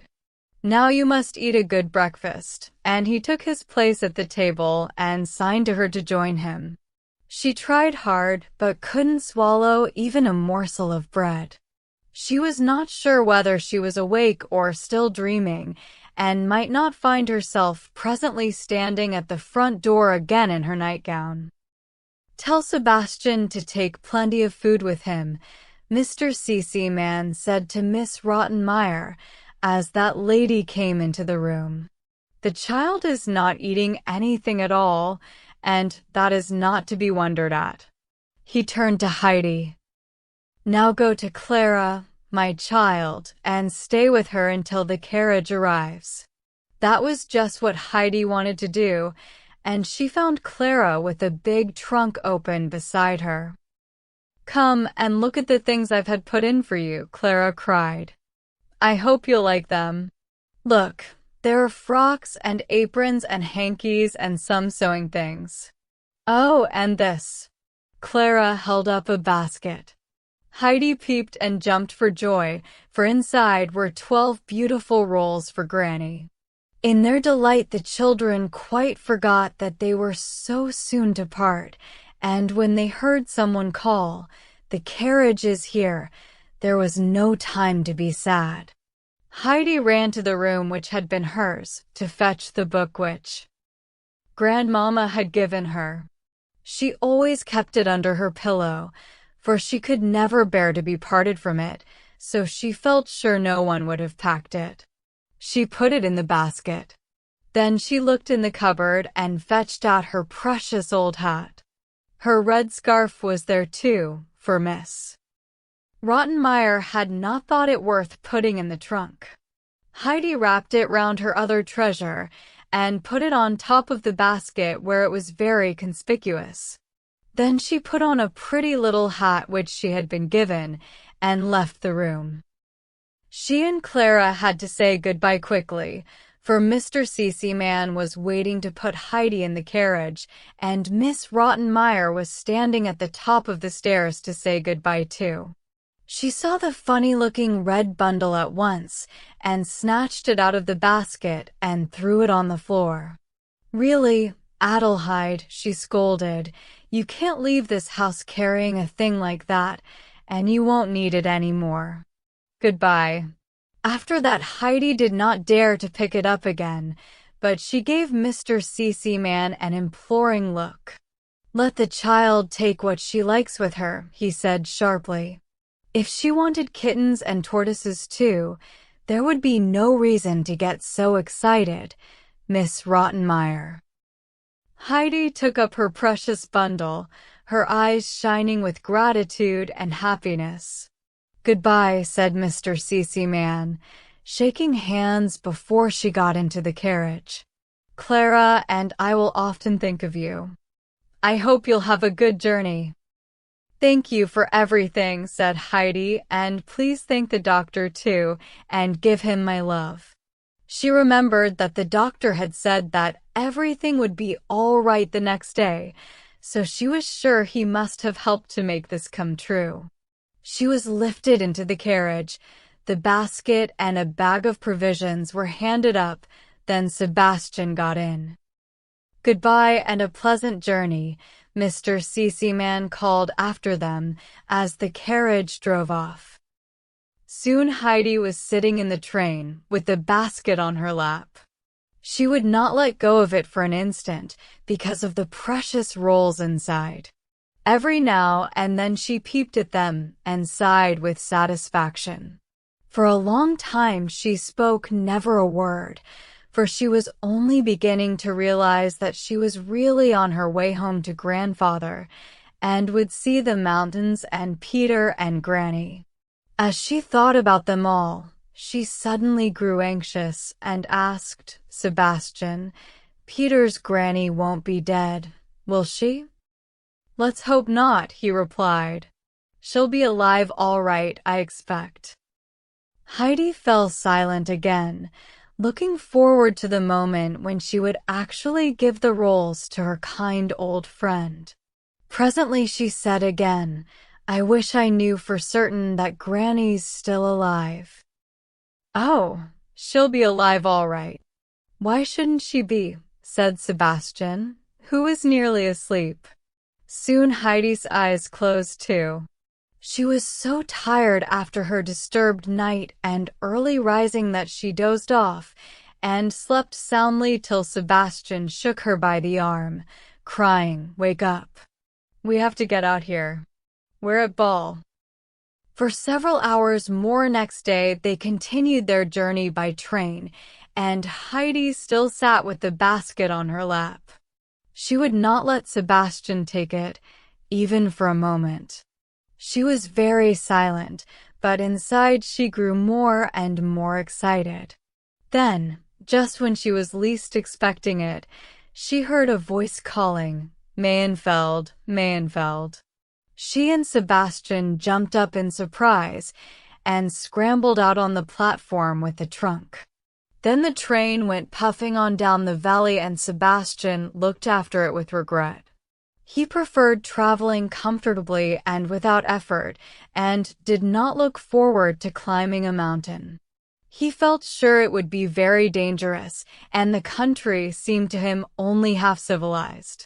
He looked about for someone to tell them the safest way to Dorfly, and near the station entrance he noticed a small cart to which a skinny pony was harnessed. A big man was carrying out to it some heavy sacks which had come off the train, and to him Sebastian put his question. "All the paths here are safe," was the answer. That did not satisfy Sebastian, who went on to ask how they could best avoid falling down precipices and how to get a trunk up to Dorfly. The man glanced at it, then said, "If it's not too heavy, I'll take it on my cart. I'm going to Dorfly myself." After that it was a short step to persuade him to take Heidi, as well as her trunk, with him and to send her on the last part of the journey up the mountain with someone from the village. "I can go alone. I know the way all right from there," Heidi put in after listening attentively to the conversation. Sebastian was delighted at having got out of the climb. He took Heidi to one side and gave her a fat packet and a letter for her grandfather. "The packet's for you, a present from Mr. Seaman," he said. "Put it at the bottom of the basket and see you don't lose it. He'd be very angry if you did." "I won't lose it," said Heidi, tucking both letter and packet away. She and her basket were then lifted onto the driver's seat, while the trunk was placed in the back of the cart. Sebastian felt rather guilty as he knew he was meant to take her all the way home. He shook hands with her and reminded her with warning signs to remember what he had just given her. He was careful not to mention it out loud in the hearing of the driver.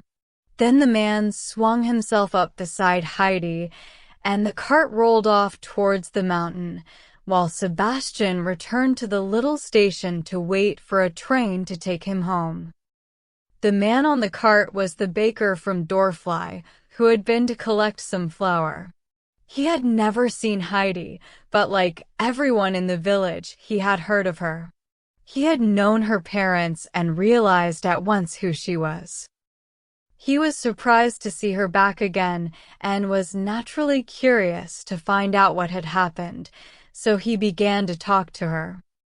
"You must be the little girl who used to live with Uncle Alp, your grandfather, aren't you?" he inquired. "Yes," said Heidi. "Did they treat you badly down there, that you're coming so soon?" "Oh no," Heidi cried. "Everyone was very kind to me in Frankfurt." "Then why are you coming back?" "Mr. Cece Man said I could come." "I'd have thought you would rather have stayed if you were so well off there." "I'd a million times rather be with grandfather on the mountain than anywhere else in the world," she told him. "Perhaps you'll change your mind when you get there," muttered the baker, thinking to himself, "It's a rum business, but she must know what it's like." He began to whistle then, and said no more. Heidi looked around with growing delight at the mountain peaks she knew so well, and which seemed to greet her like old friends. She wanted to jump down from the cart and run the rest of the way, but she managed to sit still, though she was shivering with excitement. They reached Dorfly just as the clock struck 5, and there was soon a little crowd of villagers round the cart, curious to find out about the child and the trunk which had come in on it. The baker lifted Heidi down. "Thank you," she said hastily. "Grandfather will come and fetch the trunk," and she turned to run off home at once, but the villagers crowded round her with a string of questions.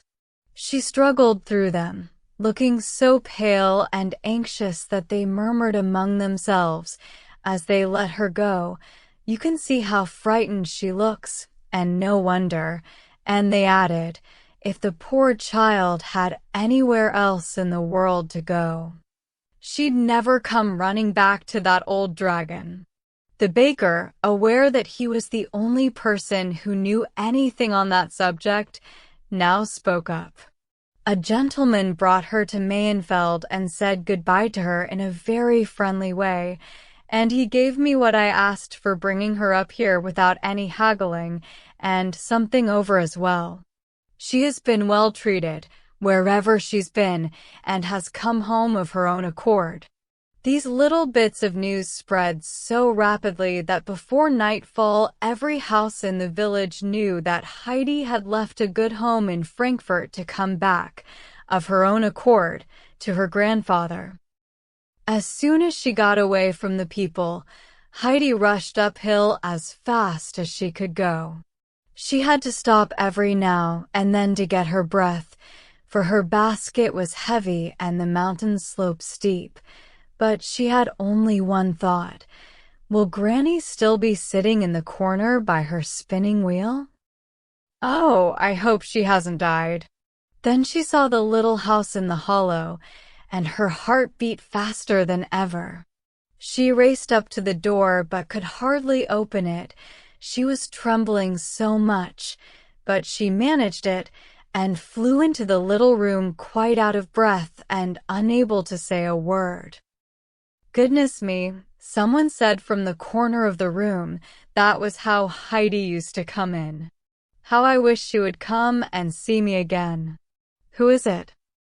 "It's Heidi, Granny," she cried, and threw herself onto the old woman's lap and hugged her, too overcome with happiness to say anything more.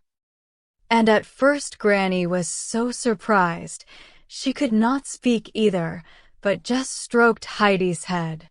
Then she murmured, "Yes, it's Heidi's curly hair and her voice. Praise God she's come back to us." A few big tears fell from her old blind eyes onto Heidi's hand. "It's really you, child." Yes, really and truly, Granny. Don't cry, said Heidi. I'm here and I'll never go away again. I'll come and see you every day. And you won't have to eat hard bread for a few days, Granny, she added, and she brought out the rolls one by one and laid them on Granny's lap. Child, what a present to bring me, exclaimed the old woman as her hands moved over the load on her lap. But you're the best present of all. And she stroked Heidi's hot cheeks. Say something, anything at all, just to let me hear your voice. I was so afraid you might have died while I was away, said Heidi. Then I would never have seen you again, and you wouldn't have had the rolls. Peter's mother came in at this moment and stared in amazement when she saw Heidi. Fancy you here, she said at last, and she's wearing such a pretty dress, Granny. She looks so fine I hardly recognized her. And a little hat with a feather. I suppose that is yours too. Put it on and let me see you in it. No, I won't, said Heidi very decidedly. You can have that. I don't want it anymore. I've got my old one. And she opened her red bundle, and there it was, more battered than ever after the journey, but that didn't worry her. She had never forgotten her grandfather saying that he would not like to see her in a hat with a feather, and that was why she had taken such care of the old one, for she had always counted on going back to him. That's silly, said Bridget. I can't possibly take it from you. It's a very smart hat, and if you really don't want it, perhaps the schoolmaster's daughter would buy it from you. Heidi said no more, but put the hat away in a corner out of sight. Then she took off her pretty dress and put the old red scarf on over her petticoat. Goodbye, Granny. I must go on to Grandfather now, but I'll come and see you again tomorrow. Granny hugged her as if she could not bear to let her go. Why have you taken off your pretty frock? Asked Bridget. I'd rather go to Grandfather like this, otherwise he might not recognize me. You hardly knew me in it. Bridget went outside with her. You could have kept it on, she said. He'd have known you all right. But you be careful. Peter says Uncle Alp is so bad-tempered now and never speaks to him. Heidi said goodbye and went on her way. The evening sun shone rosily on the mountains, and she kept turning round to look at them, for they lay behind her as she climbed. Everything seemed even more beautiful than she had expected. The twin peaks of Falkness, snow-covered Sessaplana, the pasture land, and the valley below were all red and gold, and there were little pink clouds floating in the sky. It was so lovely. Heidi stood with tears pouring down her cheeks and thanked God for letting her come home to it again. She could find no words to express her feelings, but lingered until the light began to fade and then ran on. Soon she could see the tops of the fir trees, then the roof, then the whole hut, and last Grandfather himself, sitting on the bench outside and smoking his pipe, just as he used to do.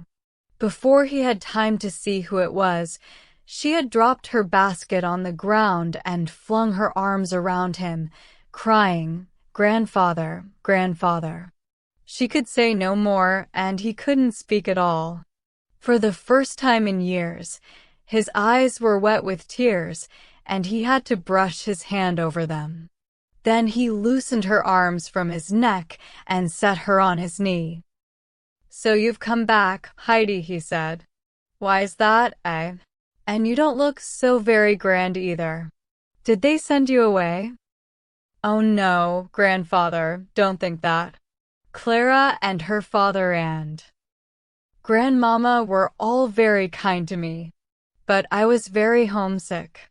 I used to get a lump in my throat, as if I was choking.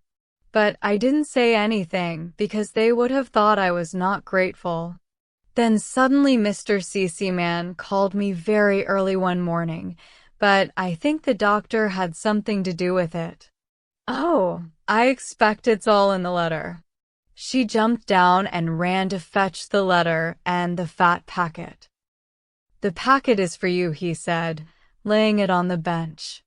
Then he read the letter and put it in his pocket without a word. Do you think you could drink some milk, Heidi? He asked, preparing to go indoors with her. Bring the packet with you. There's money in it for you to buy a bed and any clothes you may need. I don't want it, said Heidi gaily.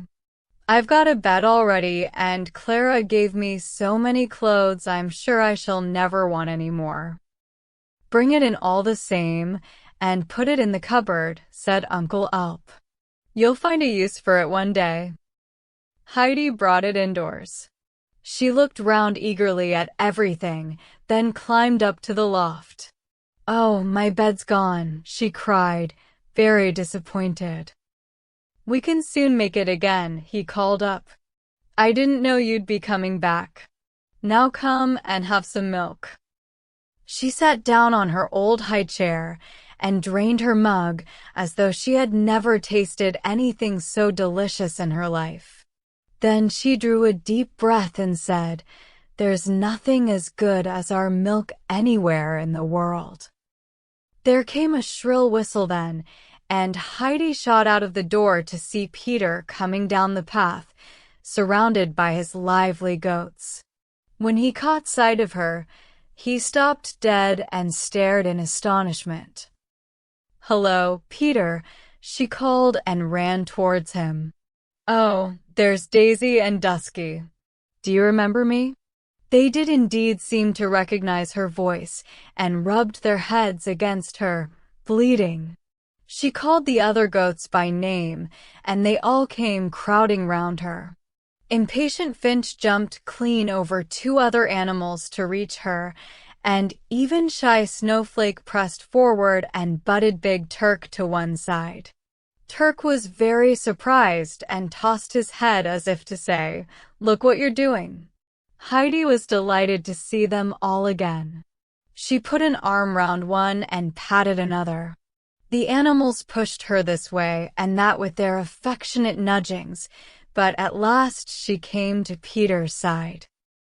Are you going to say hello to me? She asked.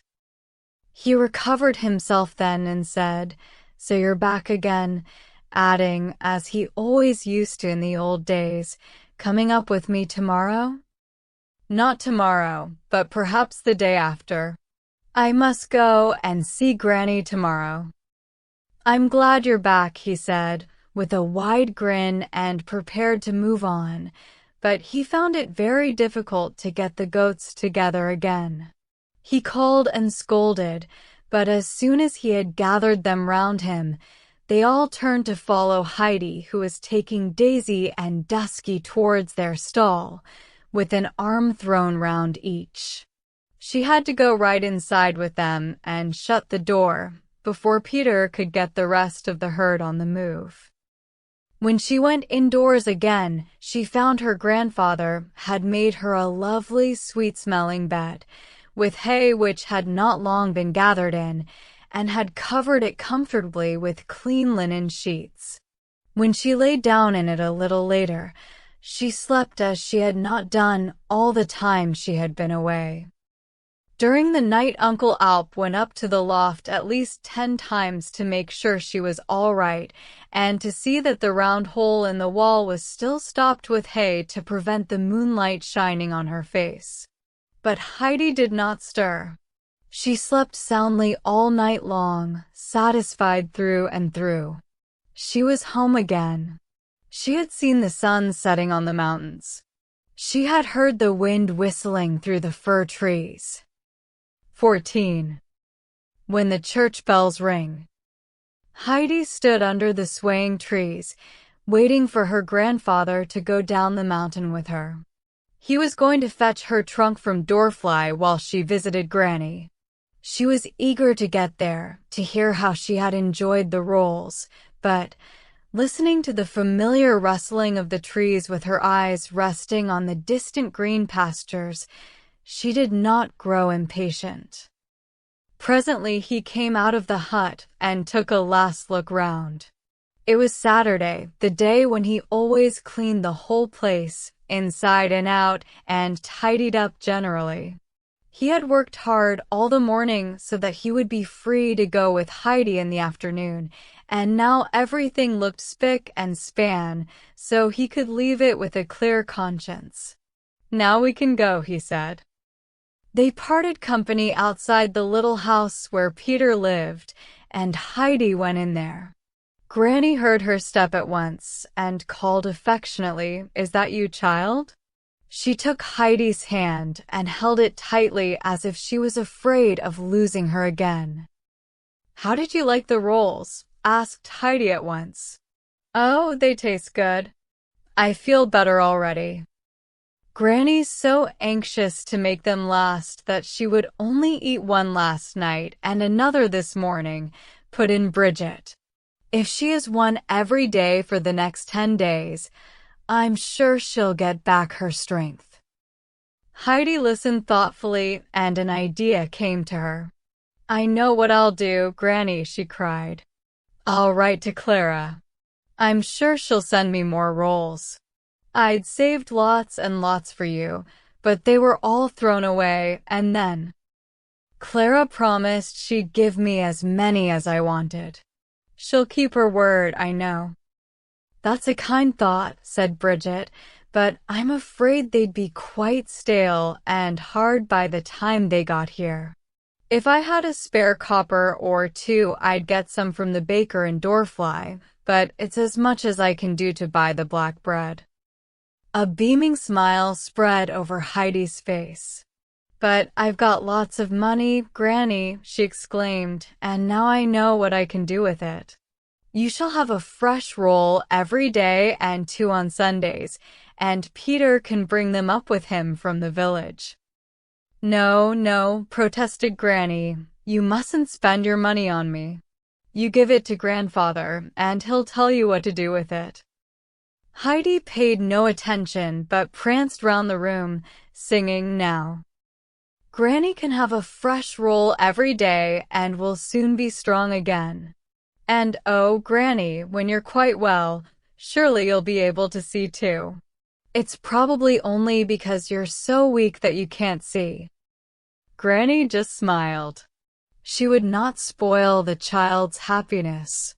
As she danced around, Heidi caught sight of Granny's old hymn book, and that gave her another idea. "I can read now, Granny," she said. "Would you like me to read you something out of your old book?" "Oh, yes," exclaimed Granny, delighted. "Can you really read?" Heidi climbed on a stool and took down the book, which had lain on the shelf so long that it was thick with dust. She wiped it clean and took the stool close beside the old woman. "What shall I read?" she asked. "What you like, child," Granny said, pushing her spinning wheel to one side and waiting eagerly for her to begin. Heidi turned the pages, reading a line here and a line there. "Here's one about the sun," she said at last. "I'll read that." And she began with great enthusiasm. "The golden sun. His course doth run, and spreads his light, so warm and bright, upon us all. We see God's power from hour to hour. His love is sure, and will endure forevermore. Sorrow and grief are only brief. True joy we'll find, and peace of mind, in God's good time." Granny sat through it with her hands folded. Heidi had never seen her look so happy, though tears were running down her cheeks. And at the end she said, "Read it again, Heidi. Please read it again." Heidi was delighted to do so, for she liked the hymn very much herself. "Oh, that's done me so much good," Granny sighed at last. "It makes my old heart rejoice." Heidi had never seen such a peaceful expression before on Granny's careworn face. It looked as though she had indeed found true joy and peace of mind. Then there came a knock on the window, and Heidi saw her grandfather outside, beckoning to her. She said goodbye and promised to come again the next day. I may go to the pasture with Peter and the goats in the morning, she added, but I'll be here in the afternoon. It had been pleasant to be able to give so much happiness, and Heidi wanted to do that even more than running on the mountain among the flowers with the goats. As she was going, Bridget brought out the dress and hat which Heidi had taken off and left behind the day before.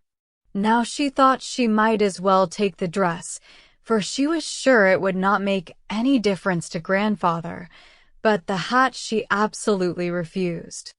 You keep that, she told Bridget. I'll never wear it again.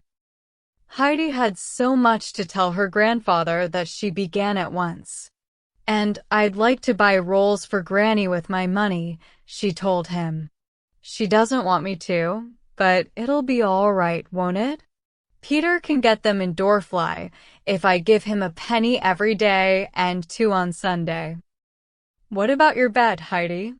It would be nice for you to have a proper one, and there would still be enough money to buy the rolls. But I sleep much better on my hay mattress than I did in that great big bed in Frankfurt. Please let me spend the money on rolls. Well, he agreed at last. The money is yours. Do what you like with it. There'll be enough to buy Granny rolls for many a long year. Good. She needn't ever eat the hard black bread again. Oh, we are having good times, grandfather, aren't we? And she skipped gaily along beside him. Then all at once she grew serious and said, if God had let me come back to you at once, like I asked in my prayers, none of this would have happened. I should have brought Granny a few rolls I had saved, but they would soon have been gone, and I wouldn't have been able to read. God knew what was best, just as Clara's grandmama said he did, and see how perfectly he arranged everything. I'll always say my prayers after this, as grandmama told me to, and if God doesn't answer them at once, I shall know it's because he's planning something better for me, just as he did in Frankfurt. We'll pray every day, won't we, grandfather? And we'll never forget God again, and he won't forget us. And when someone does forget, he said softly. That's very bad, Heidi told him earnestly, because then God lets him go his own way, and then, when everything has gone wrong, no one will feel sorry for him. They'll only say, you didn't bother about God, and now God has left you to yourself. That's true, Heidi. How did you find out? Grandmama explained it all to me. The old man walked on in silence. After a while he said, half to himself, if God forsakes a man, that's final. There's no going back then. Oh, but there is. Grandmama said so, and everything will come right in the end, like it does in the lovely story in my book. You haven't heard it yet, but we'll soon be home now, and then I'll read it to you. Heidi hurried as fast as she could go up the last steep slope, and when they reached the hut, she let go his hand and ran indoors. He took the basket off his back. He had packed half the contents of her trunk in it, for the whole thing would have been too heavy for him to carry so far uphill. Then he sat down on the bench outside, lost in thought, until Heidi reappeared with the book under her arm. That's good, you're all ready, she said, climbing onto the seat beside him. She had read the story so often that the book opened at the right place by itself, and she began straightaway to read about the young man with the shepherd's crook and the fine cloak, who looked after his father's sheep and goats in the fields. One day, she continued, he asked for his share of his father's fortune so that he might go away and be his own master. As soon as he got it, he left home and wasted it all. When it was gone, He had to go and work for his living, and he got a job with a farmer who had no flocks nor pastures as his father had, but only pigs. This young man had to look after them. His fine clothes were gone, and he had only rags to cover him, and only the pigs swilled to eat, and he was very sad when he remembered how well he had been treated at home, and realized how ungrateful he had been to his father. Alone with the pigs, he wept with remorse and homesickness and thought, "I will rise up and go to my father and ask him to forgive me. I will say to him that I am no longer worthy to be treated as his son, but ask if he will let me be one of his servants." So he set out, and when he was still a long way off, his father saw him and came running towards him. Heidi broke off to ask, "What do you suppose happens now?" I expect you think his father would be angry and say, "I told you so."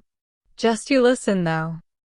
When his father saw him, his heart was filled with compassion for him, and he ran and met him and put his arms round him and kissed him, and his son said, "Father, I have done wrong against heaven and against you, and am no longer worthy to be your son." But his father called to the servants, "Bring me the good robe and put it on him, and a ring for his finger and shoes for his feet. Fetch the calf we have fattened and kill it for a feast, and we will eat and be merry. For my son was dead to me and is alive again. He was lost and is found." And they began to be merry.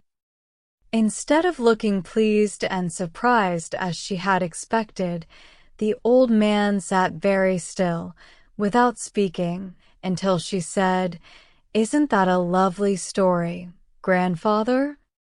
"It is indeed," he replied, but he looked so grave that she too fell silent and sat looking at the pictures.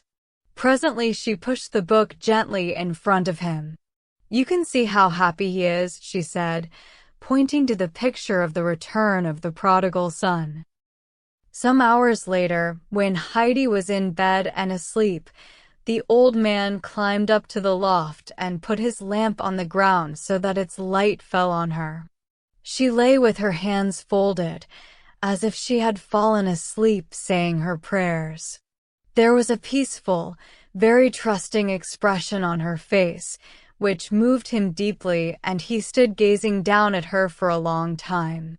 Then he too folded his hands, bowed his head, and, in a low voice, said, "Father, I have sinned against heaven and before thee, and am no longer worthy to be called thy son," and down his wrinkled cheeks rolled 2 large tears. He rose early next morning and went out of doors. It was a beautiful day, a Sunday.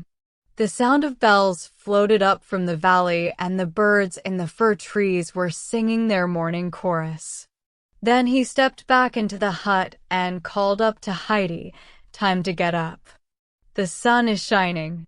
Put on your best dress, and we'll go to church together." She had never heard him suggest such a thing before, and she soon came hurrying down, wearing one of the pretty Frankfurt dresses. At sight of him, she stopped in astonishment. "I've never seen you dressed like that before, grandfather," she exclaimed. "Silver buttons on your jacket. You do look fine in your Sunday clothes." He smiled at her. "And so do you," he said. "Now let's go." He took her hand, and together they set off down the steep path. Bells from many churches were ringing, getting louder and clearer as grandfather and child went on, and the joyful clanging delighted Heidi. "Oh, grandfather, this must be a very special day," she cried. The people of Dorfly were already in church, and the singing had started as Heidi and Uncle Alp went in and sat down at the back. The hymn was hardly over before people were nudging one another and whispering that Uncle Alp was in church. Women kept turning round to look and so lost the place in their hymn books, and the leader of the choir simply could not keep the voices together. But when the pastor began to preach, everyone gave him their attention, for he spoke of praise and thanksgiving, and with such warmth that his listeners were truly moved. At the end of the service, the old man took Heidi by the hand again, and they went towards the pastor's house. The congregation watched them with interest. Several people followed to see whether they would actually go inside and, when they did so, hung around in little groups, asking what it could possibly mean and speculating whether Uncle Alp would come out again angry or friendly. There were those who said, "He can't be as bad as people make out. Did you see how gently he held the child by the hand? Or, I've always said they were wrong. He wouldn't be going to see the pastor at all if he was such a bad lot." "What did I tell you?" demanded the baker. Would the child have left that place where she was so well looked after, with plenty to eat and drink, and have come back of her own accord to him if he was as hard and bad as people said? Gradually, they all changed their minds about old Uncle Alp and began to feel quite friendly towards him.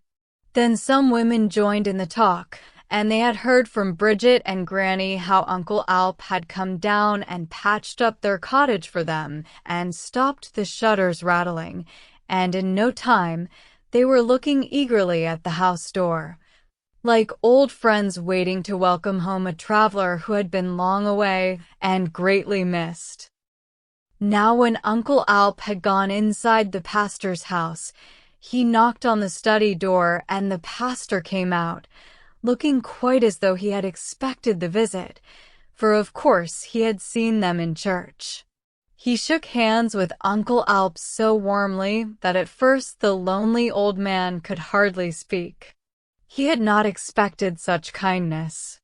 When he had collected himself, he said, "I've come to ask you to forget what I said when you called on me that time, and not to hold it against me that I wouldn't take your friendly advice. You were quite right and I was wrong. I shall do as you suggested and move down to Dorfly for the winter. The weather is too severe then for the child to be up in the hut. And if the people down here do regard me with suspicion, that's no more than I deserve, and I know you won't do so." The pastor's face showed how pleased he was. He pressed Uncle Alp's hand again and said, "Neighbor, your mountains have been a good church to you and brought you to mine in the right frame of mind. You've made me very happy. You'll never regret coming back to live among us, I'm sure. And as for myself, I shall always welcome you as a dear friend and neighbor, and I look forward to our spending many pleasant winter evenings together. And we'll find friends for Heidi too," he added, putting his hand on her curly head. He went with them to the door, and all the people outside saw them part like old friends. As soon as the door was closed, everybody crowded round Uncle Alp with outstretched hands, each wishing to be the first to greet him, so that he didn't know where to begin. "We're so pleased to see you among us again," they said, or "I've long been wanting to have a chat with you, Uncle." Such greetings were heard on every side, and when he told them that he intended to come back to his old home in Dorfly for the winter, there was such a chorus of delight and enthusiasm that he might have been the most beloved person in the village, whose absence had been keenly felt by everyone. When he and Heidi started for home at last, many people went part of the way with them, and when they finally said goodbye, they begged him to visit them in their homes before long. As he watched them go, Heidi saw such a kind light in his eye that she said, "Grandfather, you look quite different, nicer and nicer. I've never seen you so before." "No," he replied. "You see, today I am happy as I had never thought to be again. Much happier than I deserve. It's good to feel at peace with God and man. It was a good day when God sent you to me. When they reached Peter's cottage, he opened the door and went in. "Good day, Granny," he called. "I can see I must get busy with some more repairs before the autumn winds begin to blow." "Goodness me, is it Uncle Alp?" cried the old woman. "What a fine surprise. Now I can thank you for all you did for us before. May God reward you." She held out her hand, which trembled a little, and he shook it heartily. "I've something in my heart I'd like to say to you," she went on. "If I've ever done you any harm, don't punish me by letting Heidi go away again while I'm still above ground. You don't know what she means to me," and she hugged Heidi, whose arms were already round her neck. "Don't worry, Granny," Uncle replied reassuringly. "I won't punish either of us in that way. We'll all be together now and for some time yet, please God." Bridget took Uncle aside then to show him the hat with the feather, and told him that Heidi had said she could keep it, but that she really couldn't take it from the child. Uncle Alp gave Heidi an approving look. "That hat is hers, and if she doesn't want to wear it, she's right. You should certainly keep it since she's given it to you." Bridget was delighted. Holding the hat up, she exclaimed, "Just fancy, it must be worth quite a lot of money. How well Heidi got on in Frankfurt. I wonder if it would be any good sending Peter there for a while. What do you think, Uncle?" His eyes twinkled. "It certainly wouldn't do him any harm, but opportunity's a great thing." At that moment Peter himself came charging in, out of breath, and banged his head against the door in his haste. He held out a letter for Heidi which he had been given at the post office. No one had letters in his home, and Heidi had certainly never had one before. Everybody sat down and listened while she opened it and read it aloud.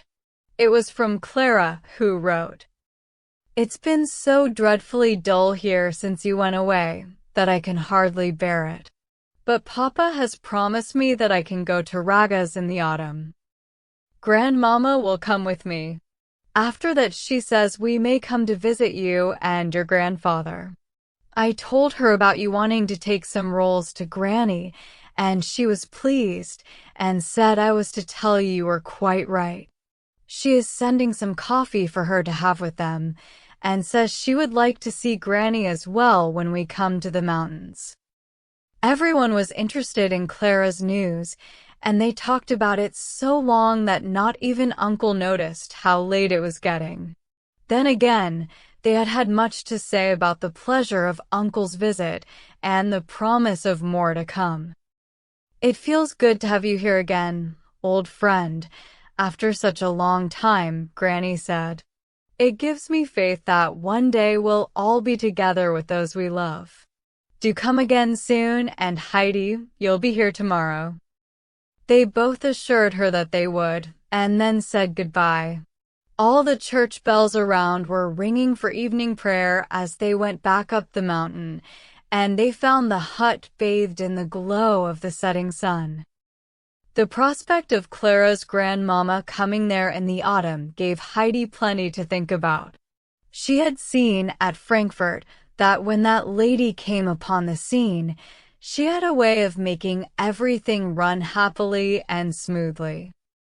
15. Preparation for a journey. One sunny September morning, the kind doctor who had been responsible for Heidi being sent home walked along the street to the Seesman's house. It was the sort of day on which everyone should have been happy, but he went along with eyes downcast and did not once lift them to the blue sky above. His hair had grown whiter since the spring, and he wore an air of great sadness. His only daughter had died recently, and he had never recovered his spirits, for she had been the great joy of his life since his wife's death some time before. Sebastian opened the door to him and showed him in with something more than respect, for besides being a close friend of the family, the doctor always treated the servants too with kindness and courtesy, and they looked on him as a friend. "Everything all right, Sebastian?" he asked as he was taken upstairs, and as he entered the study, Mr. C.C. rose to greet him, saying, "I'm glad to see you, Doctor. I want to talk to you again about the Swiss trip. Haven't you changed your mind, now that Clara seems so much better?" "My dear C.C. I never knew such a man," exclaimed the doctor as he sat down. "This is the third time that you've sent for me to tell you the same thing. But there's no convincing you. I wish your mother was here. She'd see my point of view. I know. You must be almost at the end of your patience with me. But I'm sure you realize how I dislike refusing the child something I have actually promised her, and to which she has been looking forward so eagerly for months. She was so patient all through her last bad attack, believing that she would soon be in Switzerland and able to visit her little friend in the mountains. And now you want me to tell her she can't go. She's missed so much in life already. I can't bear to disappoint her over this." "I'm afraid you must," said the doctor very decidedly. His friend sat in silence, looking very depressed, so he continued, "Just consider. This has been the worst summer Clara has had for many years. The fatigue of such a journey as you propose is out of the question for her. We're already into September, and although there may still be some fine weather in the mountains, it may also be quite cold. The days are getting shorter, and there could be no question of Clara spending the night up there with Heidi, so she could only be there for an hour or so. It's a long way from Raga's, as you know, and of course she'd have to be carried up the mountain. Surely you see it's not practicable. But I'll go in with you and talk to Clara. She's a reasonable child, so I'm sure she'll understand and agree to what I am going to propose. Let her go to Raga's next May and have some treatment there until the weather gets really warm. Then she can be carried up the mountain occasionally, and she will certainly be able to enjoy the visits far more when she's feeling stronger than she would now. You understand, C.C. that she must have the greatest care if she is to recover."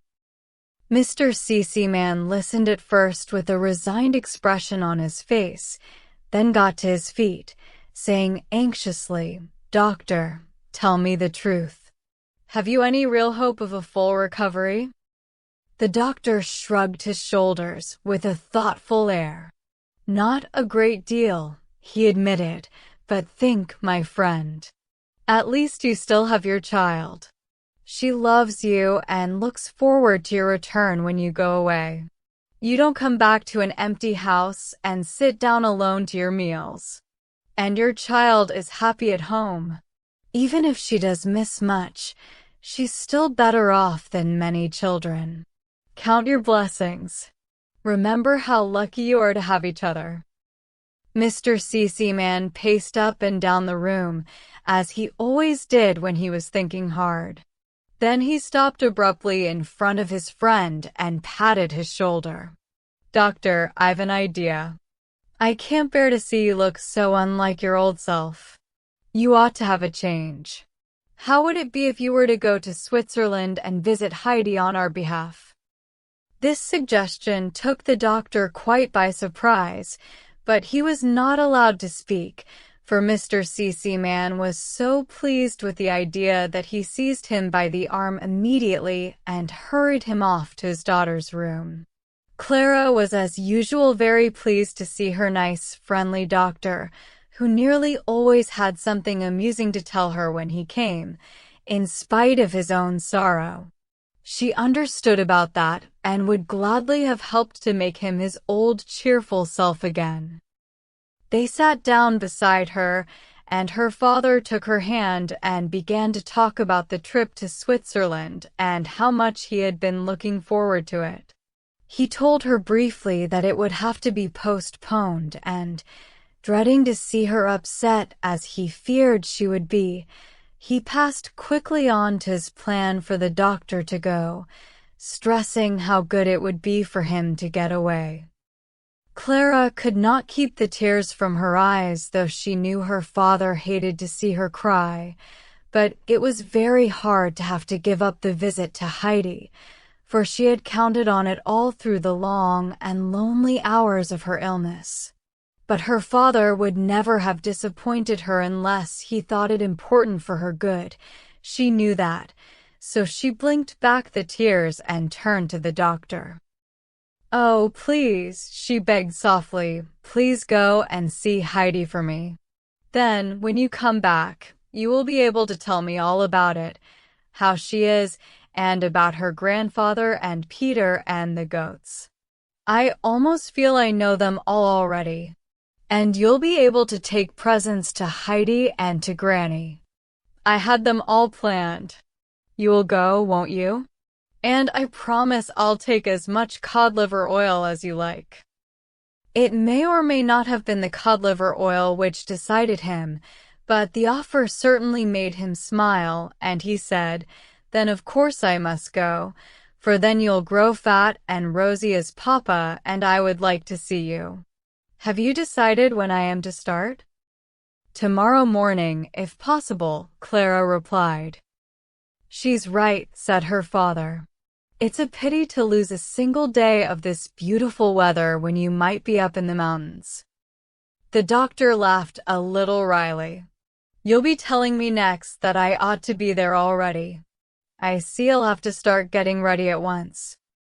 But Clara had still a great deal to tell him about what he was to look at specially for her, and the many messages he was to take to Heidi. She would have to send the presents round to his house as soon as Miss Rottenmeier had helped her pack them. The doctor then promised to set out, if not tomorrow, at least within the next few days, and to bring her back a full account of everything he saw and heard.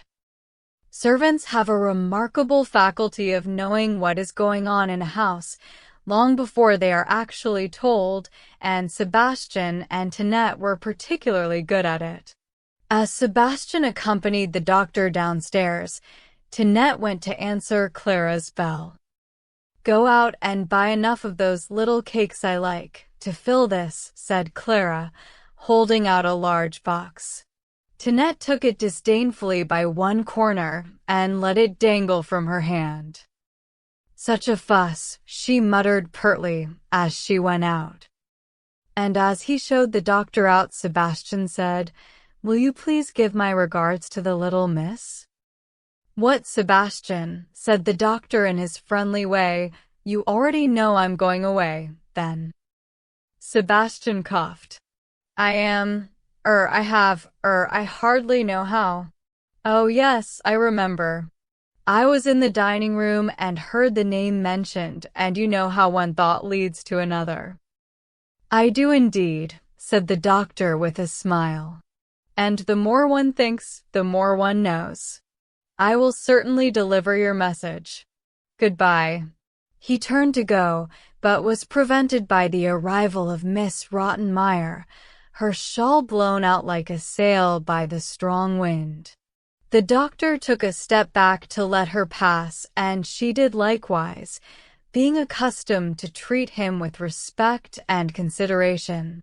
So they stood, each holding back for the other to pass, until an extra strong gust of wind blew her indoors with all sails set. The doctor just got out of the way in time as she was carried past him.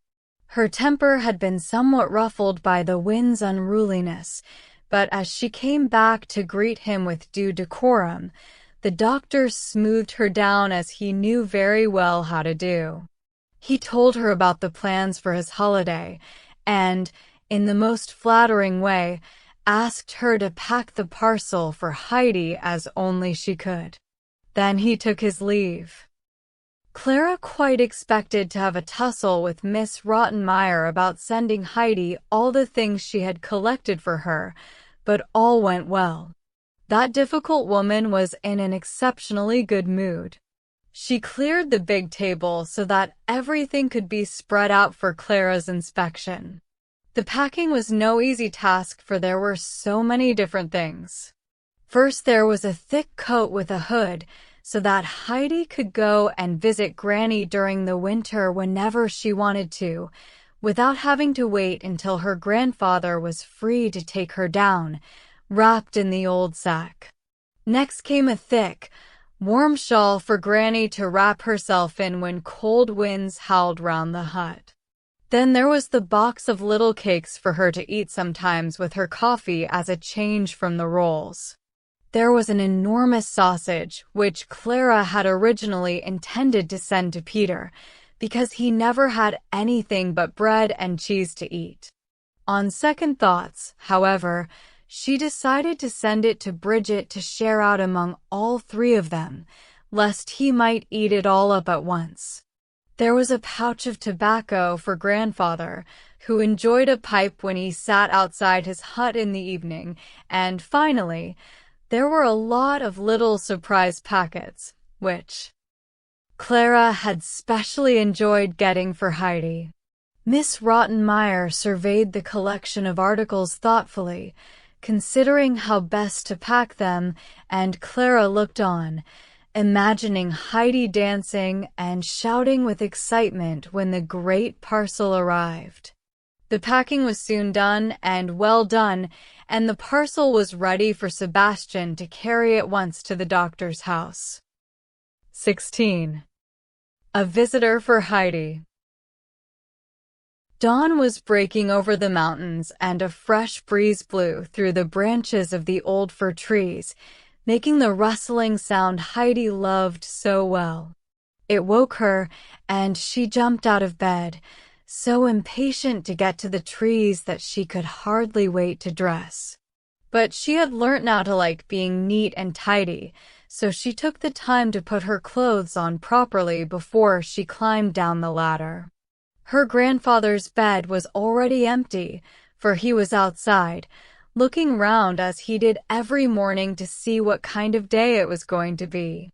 Rosy clouds were floating by in the clear blue morning sky, and the sun was just coming over the tops of the mountains, bringing a wash of gold to the rocky peaks and pastures. "Oh, how beautiful!" exclaimed Heidi as she ran out into it. "Good morning, Grandfather. Isn't everything lovely today?" "What, you awake already?" he replied. She ran over to the trees and skipped delightedly about under the waving branches, giving an extra little jump with each gust of wind which blew through them. Uncle Alp went into the stall and milked the goats. Then he washed them and brushed them and brought them outside ready for their daily journey. As soon as Heidi saw them, she ran and put her arms round their necks and patted them. They bleated a greeting and rubbed their heads against her shoulder as a sign of their affection. They pressed so close she was almost squashed between them, but she did not mind that a bit. Only when the brown goat got too boisterous, she cried, "Really, Dusky, you're as bad as Turk," and Dusky immediately drew back. Daisy stood a little aloof, looking as though she hoped no one could accuse her of behaving like Turk. She was always the more sedate of the two. Peter was whistling as he came up the path, and soon the whole herd appeared, led by Frisky Finch. They immediately bounded up to Heidi, pushing her from one side to the other as they greeted her in their own obstreperous fashion. She made her way through them to Snowflake, who, being timid, had not been able to get near Heidi. Peter wanted to talk to Heidi himself, so he gave a particularly piercing whistle, which drove the animals off for the moment. "You might come up with me today," he said to her. "I can't, Peter. My nice people from Frankfurt might come any minute now, and I must be here when they do." "You keep saying that," he grumbled. "I shall go on saying it until they arrive," she answered. I dare say you don't think it's necessary, but how could I not?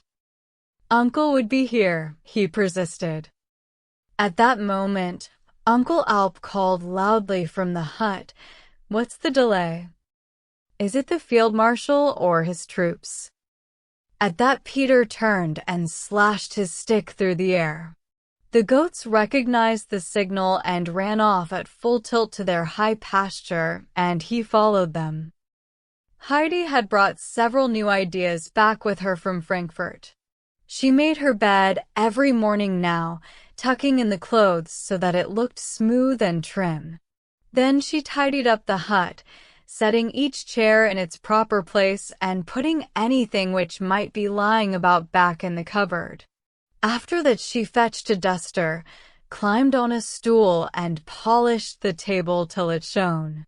When her grandfather came in, he used to look round at her work, well pleased, and say to himself, "We look like Sunday every day now."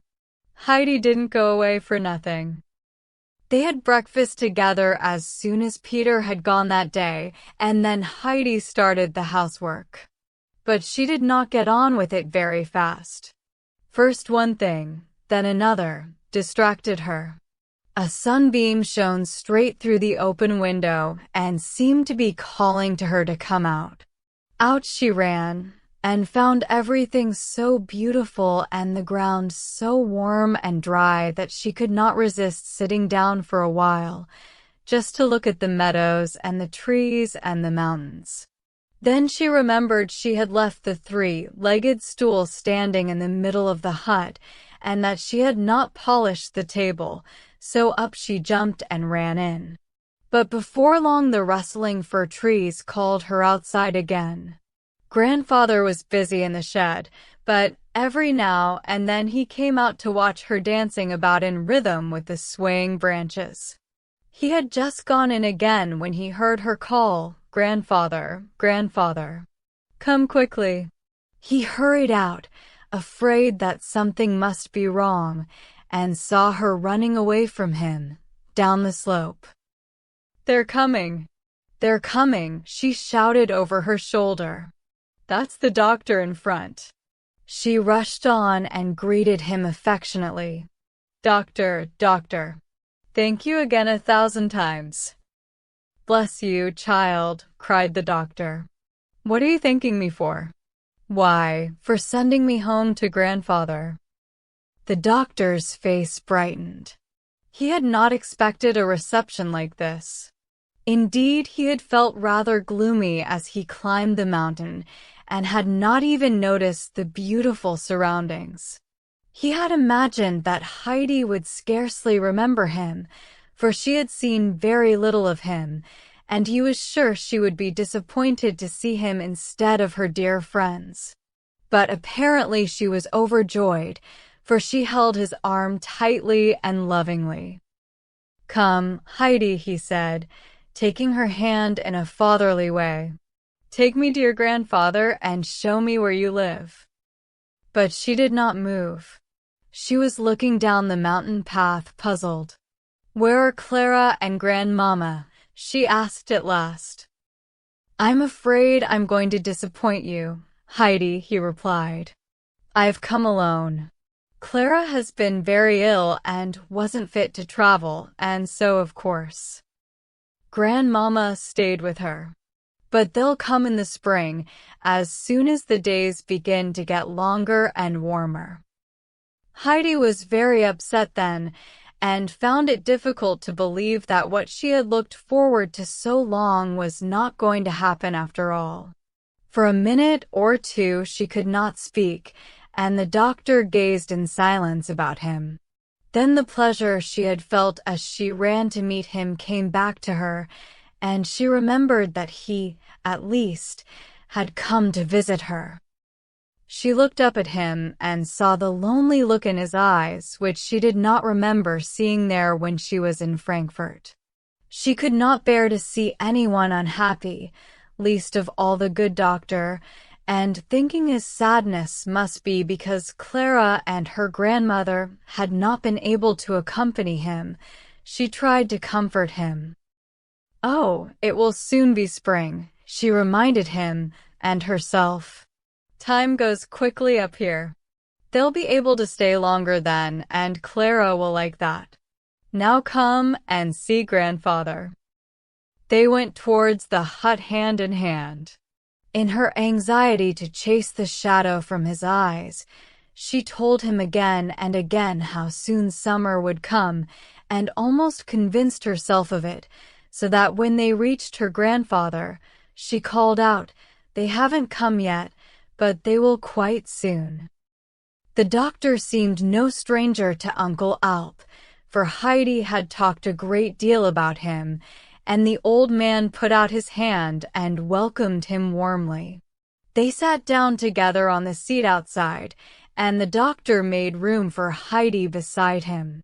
Sitting there in the September sunshine, he told them how Mr. Cece-man had suggested he should come, and that it had seemed to him a good idea because he hadn't been feeling well lately. Then he whispered to Heidi that there was something being brought up the mountain for her, something from Frankfurt, which would give her much more pleasure than he could. This news, of course, excited all her curiosity. "I hope you'll spend as many of these beautiful autumn days as you can on the mountain," said Uncle Alp, explaining that unfortunately they could offer him no lodging in the hut, but that there was a good little in a doorfly. "There is no need to go all the way back to Raga's," he assured him. "Ours is a simple little place, but clean. Then you could come up to us every day, which I know will do you good, and if you would like it, I will be your guide over any part of the mountains you wish to see." This suited the doctor very well, and he accepted the suggestion with pleasure. The sun by now was overhead, for it was midday, and the fir trees stood motionless. Uncle Alp went indoors and brought out the table, which he placed in front of the seat. "Heidi," he said, "bring out what we need. The doctor must take us as he finds us. Our food is simple, but he will agree that the dining room is fine." "I do indeed," said the doctor, looking down on the valley, which was gleaming in the sunlight. "I shall be glad to accept your invitation. Everything will taste extra good up here."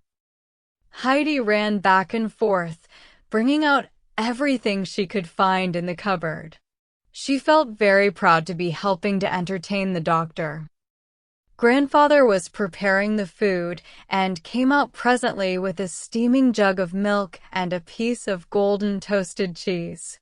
Then he cut thin slices of the delicious meat which he had dried in the open air during the summer, and the doctor enjoyed his meal more than any he had eaten that year. "This is certainly the place for Clara to come to," he declared. "She would soon become a different person if she could eat as I have today, and get quite plump and rosy."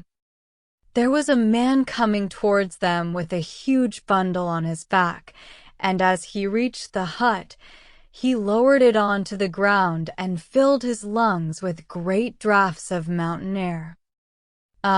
Here's what came with me from Frankfurt," said the doctor. He went over and began to undo the parcel. Then he said, "Now, my dear, you can unpack it for yourself." Heidi, speechless with excitement, began at once, and when all the things had been spread out, she just stared at them in amazement. It was only when the doctor opened the box of cakes and showed her that they were for Granny to have with her coffee that she found her tongue again. She wanted to hurry down with them at once, but her grandfather suggested they would go down together later on, when it was time for the doctor to leave. Then she found the pouch of tobacco, and how pleased the old man was. He filled his pipe at once, and after that the two men sat together on the bench, smoking and talking, while Heidi went on opening all her lovely presents. After a while she came across to them and waited for a pause in the conversation to say, "What you said was not right, doctor. All these nice things put together aren't as nice as seeing you."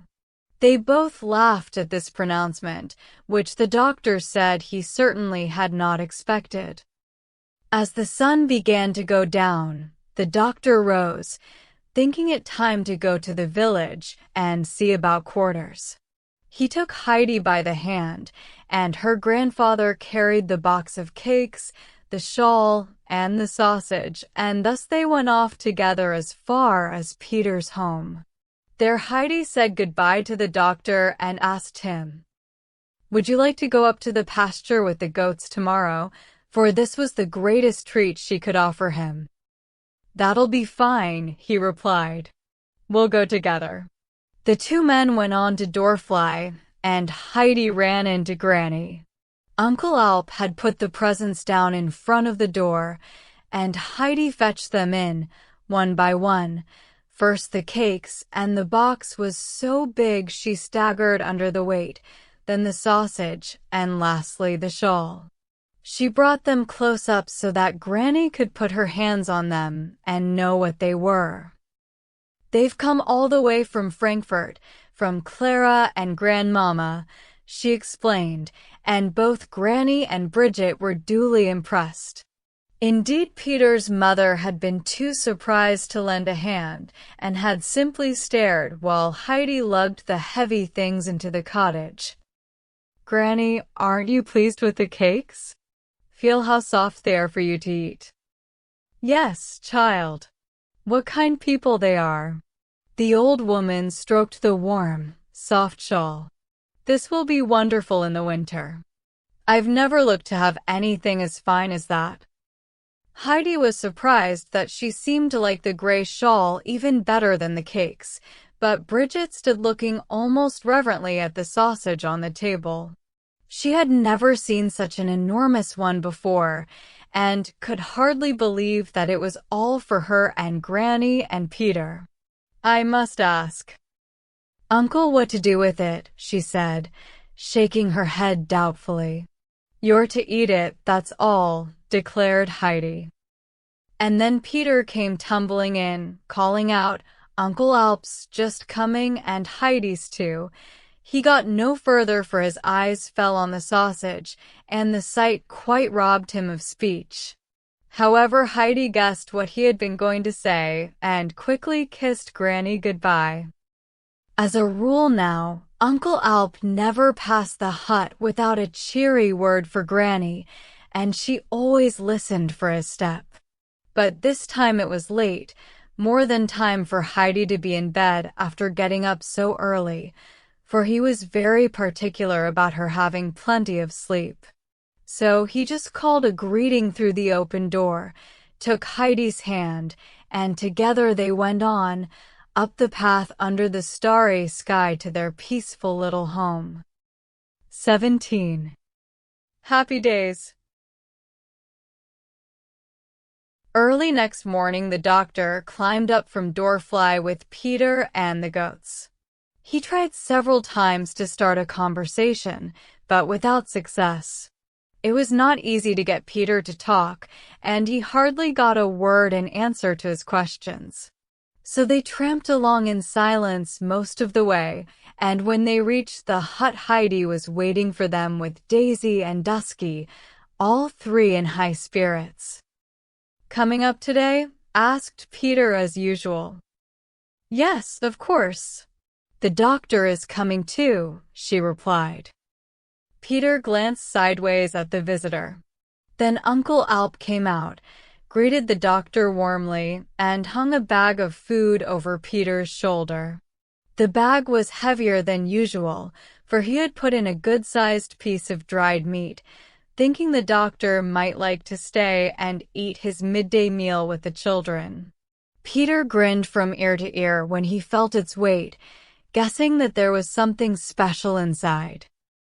So they set off, Heidi surrounded by the goats who were pushing and shoving each other as usual in their efforts to get near her. She went a little way with them, then stood still. "Run along now," she said, "and don't come back to bother me. I want to walk with the doctor today." Then she patted Snowflake and told her to be good. The doctor had no difficulty in talking to Heidi. She chattered away all the time about the goats and their strange little ways, or the mountain peaks and the flowers and birds they would find up above. Several times on the way, Peter glanced sourly at the doctor, but no one noticed him. It seemed no time at all before they reached the pasture.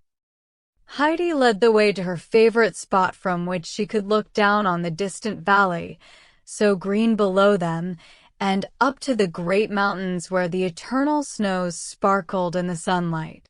The gray rock of the two towering peaks rose majestic against the strong blue of the sky. The grass underfoot was dry and warm, and Heidi invited the doctor to sit down there and rest. They listened to the pleasant tinkling of the goat bells as the herd moved about to graze.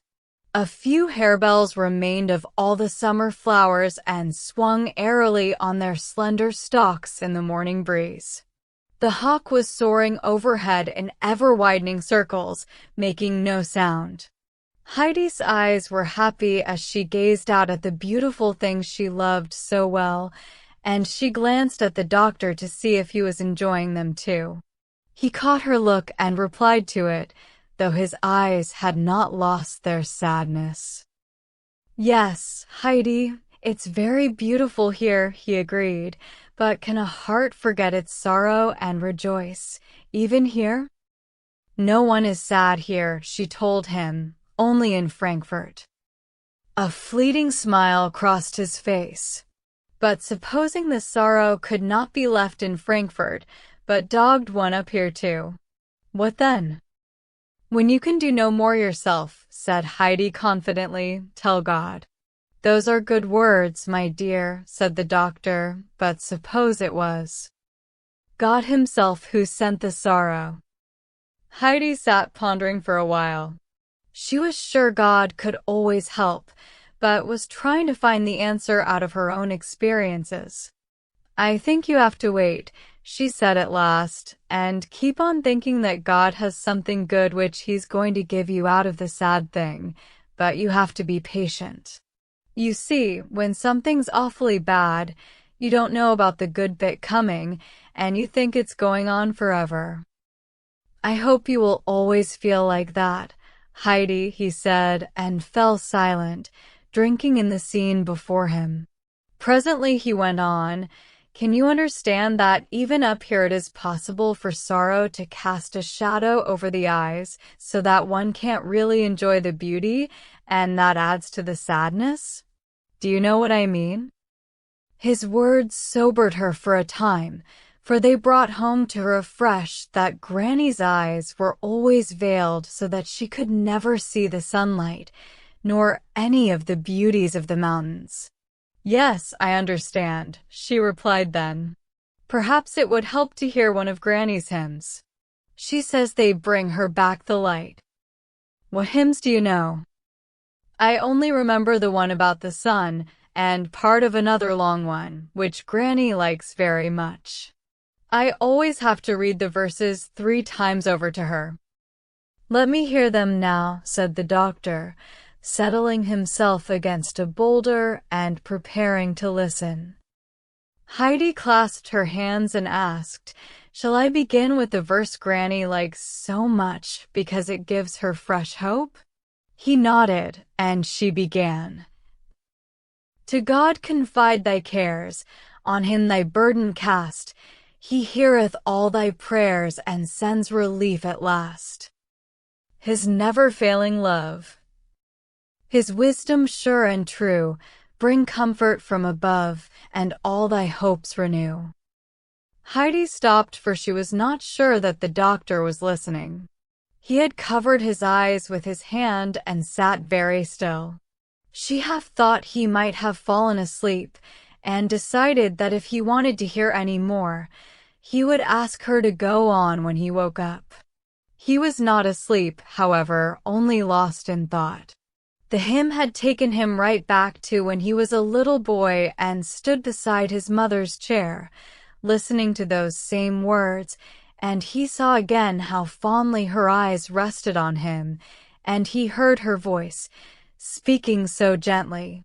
These pleasant memories held him for a long time, and when at last he looked up, there were Heidi's big eyes watching him thoughtfully. He patted her hand and said quite cheerfully, "That was very nice, Heidi. We'll come up here again, and you shall tell me some more." All this had not been at all to Peter's liking. This was the first time for weeks that Heidi had come up with him, and now she went and sat all the time with the doctor and never even looked his way. He kicked the turf and scowled, but neither of them saw him. He even went and shook his fists close behind the doctor's back, but that went unseen also. As the sun came round to midday and the time for eating, he shouted loudly at them, "Dinner time." Heidi stood up then, meaning to bring the doctor's share over to him, but he told her he was not hungry and would like only a little milk, and then he was going a little higher up the mountain. At that, Heidi decided that she was not hungry either, and would also have only milk. She thought she would like to show the doctor the place where Finch had nearly fallen down the ravine, and where there were so many tasty herbs for the goats. So she asked Peter just to get milk from Daisy for the doctor and herself.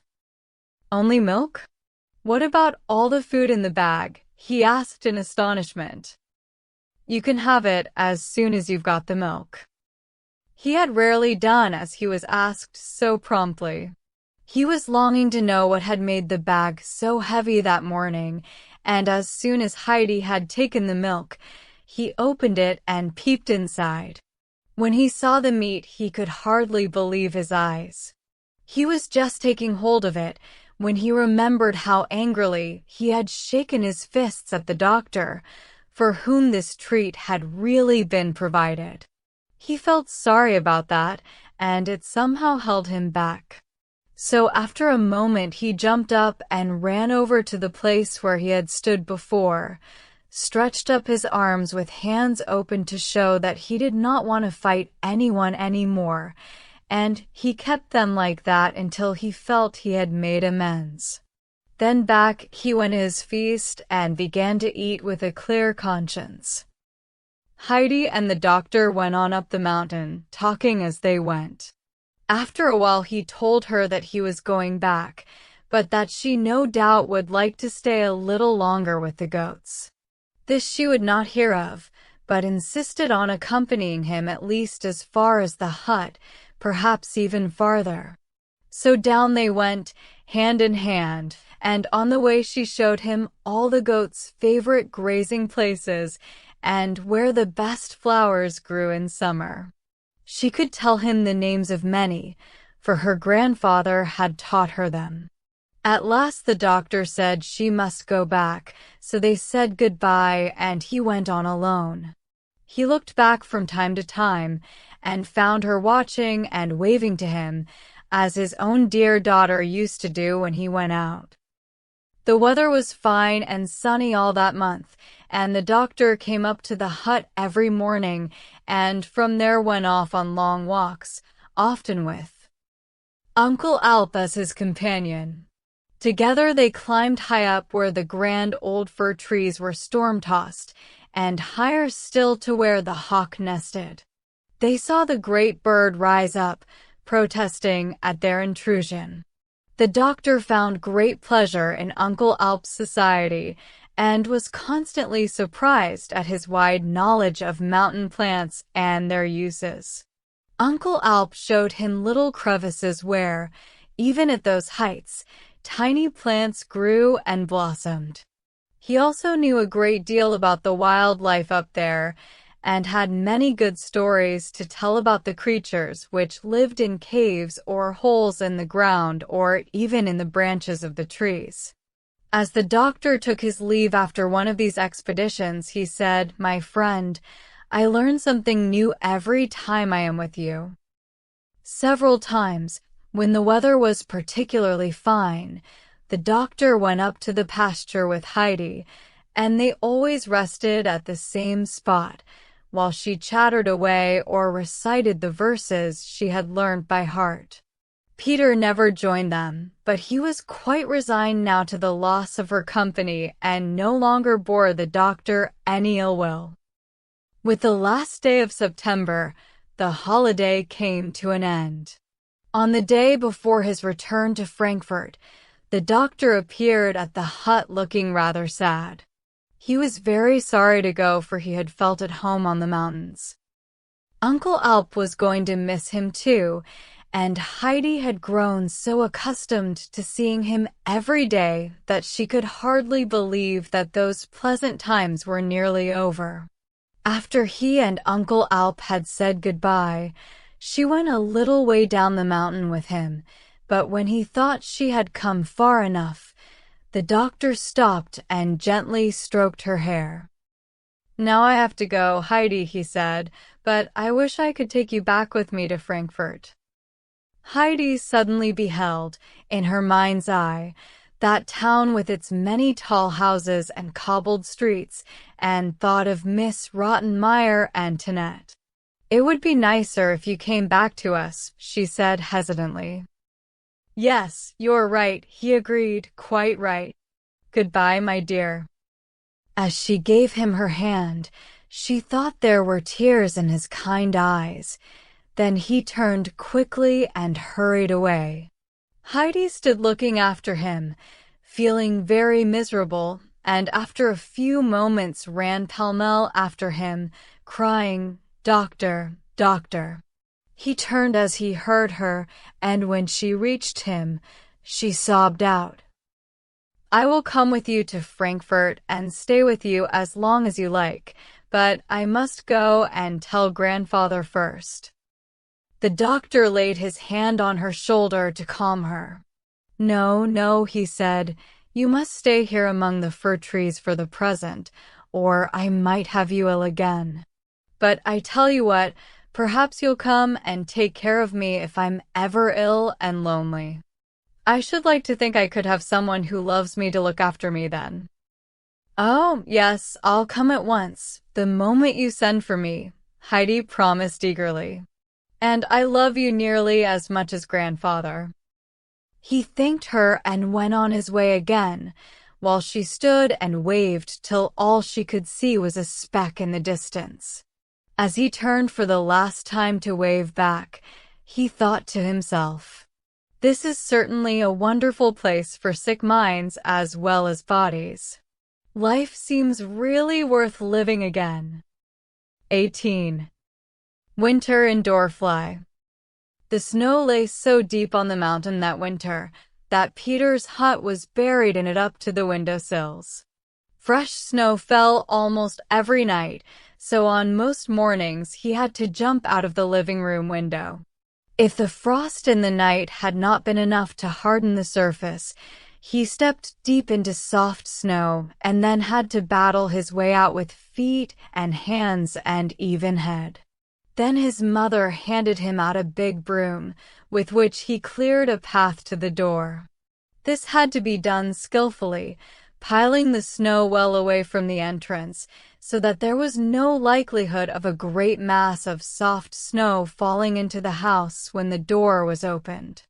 There was also the danger that hard frost might turn soft snow into a solid wall, and so barricade the door, and only Peter was small and agile enough to squeeze through the window. But when it froze in the night, Peter had a grand time, for his mother used to hand him out his little sleigh, and on this he almost flew down to Dorfly, or wherever he had to go, for the whole mountainside became one wide, unbroken sleigh run. Uncle Alp would have had to clear the snow from his hut just as carefully, but he had kept his promise, and, as soon as the first snow fell, he took Heidi and the goats down to the village for the rest of the winter. Near the church and the parsonage in Dorfly, there was a great rambling, ramshackle place almost in ruins. It had once belonged to a soldier who had fought bravely in Spain and acquired a considerable fortune. He had come back to Dorfly, meaning to settle down there for the rest of his life, and had built this great house. But alas, he had lost the taste for quiet living and soon went away and never returned. The house stood empty and uncared for. When he died many years later, it came into the hands of a distant relative in the valley, but by then it was in such a bad state that the new owner was not inclined to spend money on it. He let it to poor people for very little rent, but made no attempt to repair it. That was years before Uncle Alp had come to Dorfly with his son, and they had lived in it for a time. Then it stood empty again, with great holes and cracks in roof and walls, and in winter, always long and severe up there, the icy winds blew right through the place. Now, after Uncle Alp had made up his mind to pass the winter in Dorfly, he rented the old house again. Being handy with his tools, he knew he could make it habitable, and he went down often during the autumn to work on it, and in the middle of October he and Heidi went to live there. At the back of the house there was a high vaulted building which had once been a chapel, though it had gone to rack and ruin. One whole wall and most of another had fallen down. Ivy was growing through a window which had lost all its glass, and the roof looked as though it might collapse any day. The door was missing between this and the room next to it, which was also very dilapidated. Grass was growing between the stones of its paved floor. The walls were crumbling and part of the ceiling was down. The rest only held because strong pillars supported it. Uncle Alp put up some wooden partitions here and laid straw on the floor to make winter quarters for the goats. Beyond this room was a passage half in ruins, and with cracks in the outer wall so wide you could see the sky and the fields through them. But at the end of all this was a solid oak door, still fixed on its hinges, leading to a fine room, in quite good condition. It had paneled walls, and in one corner was an enormous white-tiled stove, reaching nearly to the ceiling. It was decorated in blue with pictures of a huntsman with his dogs in a wood surrounding an old castle, and a fisherman dangling his rod in a calm lake beneath some oak trees. A seat was built on conveniently all around the stove, and as soon as Heidi came into the room with her grandfather, she ran straight over to it and sat down to look at the pictures. She slid along it until she reached the back of the stove and came to a space between it and the wall, which might have been intended for storing apples, but which now held her bed. It had been brought from the loft, just as it was, with its mattress of hay, the sheet, and the heavy linen cover. Heidi was delighted to find it there. "Oh, grandfather," she exclaimed happily, "my room. Isn't it lovely? Where are you going to sleep?" "I thought you ought to sleep close to the stove, so that you won't freeze," he told her. "Now come and see my room." She followed him into a smaller one, where he had set up his bed. There was a second door beside it, which Heidi opened and saw a huge kitchen, bigger than any she had ever seen. There was still much to be done to it, though grandfather had patched it till the walls looked as though they were made up of a lot of little cupboards. He had mended the heavy old outer door too, with nails and screws so that it was possible now to shut it, and that was a comfort, for outside lay ruins, hidden in tall weeds where beetles and spiders lurked. Heidi liked their new home very much, and she had explored every nook and corner of it by the time Peter came to visit her next day. She took him over it and would not let him go until he had seen all its surprises. She slept very well in her cozy corner, though at first she still thought herself back in the hayloft when she awoke in the mornings, and started up to see if the fir trees were so quiet because snow had fallen in the night. Then, remembering she was not in the hut, She used to feel almost stifled for a moment, though that went as soon as she heard her grandfather talking to the goats next door, and the goats bleating as though calling her to get up. Then, knowing that, whatever the place, she was still at home, she would jump out of bed and hurry out to the goats as quickly as she could. On the fourth morning there, she said, "Today I must go and see Granny. She'll be missing me." But grandfather would not hear of it. "You can't go today nor tomorrow," he told her. "The snow is deep on the mountain and still falling. It will be as much as Peter can do to get through, and a little thing like you would be buried in no time and no one would be able to find you. You'll have to wait until the snow freezes hard, then you'll be able to walk over it easily." She did not like having to wait, but there was much to do, and she hardly noticed how the days flew by.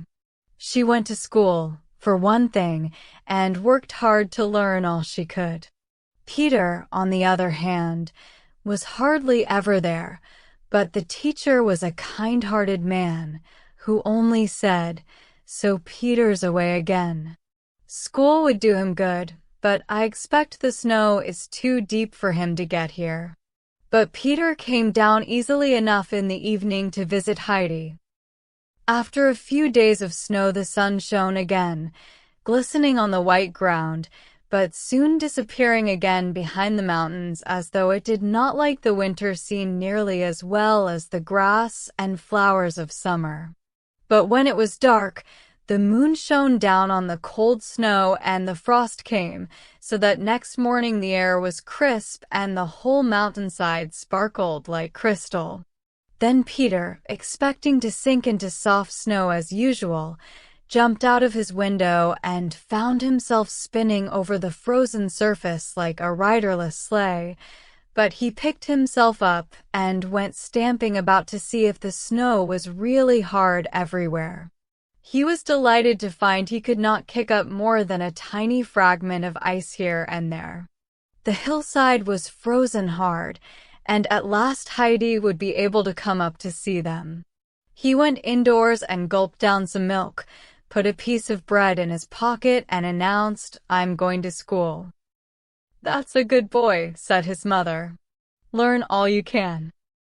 He got out of the window again, for the door was of course quite frozen up, pulled his little sleigh after him, and shot off on it like a streak of lightning. Right through Dorfly he sped, for he could not stop, but flew on down to the valley right past Mainfeld, before the sleigh came to a standstill. He knew where he was, and decided happily that it was too late for school. It would take him a good hour to climb up to the village again, and lessons would already have started. There was no point in hurrying, so he took his time and reached Dorfly just as Heidi and her grandfather were sitting down to dinner.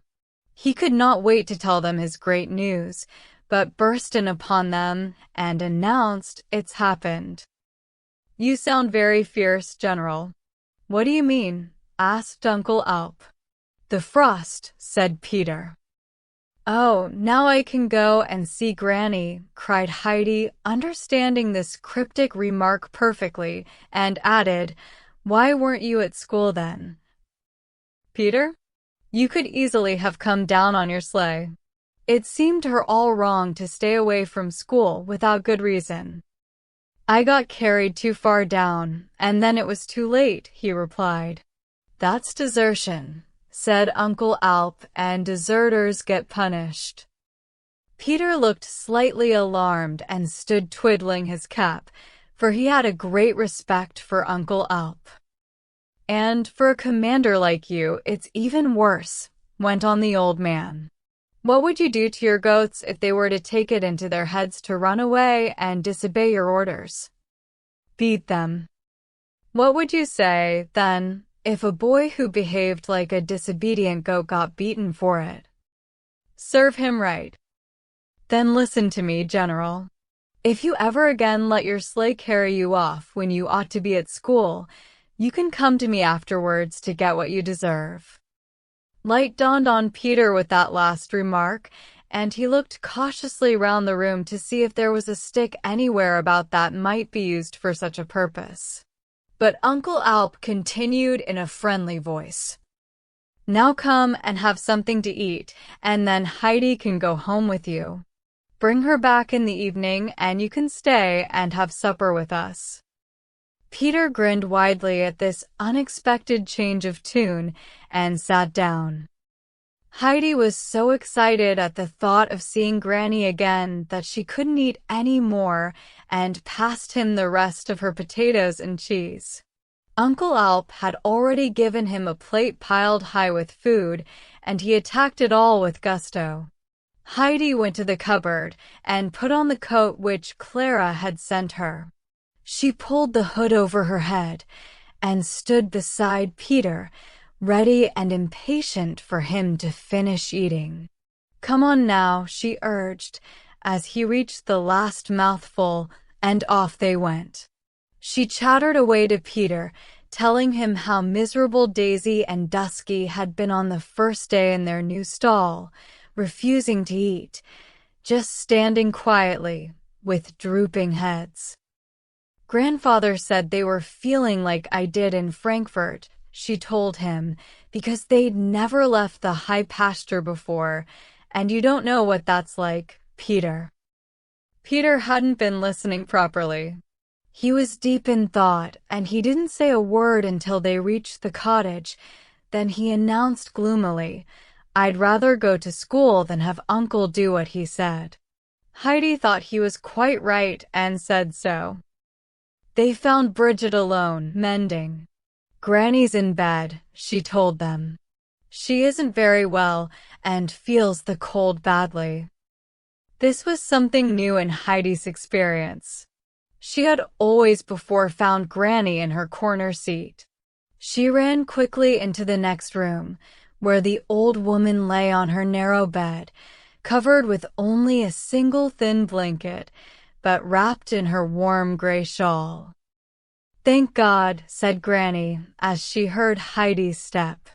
All through the autumn she had been worrying secretly during the time when Heidi had not been able to visit her, for Peter had told her all about the visitor from Frankfurt, who had spent so much time with Heidi, and she had been sure he must be going to take her away. Even after he had gone back, she still expected to see someone come from Frankfurt and carry her off. "Are you very ill, Granny?" asked Heidi, standing close beside her.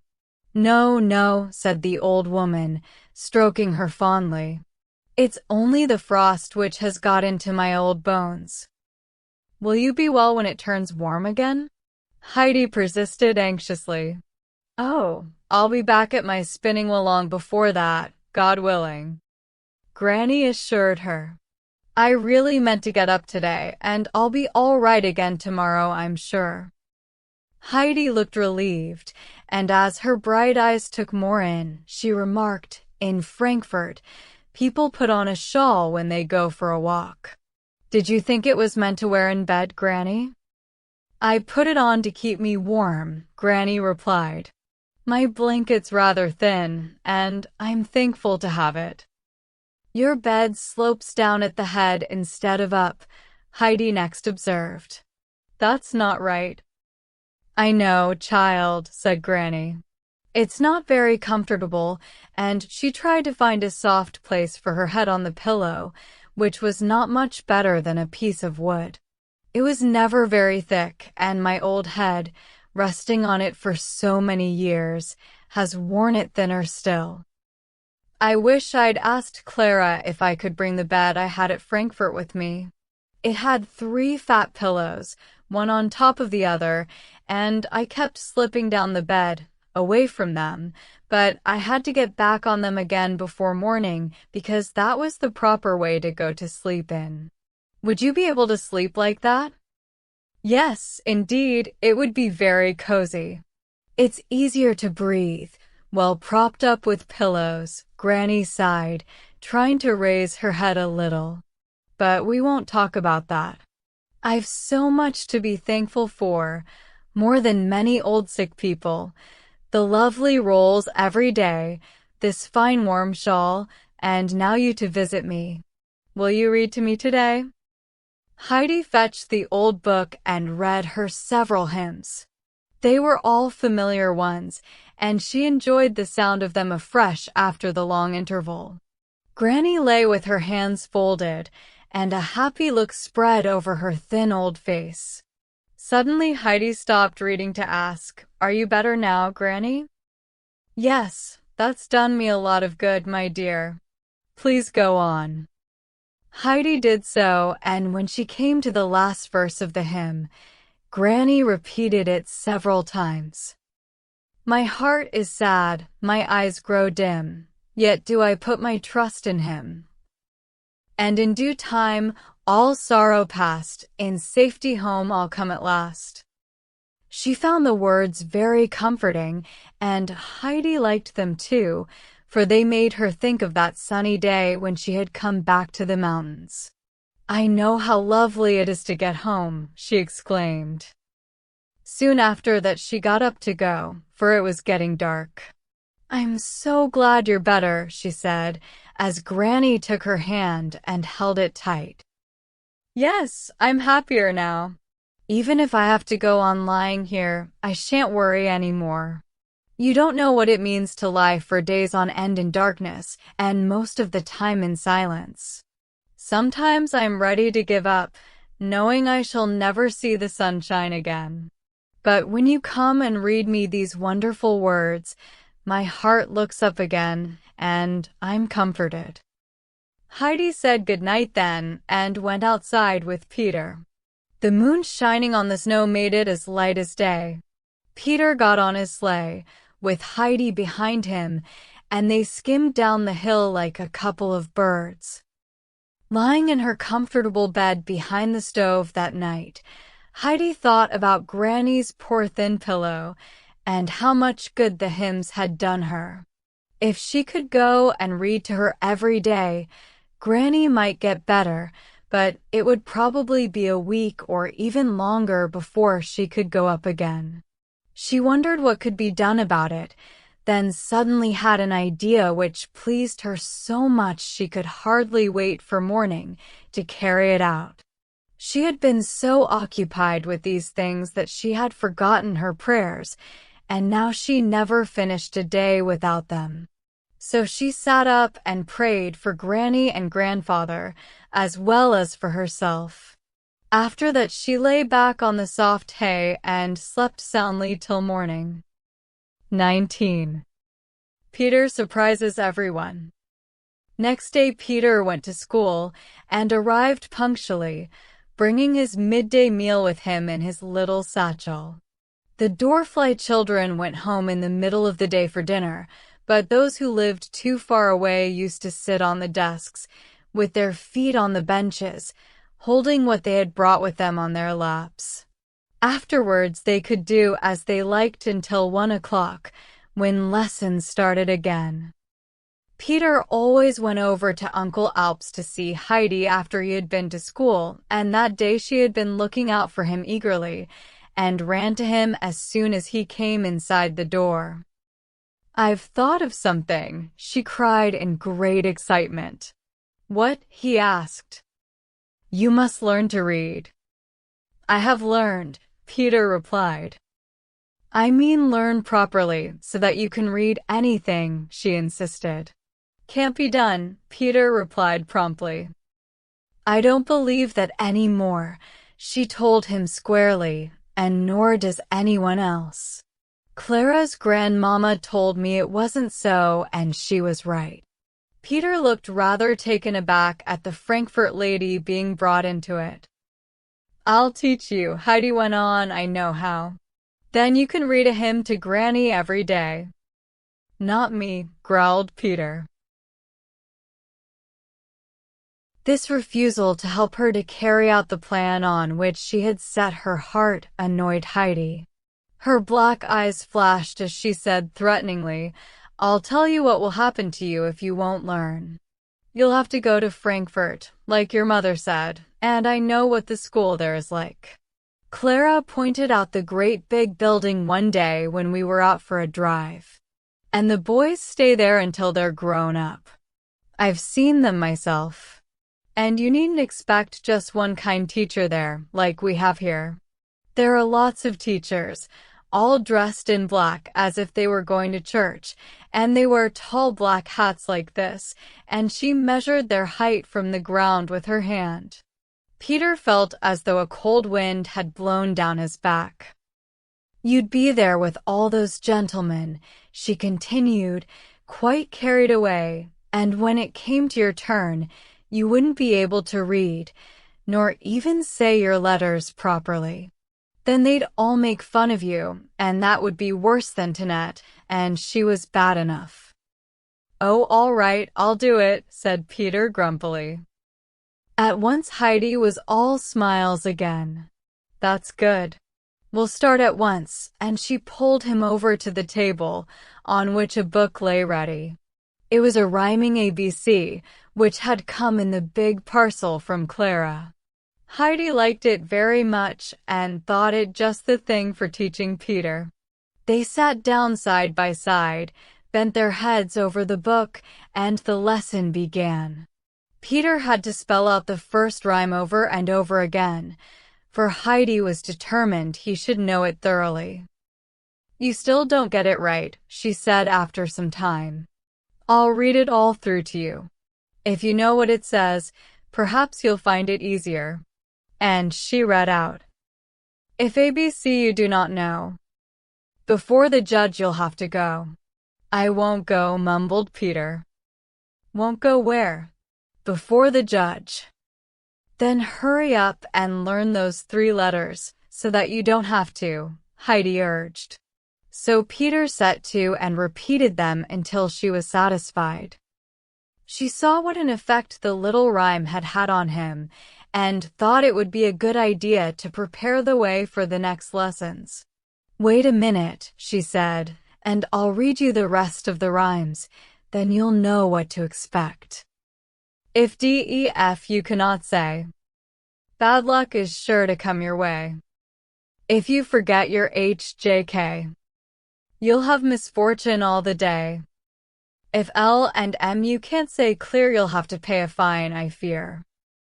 Trouble will be in store for you if you can't say N, O, P, Q. If you get stuck at RST, a dunce's cap your lot will be. Peter was listening so quietly that she stopped to look at him and found him staring at her with dismay, bewildered by all these threats of trouble. Heidi's tender heart melted at sight of him, and she hastened to reassure him. Don't worry. Just come every evening, and if you go on as you've done today, you'll soon know all your letters, and then nothing will happen to you. But you must come every day and not stay away as you do from school. Even if it's snowing, it won't hurt you to come. Peter promised, for Heidi's picture of the school at Frankfurt had taken the fight out of him. After that he did what Heidi told him and came regularly for his lessons, and soon made quite good progress with his letters, though he always found it difficult to learn the rhymes by heart. Uncle Alp often sat in the room with them, smoking his pipe and listening to the lessons, much amused by all that went on. After his exertions, Peter was usually invited to stay to supper, which quite made up for all he went through. At length they reached the letter U, and Heidi read, If you confuse AV with you, you'll find yourself in Timbuktu. No, I won't, growled Peter, but he made haste to learn the letters all the same, as if he was afraid someone might carry him off by the scruff of his neck. Next evening Heidi read, If over W you fall, beware the rod upon the wall. Peter glanced round the room and said scornfully, Isn't one? No, but do you know what grandfather has in the cupboard? She asked. A stick almost as thick as my arm. You can just pretend that's hanging on the wall when you say this rhyme. Peter knew Uncle Alp's stout hazel stick, and he bent over his book again at once, determined to master W. Next day the rhyme went, "If letter X you can't recall, you'll get no food today at all." Peter looked towards the cupboard where the bread and cheese were kept and remarked crossly, "I never said I was going to forget X." "Good, then we can learn another letter at once, and there'll be only one left for tomorrow." Peter was not keen on learning any more that day, but Heidi had already begun to read. "If you find Y is hard to say, they'll laugh at you at school today." Peter remembered about the gentlemen in Frankfurt with their tall black hats, and he made himself study Y till he knew it with his eyes shut. When he came again, he was inclined to be cocky, knowing he had only one more letter to learn. As usual, Heidi read the couplet aloud. "If Z should tie you up in knots, they'll send you to the Hottentots. Nobody knows where they live," he commented scornfully. "Grandfather will know," Heidi returned quickly, "and I'll just run and ask him. He's over with the pastor." She jumped up and was really starting off when Peter caught hold of her. "No, wait," he cried, for he could quite see Uncle Alp and the pastor coming over together to pack him off to the Hottentots forthwith, if he had not yet learned Z. Of course Heidi stopped then. "What's the matter?" she asked. "Nothing. Come back. I'll learn it," he muttered. But Heidi was now eager on her own account to know where the Hottentots lived, and said again that she must run and ask her grandfather about it. It was only when she saw that Peter was really worried that she gave up and came back to the table. She made Peter pay for it, though, by repeating the letter Z till she felt sure he could never forget it. And then she started immediately to teach him to read whole words, which was a great step forward. It was just about this time that it began snowing again, and continued for several days, so that the ground was covered with soft snow once more, and Heidi could not get up to Granny's. For nearly 3 weeks she did not see her, and that made her all the more anxious for Peter to be able to read too. Granny in her place.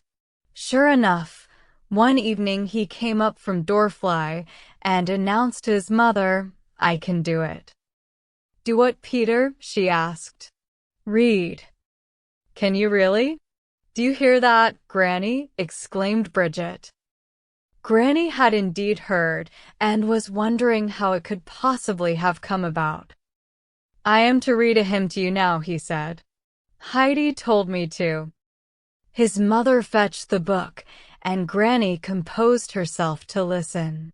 Peter sat down at the table and really began to read. At the end of each verse, his mother exclaimed, "Well, would you believe it?" Granny did not speak, but listened closely. At school in the village next day, Peter's class had a reading lesson as usual, and when it came to his turn, the teacher said, "I suppose we must pass you over again, Peter, or will you just try, not perhaps to read, but just to pick out a word or two?"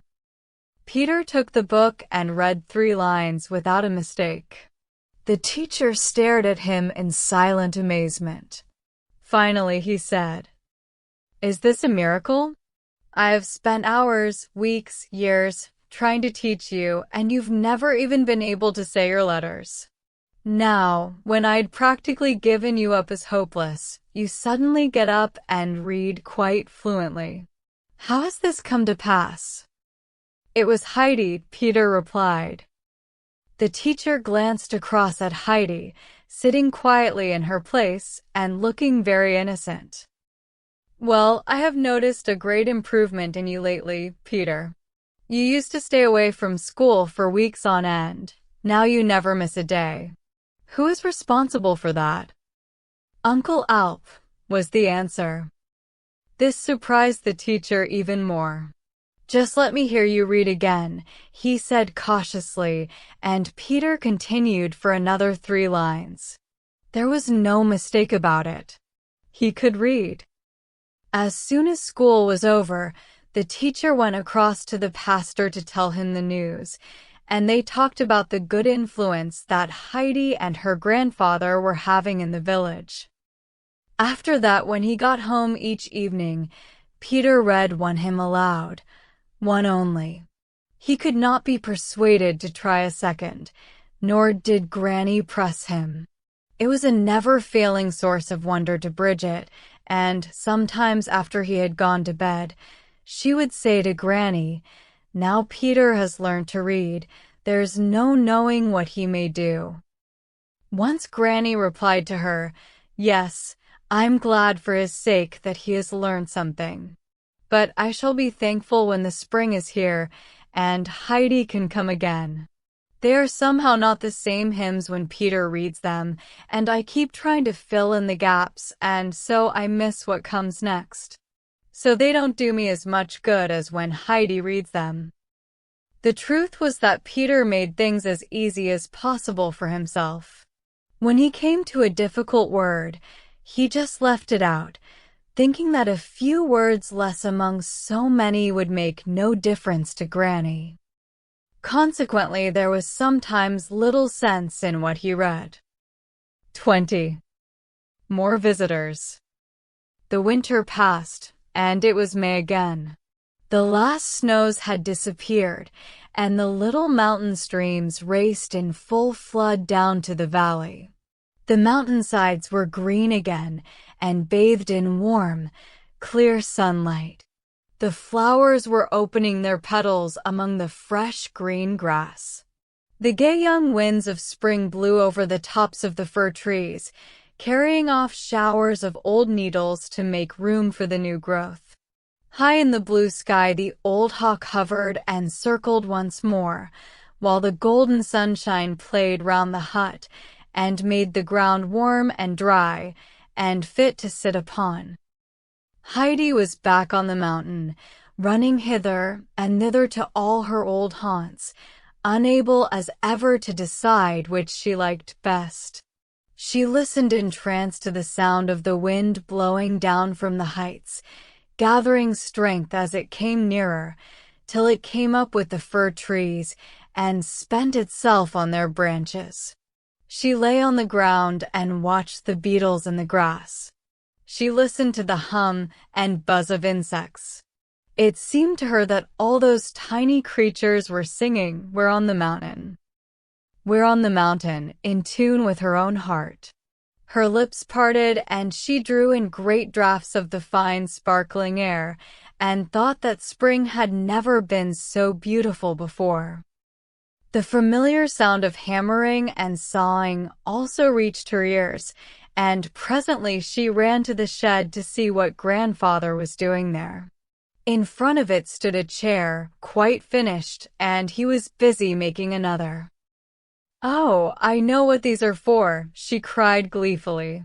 "We shall want them when they all come up from Frankfurt.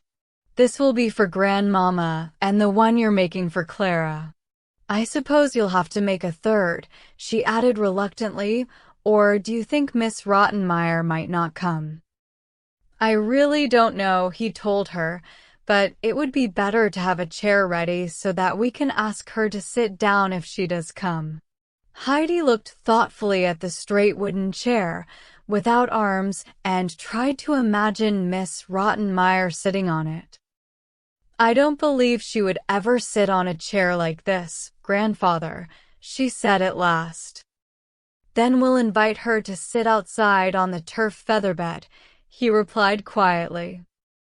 Heidi was not sure what this strange article of furniture might be, but Peter's familiar whistling and shouting above distracted her, and a few moments later she was surrounded by her old friends, the goats, who leaped about her as eagerly as ever, bleating for joy.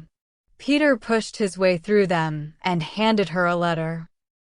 "Here you are," he said, with no other explanation. "Did you find a letter for me up on the pasture?" she inquired in surprise. "No." "Where did you get it then?" "Out of my satchel." The fact was that the postman in Dorfly had given him the letter the evening before, and he had put it in his empty bag.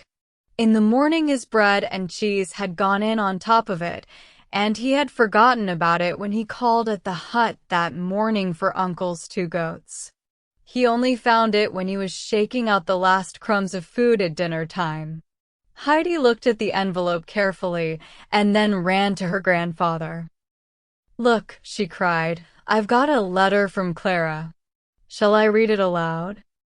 He at once prepared himself to listen, and Peter, who also wanted to hear it, propped himself up against the doorpost, as he found it easier to attend in that position. Dear Heidi,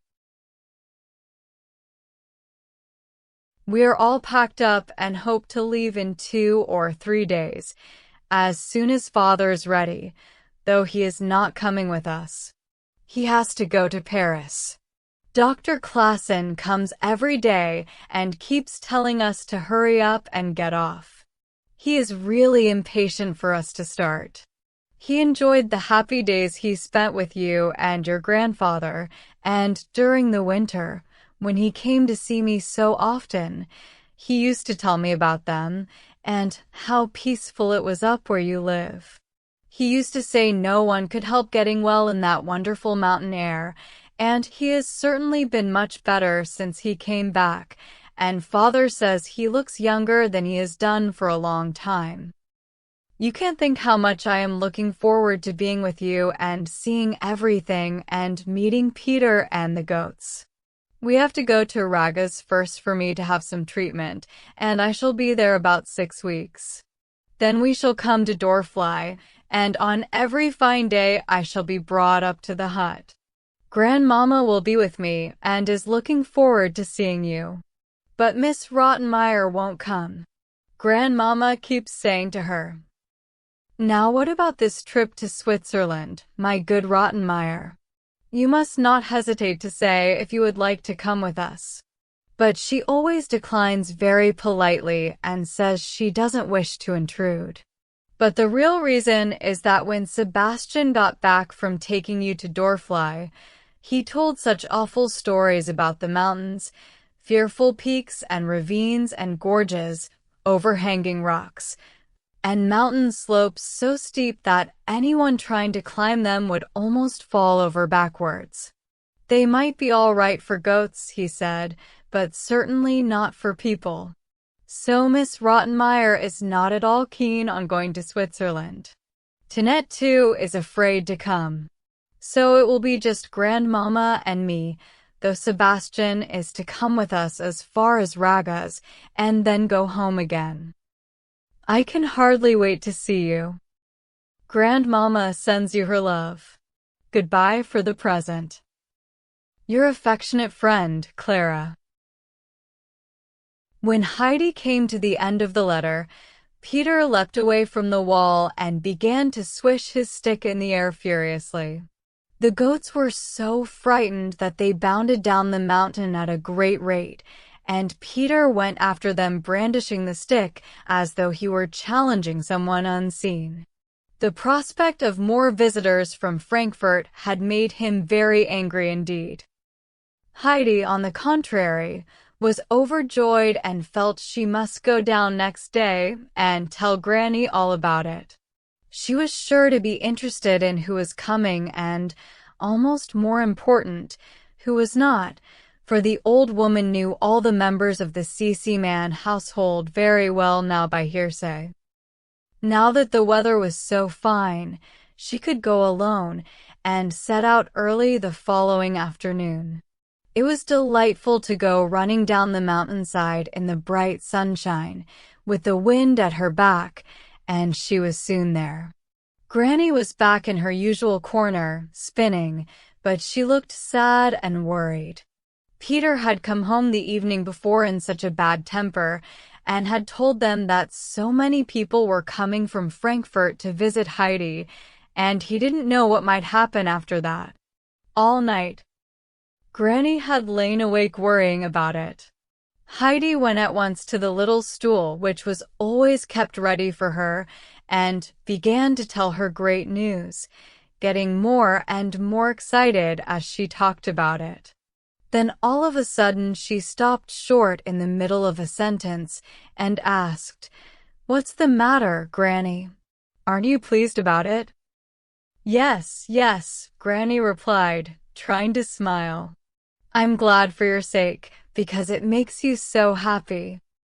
"But something's troubling you," Heidi insisted. "Are you afraid Miss Rottenmeier may come after all?" And she began to feel worried herself at this idea. No, it's nothing. Give me your hand so that I know you're really here," said Granny. "It will be best for you, I'm sure, even if I don't survive it." "I don't want what's best for me if you're not going to survive it," declared Heidi. This convinced Granny that the friends from Frankfurt were really coming to take Heidi away. No doubt they wanted to have her back, now that she was quite well again. That was what was troubling her, but she wished she had not let Heidi notice it. The child was so tender-hearted, she might refuse to go away and leave them, and that would not be right. To change the subject, Granny now said, "I know what would do me good and make me happy again. Please read me the hymn that begins, 'Though the storm clouds gather.'" By now Heidi knew the old hymn book very well, and she soon found the one Granny wanted and read in her clear voice. "Though the storm clouds gather, God thy heavenly Father gives thee peace within. Nothing shall distress thee. If God keep and bless thee, lasting joy thou wilt win." "I needed to be reminded of that," said Granny, and the troubled look left her face. It was dusk when Heidi went home, and the stars came twinkling out one by one as she climbed up to the hut, sending her a greeting out of the sky. She stopped sometimes to gaze up at them, feeling a deep peacefulness in her heart, and said a little prayer of thanks. She found her grandfather also looking at the stars spangling the heavens so brilliantly. All through that month the sun shone down every day from a cloudless sky, and morning after morning Uncle Alp looked out, remarking in wonder, "This is indeed a year of sun. It will bring the grass and flowers on quickly, and the pasture will be so rich that Peter will have to watch his army, or they'll get out of hand from overfeeding." And Peter, when he heard him, swung his stick with an "I'll see about that" air. So May passed, and June came with longer days and hotter sun, which brought the flowers out all over the mountain, filling the air with their sweet scents. One morning towards the end of the month, Heidi came out of the hut after doing her little round of housework. She intended to climb up behind the fir trees to see a big clump of centauri, which was in full flower and looked very beautiful with the sun shining through its petals. She only reached the corner of the hut, however, when she gave a shout which brought her grandfather out of the shed to see what had happened. "Grandfather, come and look. Come and look," she cried, beside herself with excitement. When he looked in the direction she was pointing, he saw quite a remarkable procession was coming up the mountain. First came two men, carrying between them a chair on poles, and in it sat a girl, very carefully wrapped up. A stately-looking lady rode on horseback behind them, gazing about her with interest and chatting to a young man who was holding the bridle. Then came two more men, one pushing an empty wheelchair and the other carrying an enormous bundle of rugs and wraps in a basket on his back. "They've come! They've come!" Heidi shouted, jumping up and down with delight. And sure enough, it was the long-expected party from Frankfurt. As they came near the hut, The chair carriers put their burden down. Heidi sped over the grass to welcome Clara and hug her. Mrs. Seaman dismounted too, and Heidi ran to greet her also. Then the old lady turned to Uncle Alp, who had come forward with outstretched hand. They had heard so much about each other that they met as old friends and greeted one another without formality. "My dear uncle," Mrs. Seaman exclaimed, "what a magnificent place to live! I can't imagine anything more beautiful. A king might envy you. And my little friend Heidi looks so well, like a June rose," and she drew the child to her, stroking her fresh pink cheeks lovingly. "It's so fine, I don't know where to look first. What do you think of it, Clara?" Clara had never seen or dreamed of anything like it. "It's heavenly," she sighed, "simply heavenly. Oh, Grandmama, I wish I could stay here forever." Uncle Alp brought the wheelchair forward and spread some rugs in it. Then he went over to Clara and said, "Supposing I carry you to your usual chair? That would be more comfortable, I'm sure. This one you're in must be a trifle hard." Without more ado, he lifted her in his strong arms and settled her gently into it. Then he wrapped the rugs round her as tenderly as though he had spent the whole of his life looking after invalids. Mrs. Seaman watched him with astonishment. "My dear uncle," she exclaimed, "if I knew where you had learned to care like that for the sick, I would send all the nurses of my acquaintance to study there. How did you come by it?" "From experience and not training," he replied, a shadow falling across his face, for his thoughts had traveled swiftly back to the time when he was a soldier and had brought his captain off the battlefield so badly wounded that he spent the rest of his days on a couch, hardly able to move. No one but Uncle Alp was allowed near him, and he had looked after him till he died. He had quite naturally handled Clara as he used to deal with that other sufferer, and he understood without telling the little services which would make her comfortable. Clara could not drag her eyes away from the scene which stretched before her, the fir trees, the mountains with great gray peaks, glistening in the sun. "Oh, Heidi," she cried, "if only I could run about with you, and look at all the things I know so well from what you have told me." Heidi took hold of the chair handle and, pushing with all her might, managed to get it as far as the firs. Clara had never in her life seen anything like these tall old trees, with their straight trunks and long thick branches sweeping almost to the ground. Even Grandmama, who had followed them, had never seen such trees before. She stood admiring them, thinking how long they must have stood there looking down on the valley below, while generation after generation of men came and went, were born and died, and they stood fast, forever stretching upwards to the sky. Heidi wheeled Clara onto the goat stall and opened the door wide so that she could have a good look inside, though as the goats were not at home, there was nothing particular to see.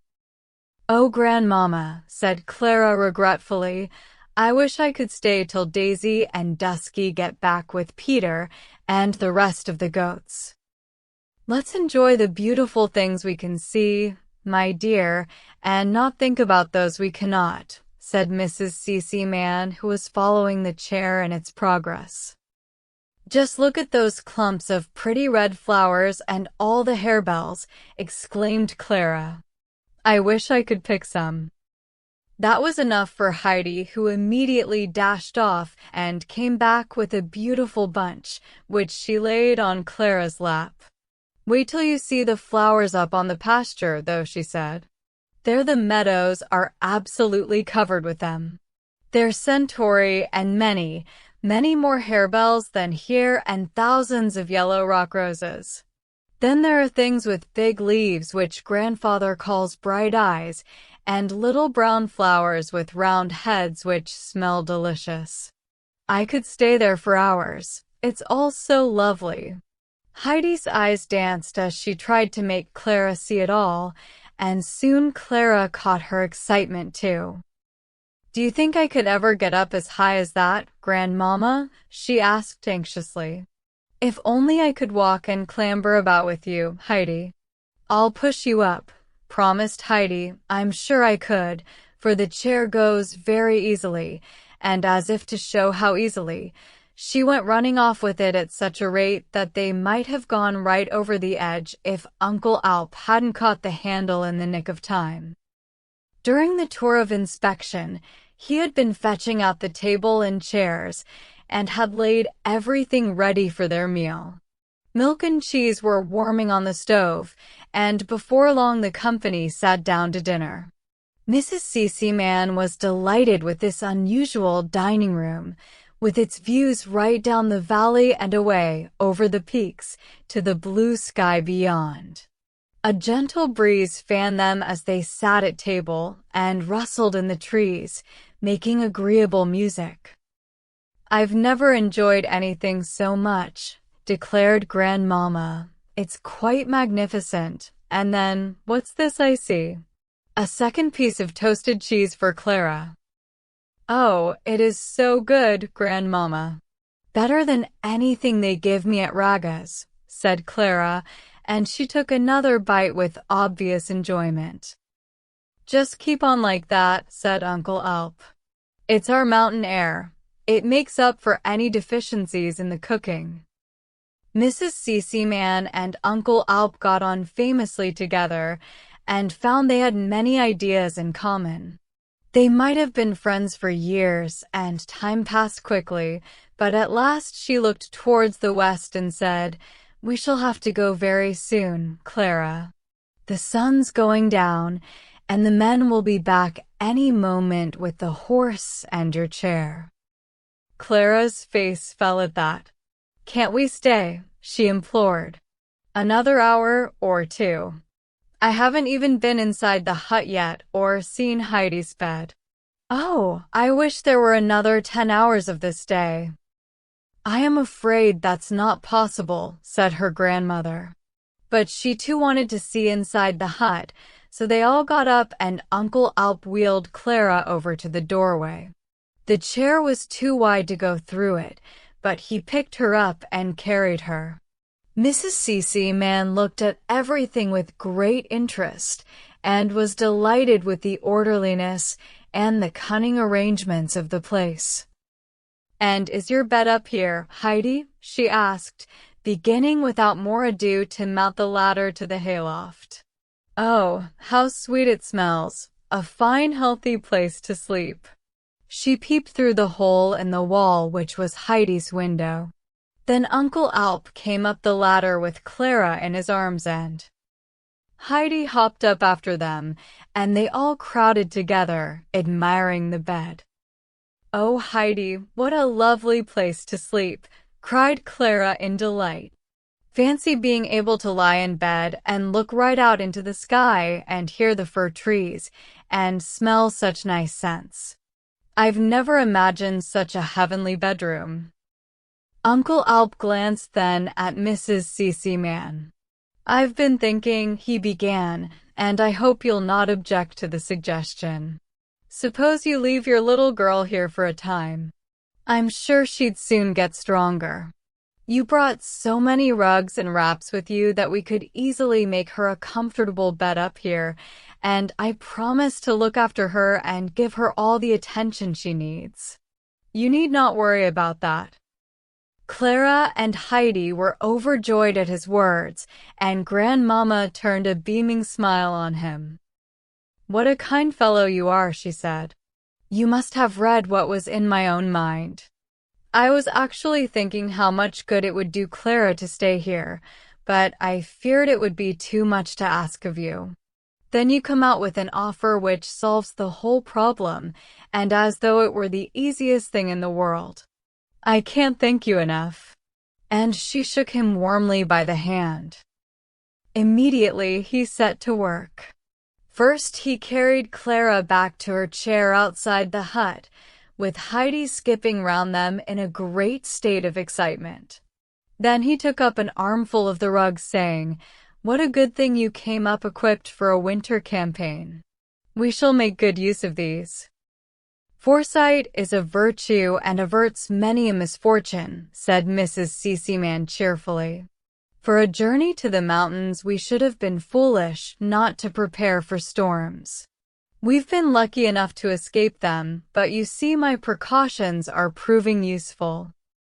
As they talked, they climbed up to the loft again and began to prepare Clara's bed, piling one thing on top of another till the erection began to look like a fortress. "Just let a single stalk of hay poke its way through that," said Grandmama, as she tucked the ends well in and patted the surface to make sure it was smooth and even. Then down she came, well satisfied, and went out to the children, who were eagerly discussing how they would spend their precious days together. "How long can I stay?" Clara asked as soon as her grandmother reappeared. "We must ask Uncle that," was the reply, and as he arrived at that moment, he told them gravely that, in his opinion, they would be able to judge in about 4 weeks whether the mountain air was really doing Clara good. The children clapped their hands at this, for they had not expected half as much. The men with Clara's chair were now sent off, and Mrs. Seaman got ready to leave. "I won't say goodbye, Grandmama," said Clara, "because you'll come up sometimes to see how we're getting on, won't you?" "We shall love that, won't we, Heidi?" But Heidi's reply was simply to jump up and down and clap her hands. Mrs. Seaman then mounted her horse, and Uncle Alp took the bridle to lead them down the steep slope. She begged him not to trouble himself, but he declared his intention of seeing her safely back to Dorfly, for the steep path could be dangerous to anyone on horseback. Mrs. Seaman did not care to stay on in quiet little Dorfly alone, but decided to go back to Raga's and make an occasional trip to the mountains from there. Peter arrived with the goats before Uncle Alp got back, and Heidi was immediately surrounded by them, and Clara too. Heidi called each one by name so that Clara could make their acquaintance at last and see Snowflake, Finch, Daisy, and Dusky, and all the others for herself, as she had longed to do, not forgetting Big Turk. Peter stood a little to one side, glaring at the newcomer, and made no reply to their friendly greetings. Instead, he slashed out violently with his stick, as his habit was when he was out of humor, swishing it to and fro as though he wanted to break it. Then he ran off with his herd. Perhaps the loveliest moment of all that exciting day for Clara came when she and Heidi were in bed in the hayloft, and she found herself looking straight out to the starry sky. "Oh, Heidi," she cried, "it feels as if we were riding in a high sort of carriage right into heaven." "Why do you think the stars twinkle so brightly at us?" asked Heidi. "I don't know." "Tell me," Clara replied.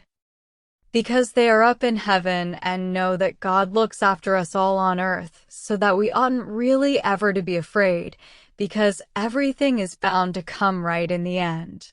That's why they nod to us and twinkle like that. Let's say our prayers now, Clara, and ask God to take care of us." They both sat up in bed then and said their prayers, and after that Heidi laid her head on her arm and was asleep in no time. But Clara lay awake looking out at the sky, hardly able to close her eyes on those wonderful stars, which she had scarcely ever seen before, for she never went out at night in the ordinary way, and at home the curtains were drawn tight before they appeared in the sky. Even when she became drowsy, she kept opening her eyes again to make sure that 2 particularly bright stars were still shining into the room, nodding and twinkling to her, as Heidi had said. And when she could keep awake no longer, the stars seemed to be there still in her dreams. 21. Clara begins to enjoy life. As the sun rose next morning, Uncle Alp was outside as usual, quietly watching the mists disperse over the mountains and the light clouds grow pink as day broke.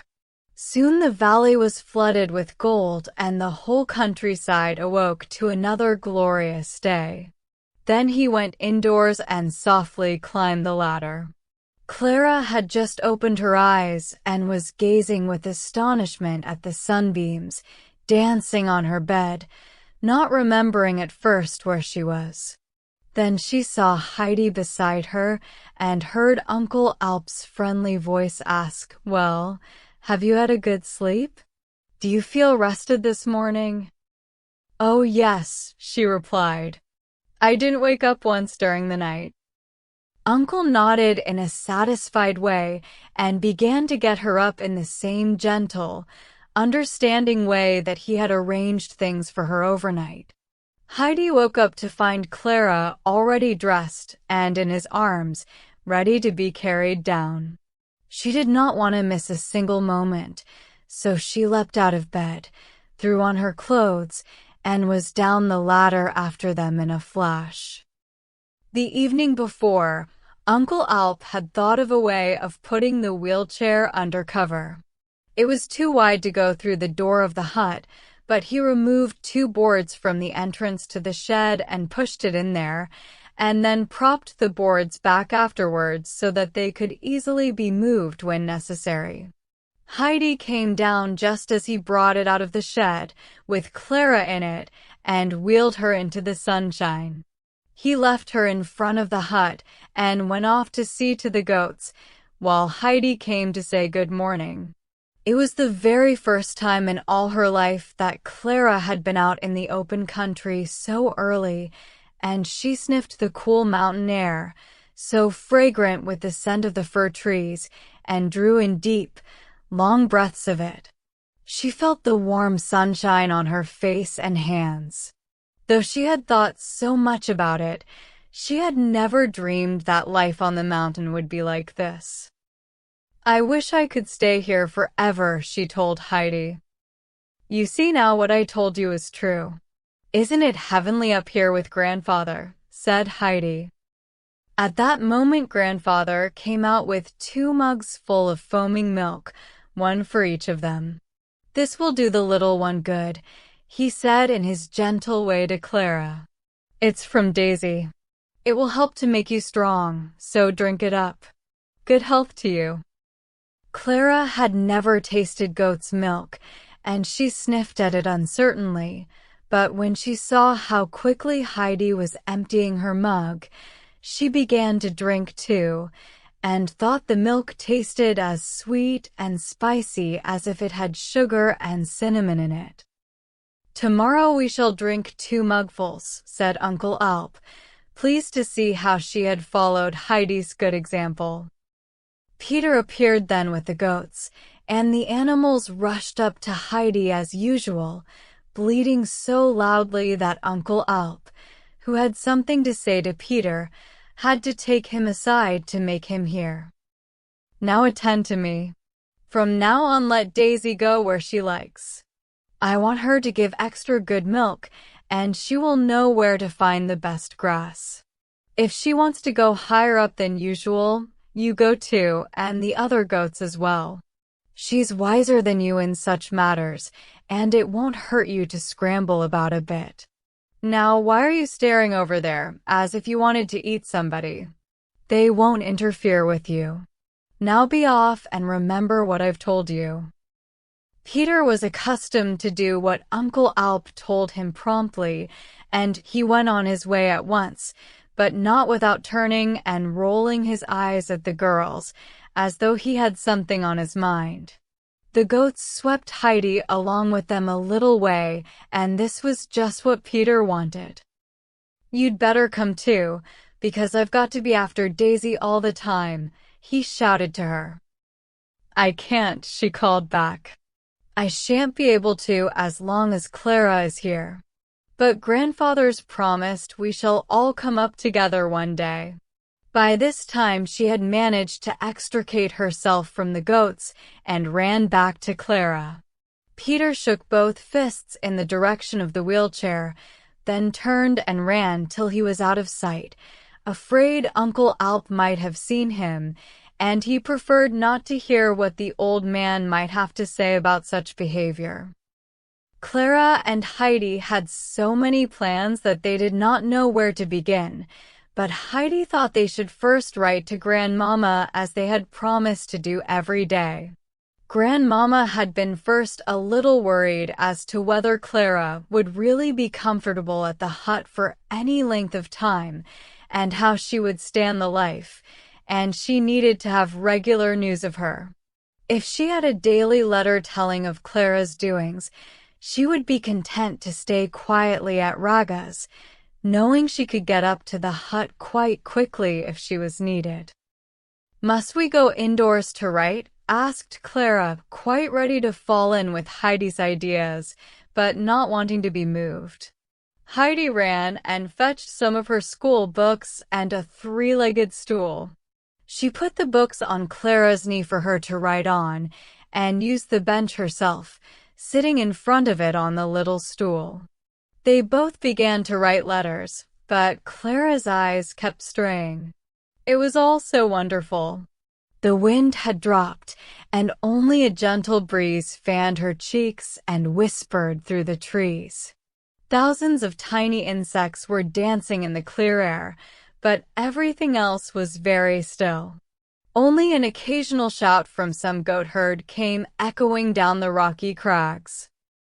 The morning passed in a flash, and Uncle Alp appeared with 2 steaming bowls, saying that Clara should stay out of doors as long as it was light.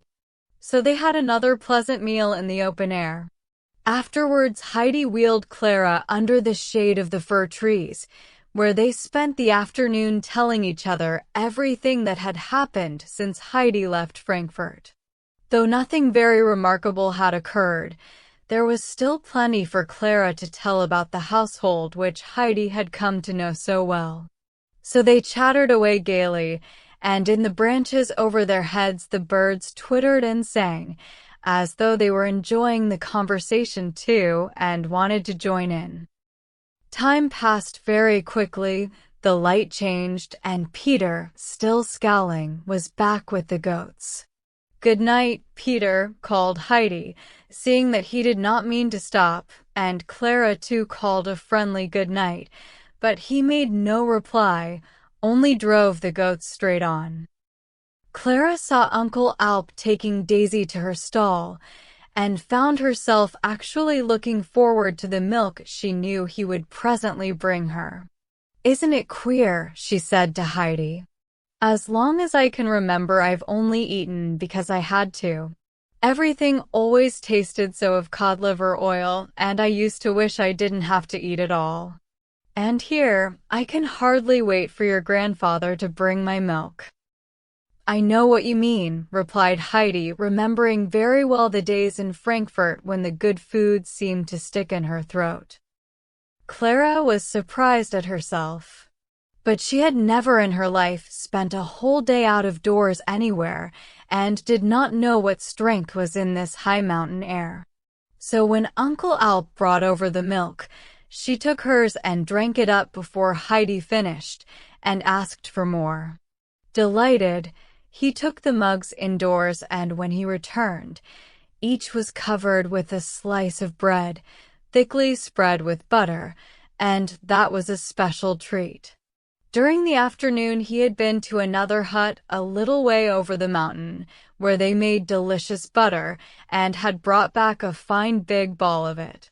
As he stood and watched them, he was pleased to see how the children enjoyed it. Clara meant to keep awake again that night, to watch the stars, but simply couldn't keep her eyes open and fell at once into the soundest sleep she had ever known. The next day or 2 passed as happily. Then came a great surprise for the children. 2 strong carriers arrived, each with a bed and bedding in a basket on his back. There was also a letter from Mrs. Seaman to say that the beds were for Clara and Heidi. From now on, instead of her couch of hay, Heidi was to have a proper bed, and when she went down to Dorfly in the winter, one was to be taken there, while the other remained at the hut, so that Clara would know there was always a bed for her whenever she could go to see Heidi. She thanked them for their daily letters, which she hoped would continue, so that she would know all that was going on as though she were there with them. Uncle Alp went up to the loft and threw the hay back where it belonged, and folded the rugs away. Then he helped the two men to carry up the beds, and he put them close together so that the children could still look out of the window from their pillows. Clara's letters to her grandmother showed that she was enjoying life at the hut more and more every day. Uncle Alp was so kind and thoughtful. Heidi so gay and amusing, far more so than she had seemed in Frankfurt. So every morning Clara's first thought was, "Oh, how lovely. I'm still here at Heidi's." Mrs. Seaman was quite reassured by these promising accounts of her granddaughter, and felt there was no real need for her to make the journey up to the hut again at present, and she was not sorry for that, as the steep slopes had made it rather tiring for her. Uncle Alp grew very attached to his little guest and tried to find something new every day to make her better. He took to going off in the afternoons high up on the mountain top to look for special plants and herbs, and he hung bunches of them in the goat stall, where they scented the air with their fragrance. When Peter's goats came down in the evening, they sniffed and wrinkled their noses and tried to get into the stall, but the door was firmly shut against them. Uncle Alp had not gone scrambling about up there just to give the herd a treat. His herbs were only for Daisy, to improve her milk still more. It was easy to see that this diet agreed with her. She became very lively and tossed her head, and her eyes were very bright. When Clara had been there a fortnight, Uncle Alp began trying to get her on her feet each morning before putting her in her chair. "Won't the little one try to stand for a minute?" he asked gently, and to please him, she did try, but gave up very quickly because it hurt her, and she clung to him for support. But each day he persuaded her to try for a little longer. There had not been such a beautiful summer as that on the mountain for many years. Day after day the sun shone from a cloudless sky, and the flowers had never been so gay nor so sweet before. And when evening came, snowfields and rocky peaks were a blaze of color, purple, pink, and gold, but the full glory was only to be seen higher up than Uncle's hut. Heidi told Clara all about it, and how specially lovely everything was up on the high pasture which she loved so much. One evening, as she was talking about it, she suddenly longed to see it so passionately that she ran to her grandfather, who was busy at his bench in the shed, and cried, "Oh, grandfather, will you take us up to the pasture tomorrow? It'll be so lovely there now." "Very well," he agreed, "if the little one will first do something for me, and try her best to stand alone this evening." Heidi ran back, delighted, to tell Clara the news, and Clara promised to try hard for Uncle Alp, as she too was excited at the thought of such an expedition. Heidi was so thrilled that she called out as soon as she caught sight of Peter, "We're coming up with you tomorrow, to spend the whole day on the pasture." In reply, Peter only growled like a bear that has been teased, and hit out with his stick at Finch, who was trotting peaceably beside him. But Finch avoided it by leaping right over Snowflake's back, and the stick fell on empty air. Clara and Heidi went to bed so full of the plans for next day that they agreed to stay awake all night talking about them. However, their heads had hardly touched the pillows when all their chatter ceased. Clara dreamed of a great stretch of turf, covered with harebells, and Heidi of the hawk croaking away on the heights, as if he were calling, "Come, come, come." 22. The unexpected happens. Uncle Alp was out before sunrise next morning to look at the sky and see what kind of day it was going to be. He stood watching the light come over the mountain tops, till the sun itself appeared and the shadows died away, and even the valley came to life again. Then he fetched the wheelchair from the shed and put it ready in front of the hut before going to waken the children. Peter arrived just then, and the goats were shifting rather nervously about him, for he had been hitting out at them without the slightest cause all the way up. He was feeling very sore and cross.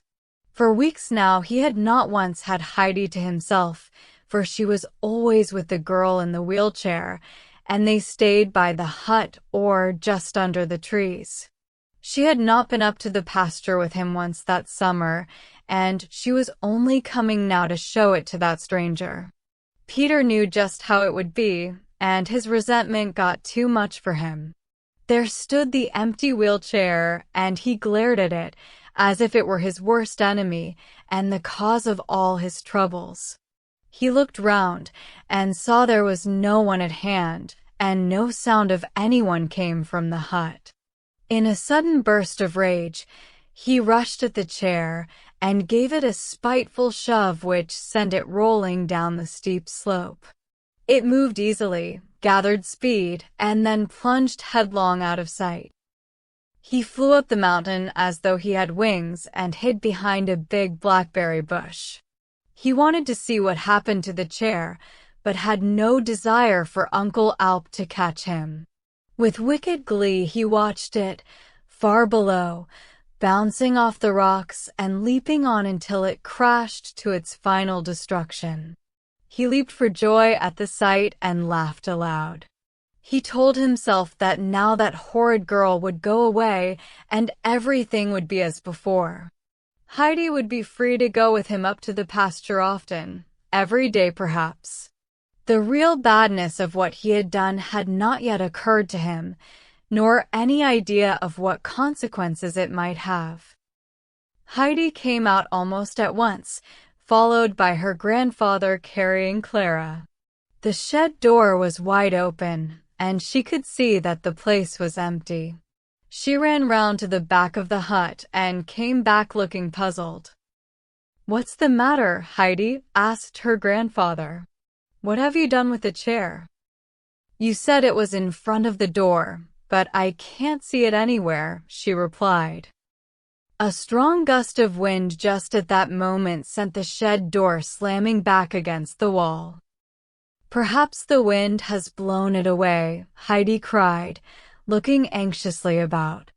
"Oh dear, if it has rolled right down to Doorfly, we shan't get it back in time to go. If it has fallen as far as that, we shan't get it back at all," said her grandfather. "It will be broken in 100 pieces." He went to look over the edge and murmured to himself, "That's curious." He saw the chair and realized that to fall where it had, it would have had to turn a corner on its way from the shed. "Oh, how dreadful!" Clara wailed. She was really upset. "Now we shan't be able to go today. I shan't ever be able to go, because I shan't be able to stay here without my chair. Oh, what shall I do?" "We'll go up to the pasture today anyway, as we planned," Grandfather told her kindly. "After that, we'll see." That satisfied them both. He went indoors and returned with an armful of rugs, which he spread out in the sunniest spot he could find. Then he settled Clara on them. He fetched their milk and brought out Daisy and Dusky from their stall. "I wonder where that boy's got to," he remarked thoughtfully. "He's very late." Peter had not given his usual whistle. When the girls had finished their breakfast, He picked Clara up and the rugs and said, "Now we can go, and we'll take the goats with us."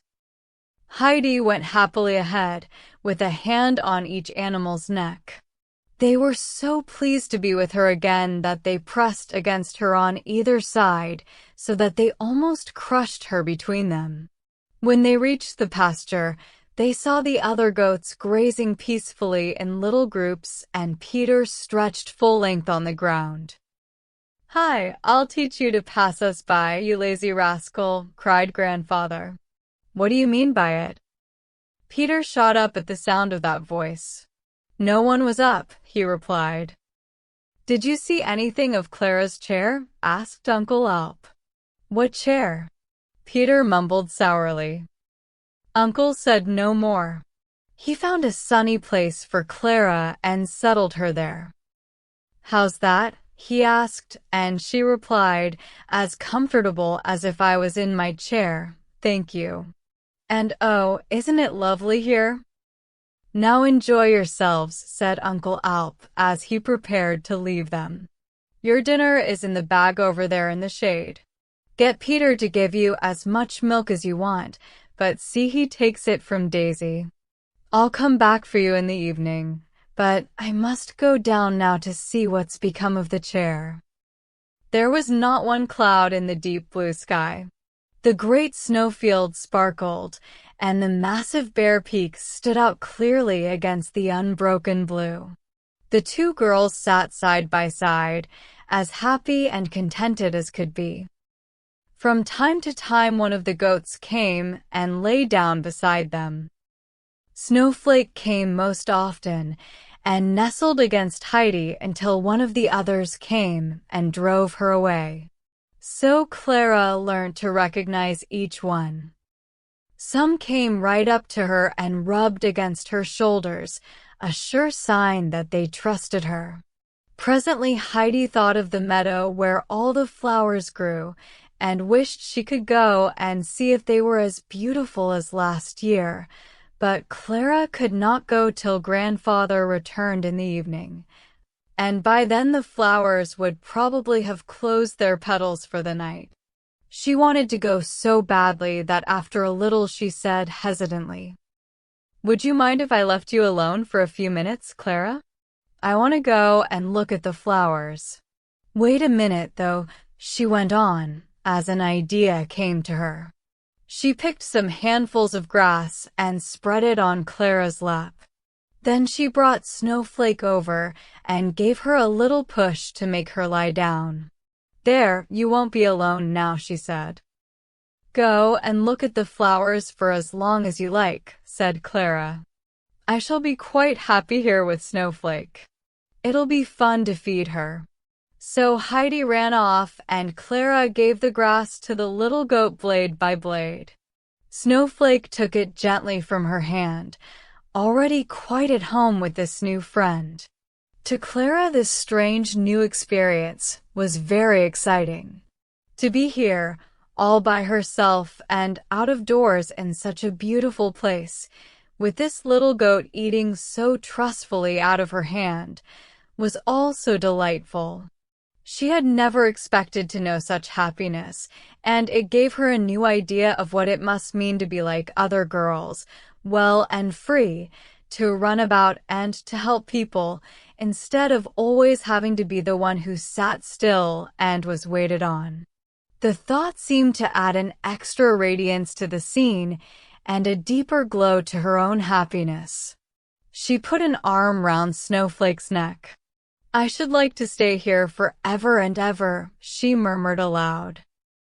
Heidi, meanwhile, had reached the flowery meadow and was gazing ecstatically at the yellow carpet of rock roses and the blue gleam of harebells, the sweet-scented primulas, and dozens of other flowers. Suddenly she raced back to Clara, arriving beside her quite breathless. "Oh, you simply must come too," she exclaimed. "The flowers are so beautiful, and they might not be the same later on. Don't you think I could carry you?" Clara shook her head. "You couldn't possibly, Heidi. You're smaller than I am." Oh, if only I could walk. Heidi looked round for inspiration. Peter was sitting higher up the slope, staring down at them, as he had been doing for an hour or more, as though unable to understand how it had happened. He had destroyed the hateful chair so that Clara could not be moved about, and yet here she was, where he least wanted to see her, and, of course, Heidi was with her. He could hardly believe his eyes. "Come down here, Peter," called Heidi. "Shan't," he replied. "Oh, you must. I want you. Quick." "Shan't." Heidi got angry and ran a few steps towards him, her eyes flashing. "If you don't come at once," she stormed at him, "I'll do something you won't like. I mean it." Her words disturbed him. He had done a dreadful thing, but up till now he had not cared because he thought no one knew about it.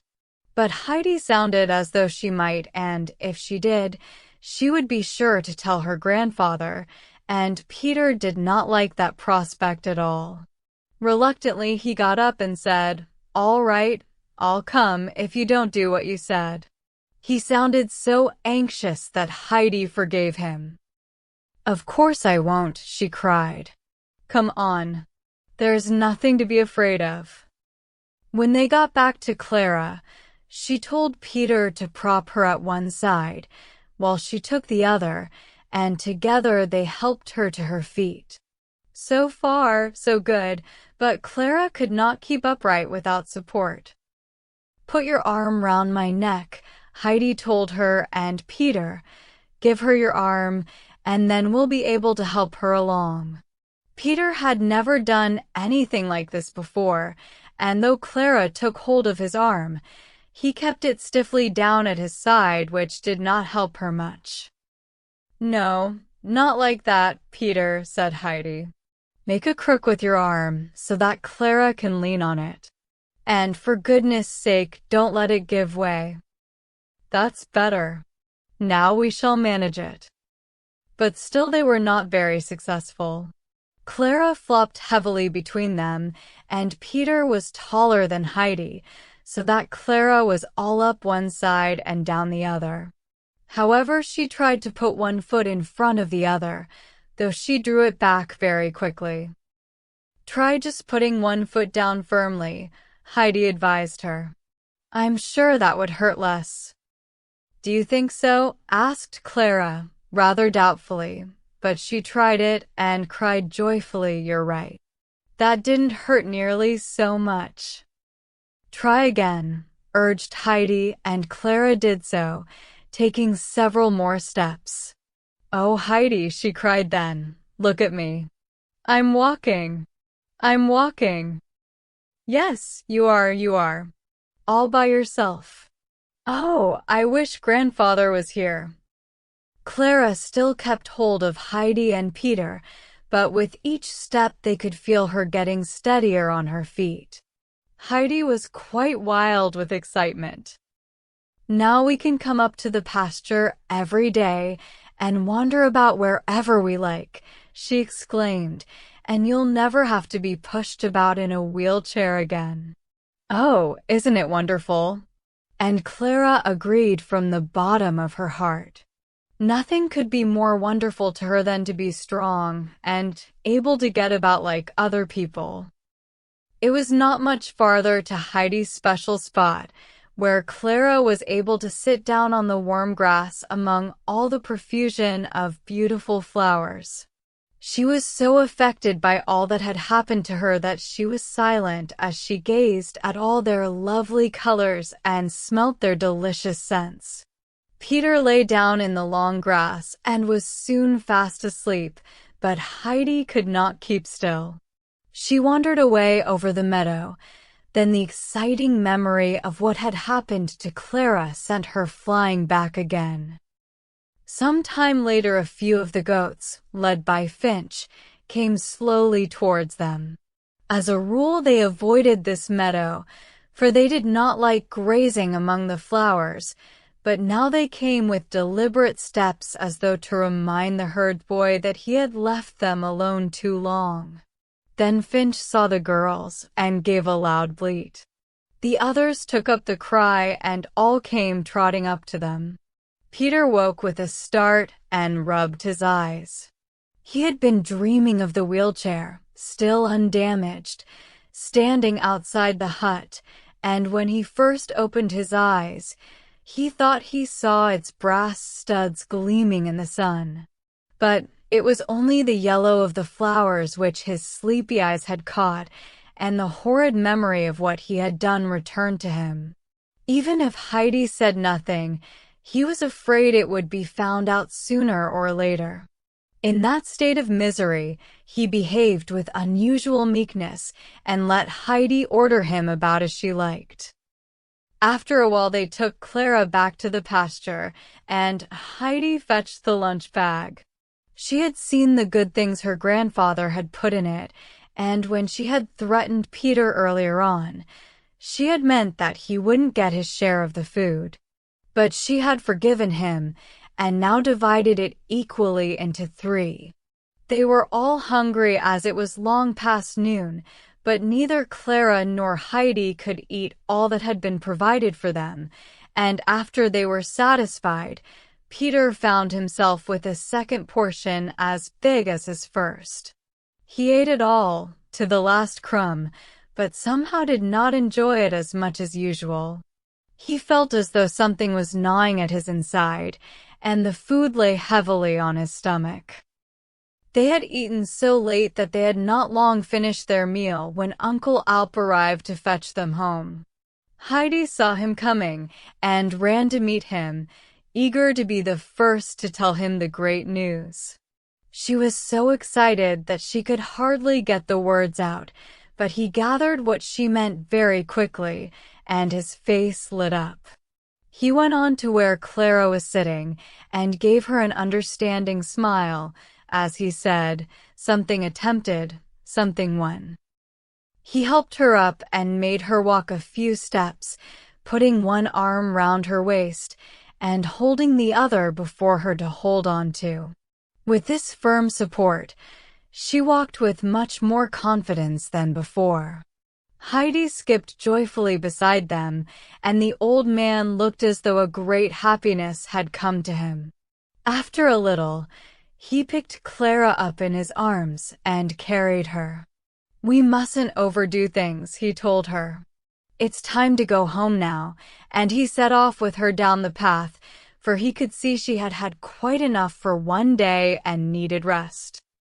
When Peter went down into Dorfly that evening, he saw a knot of people staring at something, talking and elbowing each other aside to get a better view of it. Peter wormed his way through them to see what it was all about, and saw the remains of Clara's chair. There was enough of it left still to show how fine it had been. "I saw it when the carriers brought it," said the baker. "It must have cost a lot of money, I'll be bound. I can't think how such a thing could have happened." "Uncle Alp said the wind might have blown it down," a woman said, looking at the quality of the red leather. "Let's hope he's right," remarked the baker, "or someone will smart for it. The gentleman in Frankfurt is sure to want the matter looked into, and then there'll be trouble. But no one can say I had a hand in it. I haven't been near the hut these 2 years or more." There was more talk of the same kind, but Peter had heard enough. He slunk away and ran home as if he thought someone was after him. The baker's words frightened him, and he was afraid that a policeman might arrive from Frankfurt any moment, and that everything would come out and he would be sent to prison. His hair stood on end with horror at the mere idea, and he reached home in such a state. He could neither speak nor eat, but went straight to bed and hid under the bedclothes, groaning aloud in his misery. Peter must have been eating sorrel again, and given himself stomach ache, said his mother. "Just listen to him." "Give him a little more food to take with him tomorrow," Granny suggested kindly. Give him some of my bread."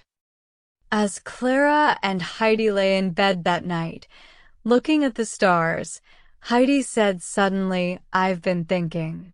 Isn't it a good thing God doesn't always give us just what we're asking for, even though we pray ever so hard?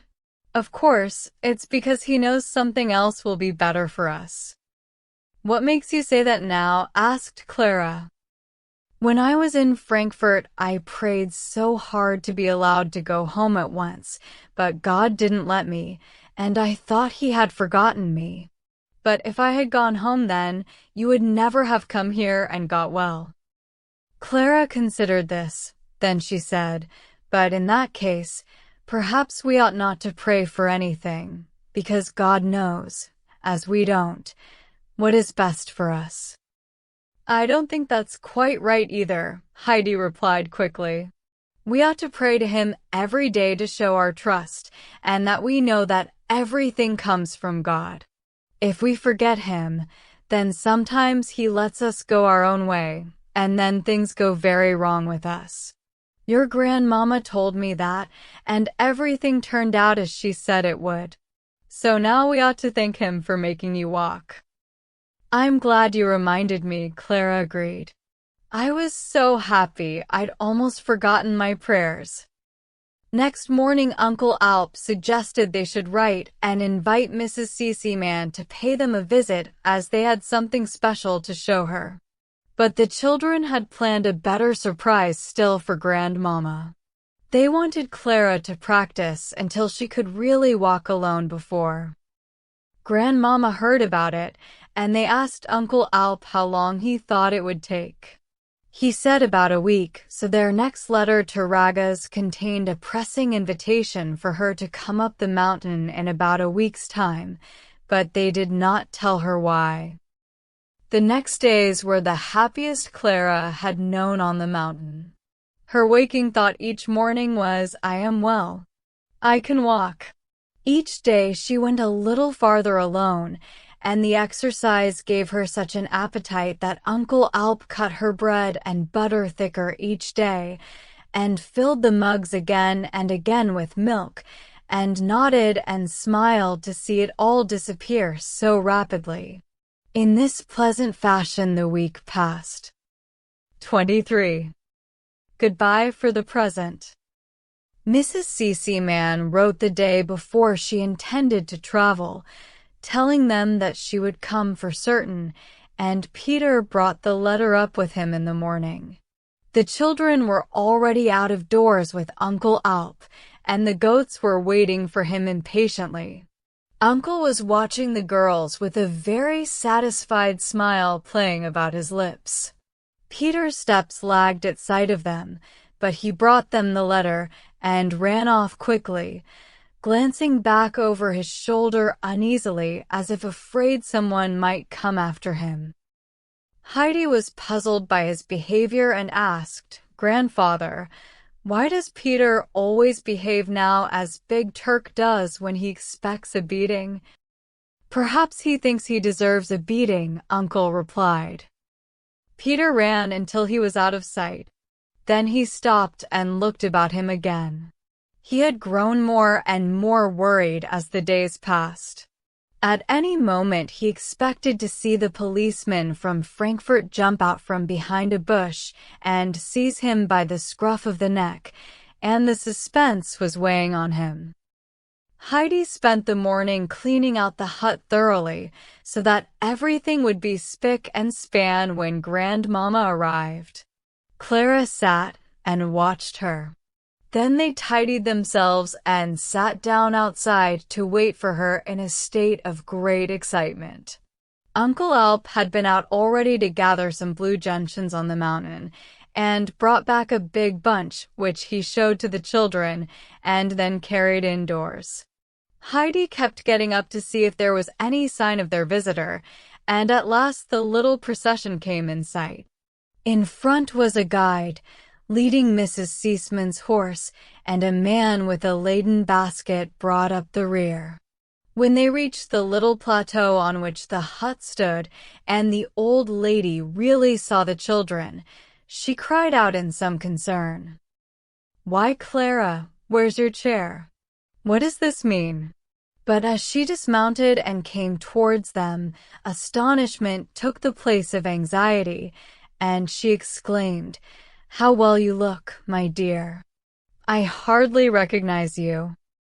Then Heidi got up, and so did Clara, and they walked before her, Clara quite upright and with no more support than a hand on Heidi's shoulder. Grandmama looked on in amazement. They turned and walked towards her, and she saw their two rosy faces, aglow with happiness. Half laughing, almost crying, Grandmama embraced first Clara, then Heidi, then Clara again, but could for the moment find no words to express her feelings. Then she noticed Uncle Alp, who had come out and was watching with a pleased smile. She took Clara's arm in hers, and together they went to the old man. Mrs. Seaman was greatly moved at having her granddaughter walk beside her at last, and she grasped his hands, saying warmly, "My dear uncle, how can we ever thank you? It's your care, your nursing that has done this. And God's good sun and his mountain air," he added.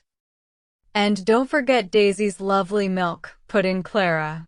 "You ought to see what a lot of it I drink, Grandmama. It's so good."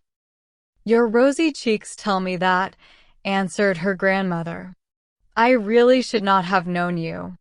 You're quite plump, and I do believe you're taller. I can't take my eyes off you. It's a miracle. I must telegraph at once to your father in Paris and tell him to come immediately. I shan't tell him why. He'll have the happiest surprise of his life.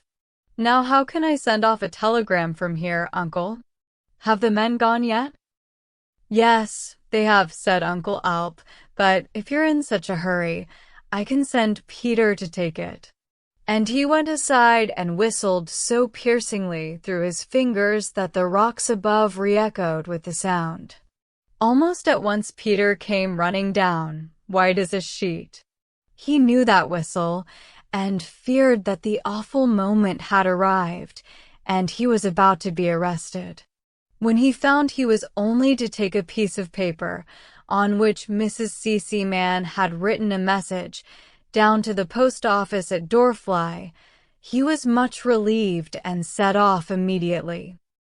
The little party then sat down to dinner in front of the hut, and Grandmama was told the whole story from the beginning. "I can hardly believe it," she kept saying. "It's too good to be true," which kept Clara and Heidi bubbling over with delight at the success of their great surprise. As it happened, Mr. Seaman also had been planning a surprise.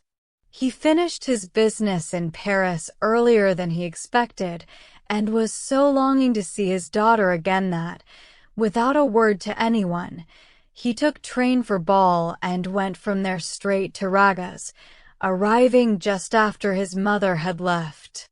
When he heard where she had gone, he hired a carriage and drove on at once to Dorfly. From there he set out on foot, and hard going he found it, for he was not accustomed to such exercise. After a long climb, when he had not even come to the goatherd's hut, which he knew, from Clara's letters, lay midway between the village and Heidi's home, he began to think he must have taken the wrong path. He looked about anxiously for someone to ask, but there was not a soul in sight, nor a sound to be heard except the humming of insects and the occasional twittering of a bird. Mr. Seaman grew very hot, and as he stopped to fan himself, Peter came running down the path with the telegram in his hand. Mr. Seaman beckoned to him as soon as he was near enough, but the boy seemed suddenly reluctant to approach him. "Come along, lad," cried the poor traveler impatiently. "Can you tell me if this path leads to the hut where the old man lives with a child called Heidi, and where some people from Frankfurt are staying?" The policeman thought Peter in such a panic of fright that he only uttered a little wail and dashed off down the mountain, and in such a hurry that he tripped and went head over heels, just as the chair had done. But fortunately for him, he did not, like the chair, break into small pieces. But the piece of paper he had been holding blew away and was lost. "Dear me," Mr. Seaman said to himself. "How shy these mountain folk are," for he thought that the mere sight of a stranger on his native mountain had sent the boy flying off like that. He stood watching Peter's wild descent for a moment or two, then went on his way, and Peter went bowling on, quite unable to stop and get to his feet again, until at last he fell into a bush and lay there, trying to get over his fright. Then, "Hello, here comes another one," said a jeering voice nearby. "I wonder who'll be the next to get pushed over the top and come tumbling down like a sack of potatoes." It was the baker who spoke. He had come out for a breath of fresh air after work. His words made Peter jump up in fresh alarm. They sounded as though the baker knew what had really happened to the chair, and the miserable little goatherd went scrambling up the mountain again, as fast as his bruises and his guilty conscience would let him. He wished he could go home and hide under the bedclothes. That was the only place where he would have felt really safe, but the goats were still up on the pasture, and Uncle Alp had told him to hurry, so that the animals were not left alone too long. He did not dare disobey Uncle's orders. Mr. Seaman trudged on, and soon after leaving Peter, he reached the goatherd's cottage and knew that he was on the right path. He went on from there with new heart, and it was not long before he saw the hut with the 3 fir trees a little way above him. The sight spurred him on, and he stepped out briskly, chuckling to himself at the surprise he hoped to give them up there. That was not to be, however, for he had already been observed, and the happy little party outside the hut were hastily improvising a welcome for him.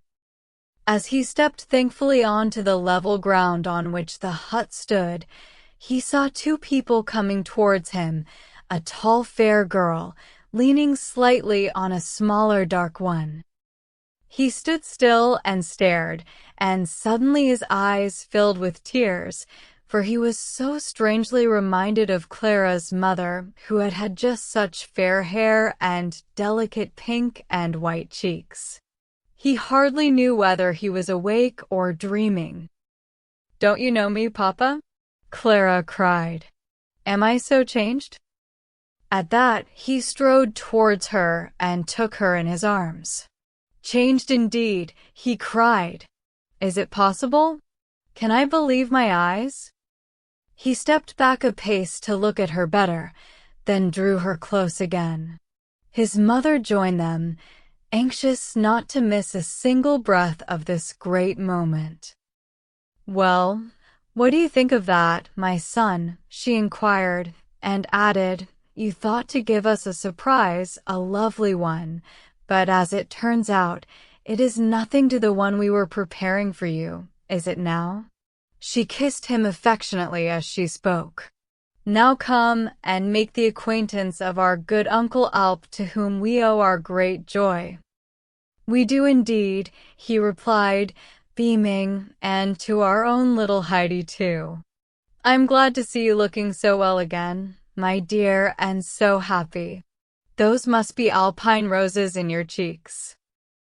Heidi smiled up at him, immensely pleased that it should be here on the mountain that her good friend had found such happiness. Then, Grandmama took him over to Uncle Alp, and Mr. Seaman thanked him with all his heart for what he had done. While the 2 men were talking, the old lady wandered away to the fir trees. There, in a little space between the lowest branches, She was enchanted to discover a clump of beautiful blue gentians, looking as fresh as if they were actually growing there. "Oh, how exquisite," she cried. "Heidi, my dear, come over here. Did you do that to surprise me?" It was a lovely thought.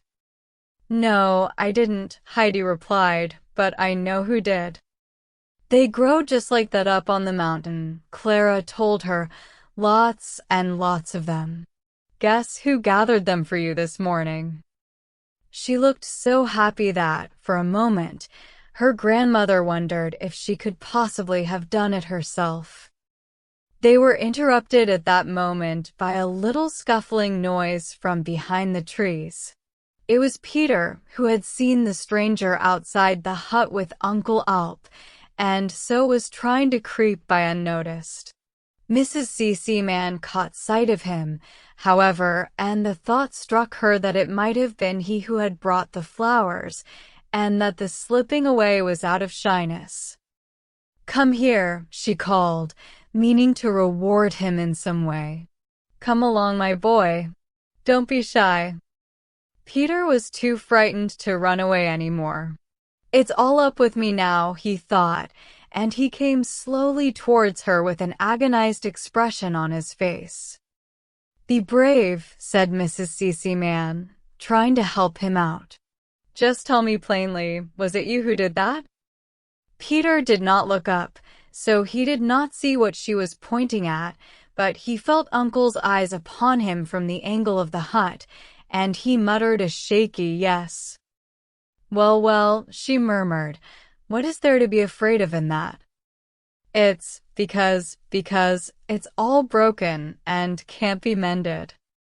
He brought the words out with great difficulty, and his knees were knocking together so that he could hardly stand. After a thoughtful glance at him, Grandmama went over to Uncle Alp and asked quietly if the boy was half-witted. "Oh no," he assured her, "not in the least. But he was the wind that blew your granddaughter's chair away, and now he's expecting to be punished for it, as he richly deserves to." Mrs. C.C. found it hard to believe this of him. He did not look to her like a bad boy, and she could not think why anyone should have wanted to destroy such a necessary article as an invalid's chair. Uncle Alp, however, had had his suspicions from the very beginning. He had not missed the scowls Peter had cast at Clara, nor his whole air of resentment of everything that had been happening on the mountain.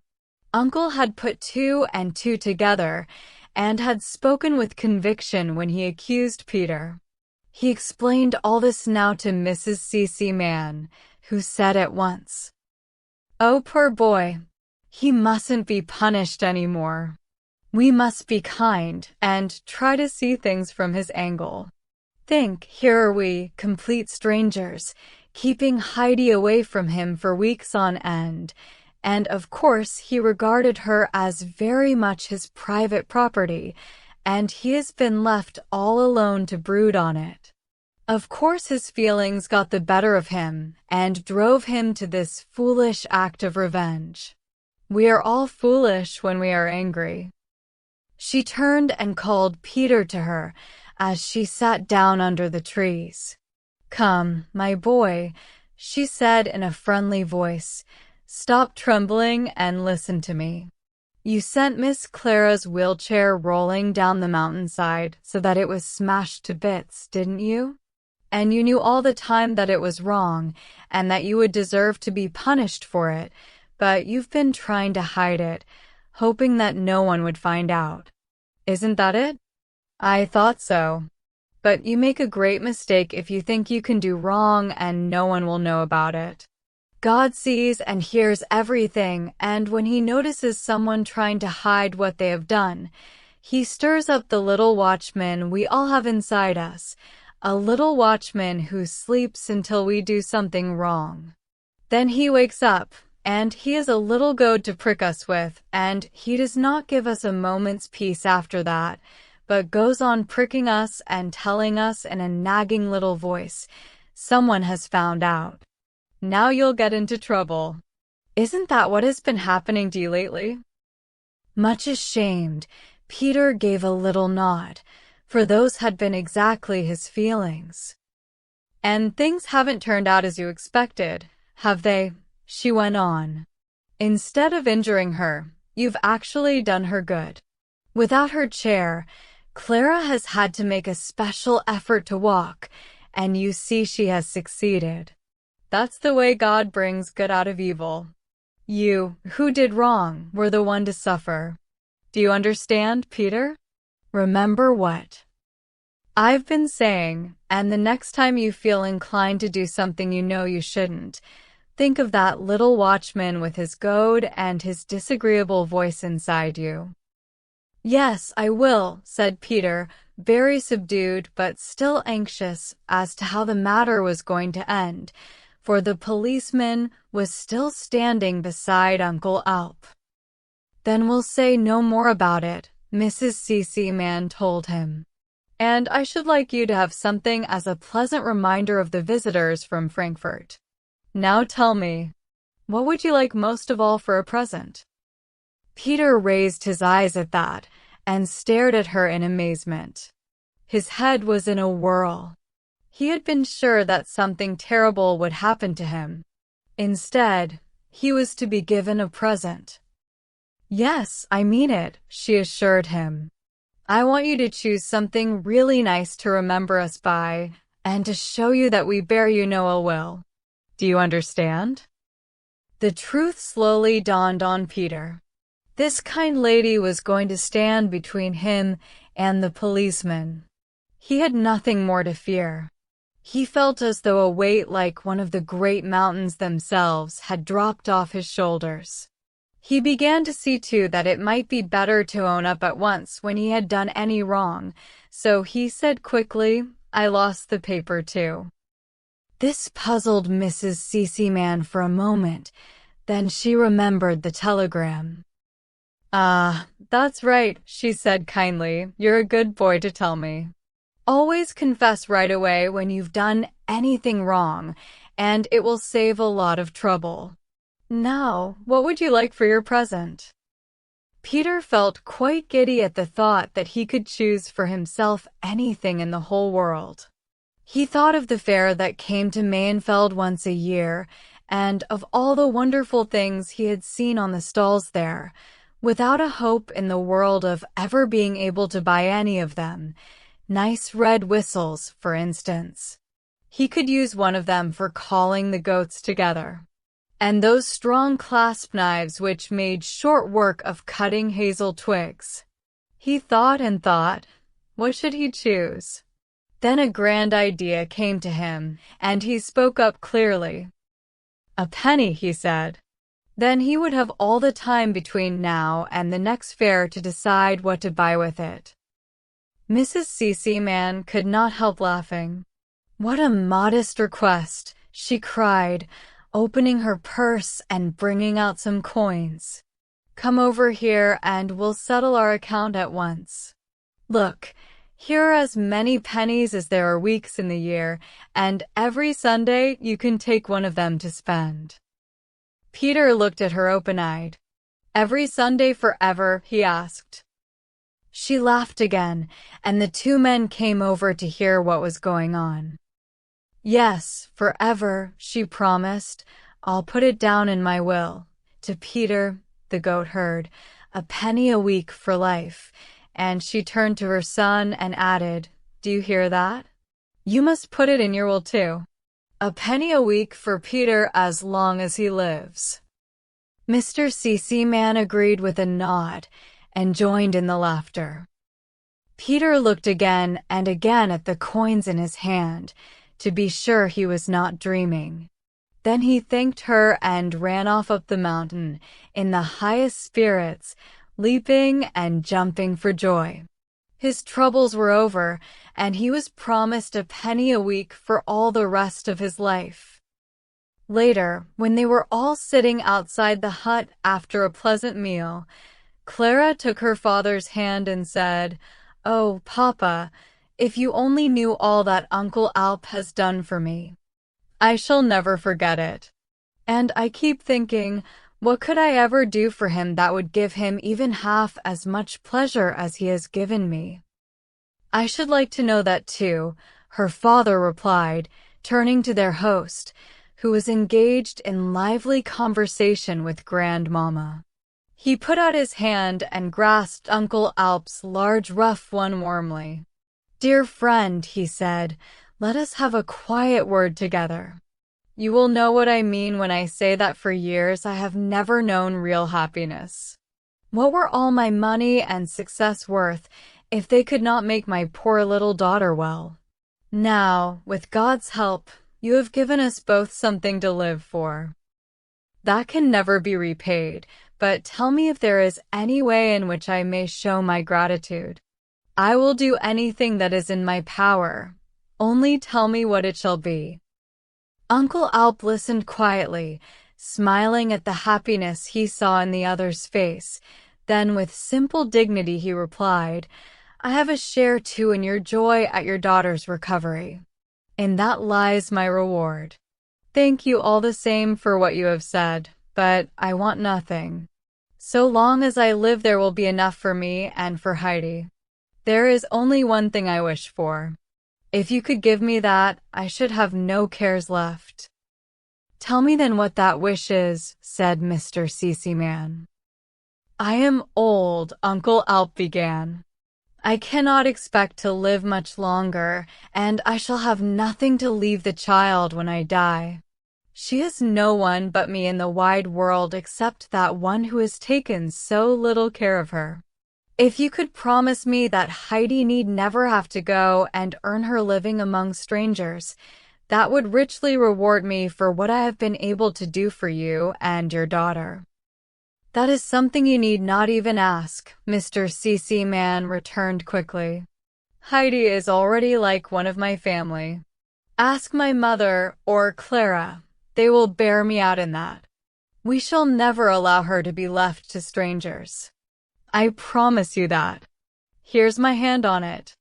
I will make provision for her during my life and afterwards.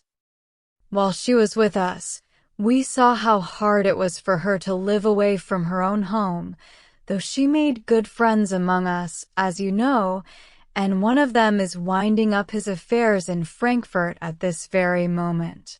I mean our dear Dr. Classen, of course. He intends to retire very soon and to settle somewhere near you. He was so happy with you and Heidi last year.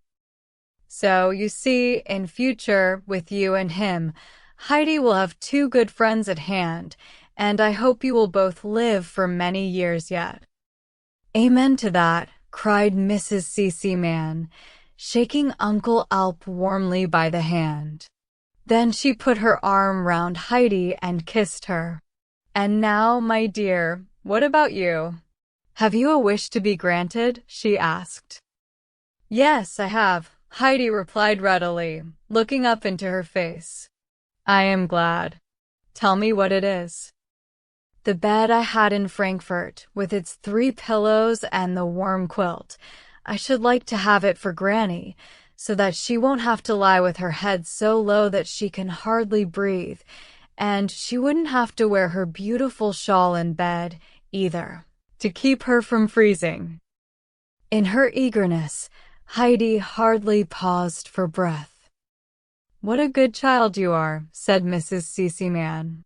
"It's easy, in our own happiness, to forget those who are not so well off. It shall be done. I will telegraph to Frankfurt at once, and Rottenmeier shall pack up the bed and send it off. It ought to be here then in a day or 2, and I hope Granny will find it very comfortable." Heidi skipped with delight and cried, "I must just run down and tell her. I haven't seen her for so long, she'll be wondering what's happened to me." "Heidi," said her grandfather, gently reproving, "what are you thinking of? You can't run off like that while we have company." But Mrs. Cece-Man stopped him. "The child's right," she said. "Poor Granny's been neglected lately because of us. Let us all go down together to see her. I can wait for my horse there, and I'll send off the telegram from Doorfly. What do you say, my son? Mr. Cece-Man had not yet had a chance to speak of his own plans, so he began now to explain them. He had thought of spending a little time in Switzerland with his mother, taking Clara with them for at least part of the time, if she was well enough. Now it looked as though he might have his daughter's company for the whole trip, and in that case, it would be the greatest pity to miss any of these last lovely days of summer. He thought therefore of spending the night in Doorfly and fetching Clara next day. They would go then to Raga's, where they would meet Grandmama, and from there start their little holiday. At first, Clara was a little upset at the prospect of leaving the mountains so soon, but she had so much that was new to look forward to that she could not feel unhappy for long. Taking Heidi's hand, Mrs. Cece-Man was preparing to lead the way down to the goatherd's cottage when a thought struck her, and she turned back. "But how will Clara manage?" she asked. Uncle Alp smiled and picked the child up in his arms as he had so often done before, and like that they set off. On the way, Heidi told Mrs. Cece-Man a great deal about Granny, how much she felt the cold in winter, and that she had not always enough to eat, and Mrs. Cece-Man listened thoughtfully to all she had to say. Bridget was hanging Peter's spare shirt out to dry as they approached the cottage, and when she saw them, she hurried indoors to tell her mother. "They're all coming down the mountain," she announced. "Going home, evidently, and Uncle Alp is carrying the invalid girl." "Oh dear," sighed Granny. "Are they taking Heidi with them? I wish she'd come in, just for a moment. I'd like to hear her voice once more." And then the door was flung open and Heidi bounced into the room and threw her arms round the old woman. "Granny, Granny," she cried, "what do you think?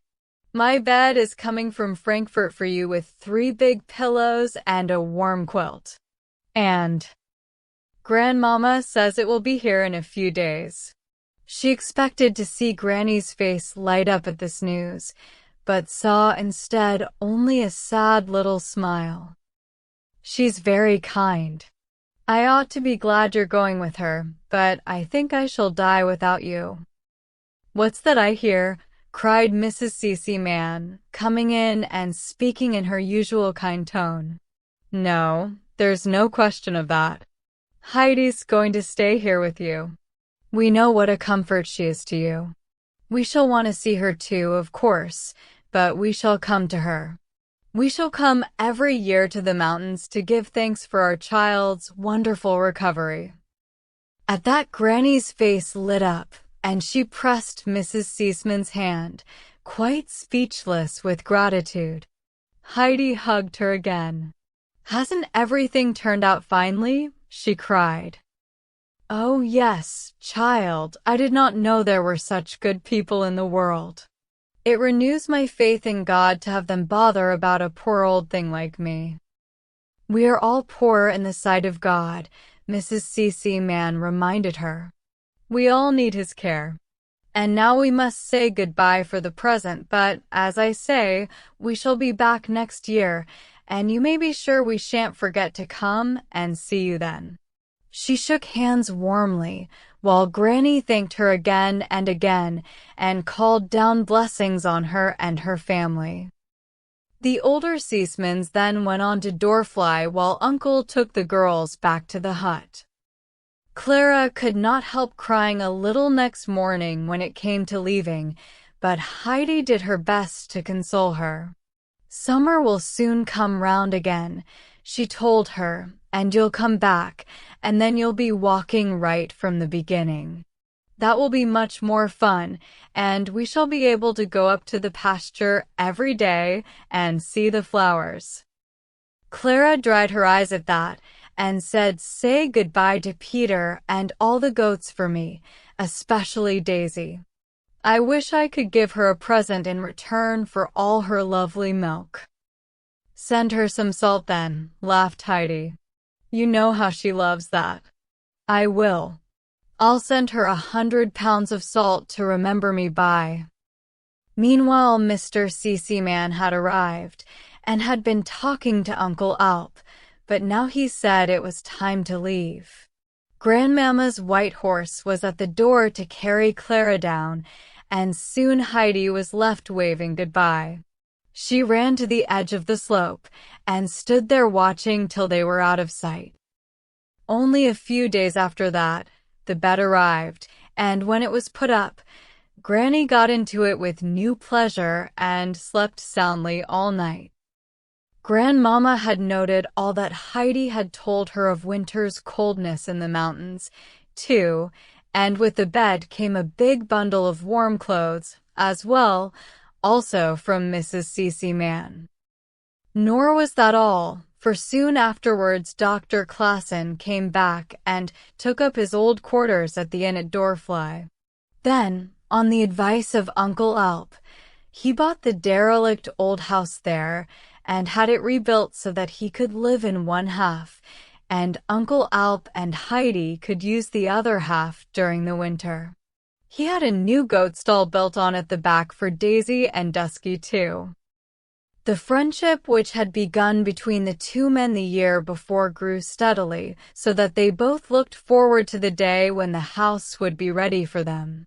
The doctor thought also, and with pleasure, of having Heidi near him.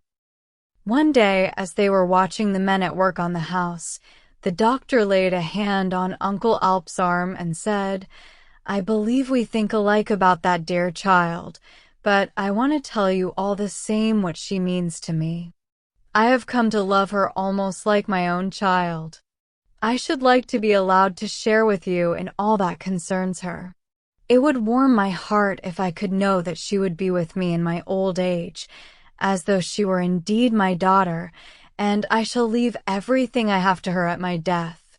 So she'll be well provided for when we're no longer here." Uncle Alp said nothing, but he took the doctor's hand, and a look of deep understanding passed between them. Just about the same time Heidi and Peter were sitting with Granny, and Heidi was telling them all about what was going on, and recalled much that had happened during that hot, eventful summer.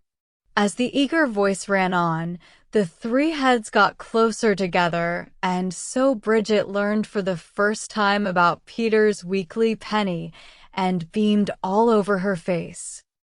At length Granny asked Heidi for a hymn. She said, "If I spend every moment, for the rest of my days, thanking God for all his goodness to us, that still would not be enough." The end. About the author. Johanna Spyri, 1827 to 1901, was a Swiss novelist whose gentle storytelling and vivid depictions of alpine life left an enduring mark on world literature. Born Johanna Louise Husser in the village of Herzl, near Zurich, she grew up surrounded by the landscapes and traditions that would later inspire her most famous work. Spyri married Bernhard Spyri, a lawyer and editor, and moved to Zurich, where she began writing short stories and tales often infused with themes of faith, resilience, and the healing power of nature. Her deep compassion for children and the marginalized, shaped in part by her volunteer work with orphans and wounded soldiers during the Franco-Prussian War, resonates throughout her writing. In 1881, she published Heidi, the story of a spirited orphan girl who transforms the lives of those around her through kindness, innocence, and a deep love for the Swiss mountains. The novel became an instant success, eventually translated into dozens of languages, adapted into countless films, plays, and television series, and celebrated as one of the most widely read children's classics in the world. Though Spyri wrote many other books and stories, including Corneli and Veronica and Other Friends, none achieved the universal recognition of Heidi. Today, her legacy endures not only through the timeless charm of her writing, but also through the way she captured the spirit of her homeland, its valleys, peaks, and pastoral beauty, while reminding readers everywhere of the power of simplicity, compassion, and home. Pigeon Publishing House presented Heidi. Author Johanna Spyri. Thank you for listening to this audiobook. We hope you enjoyed it.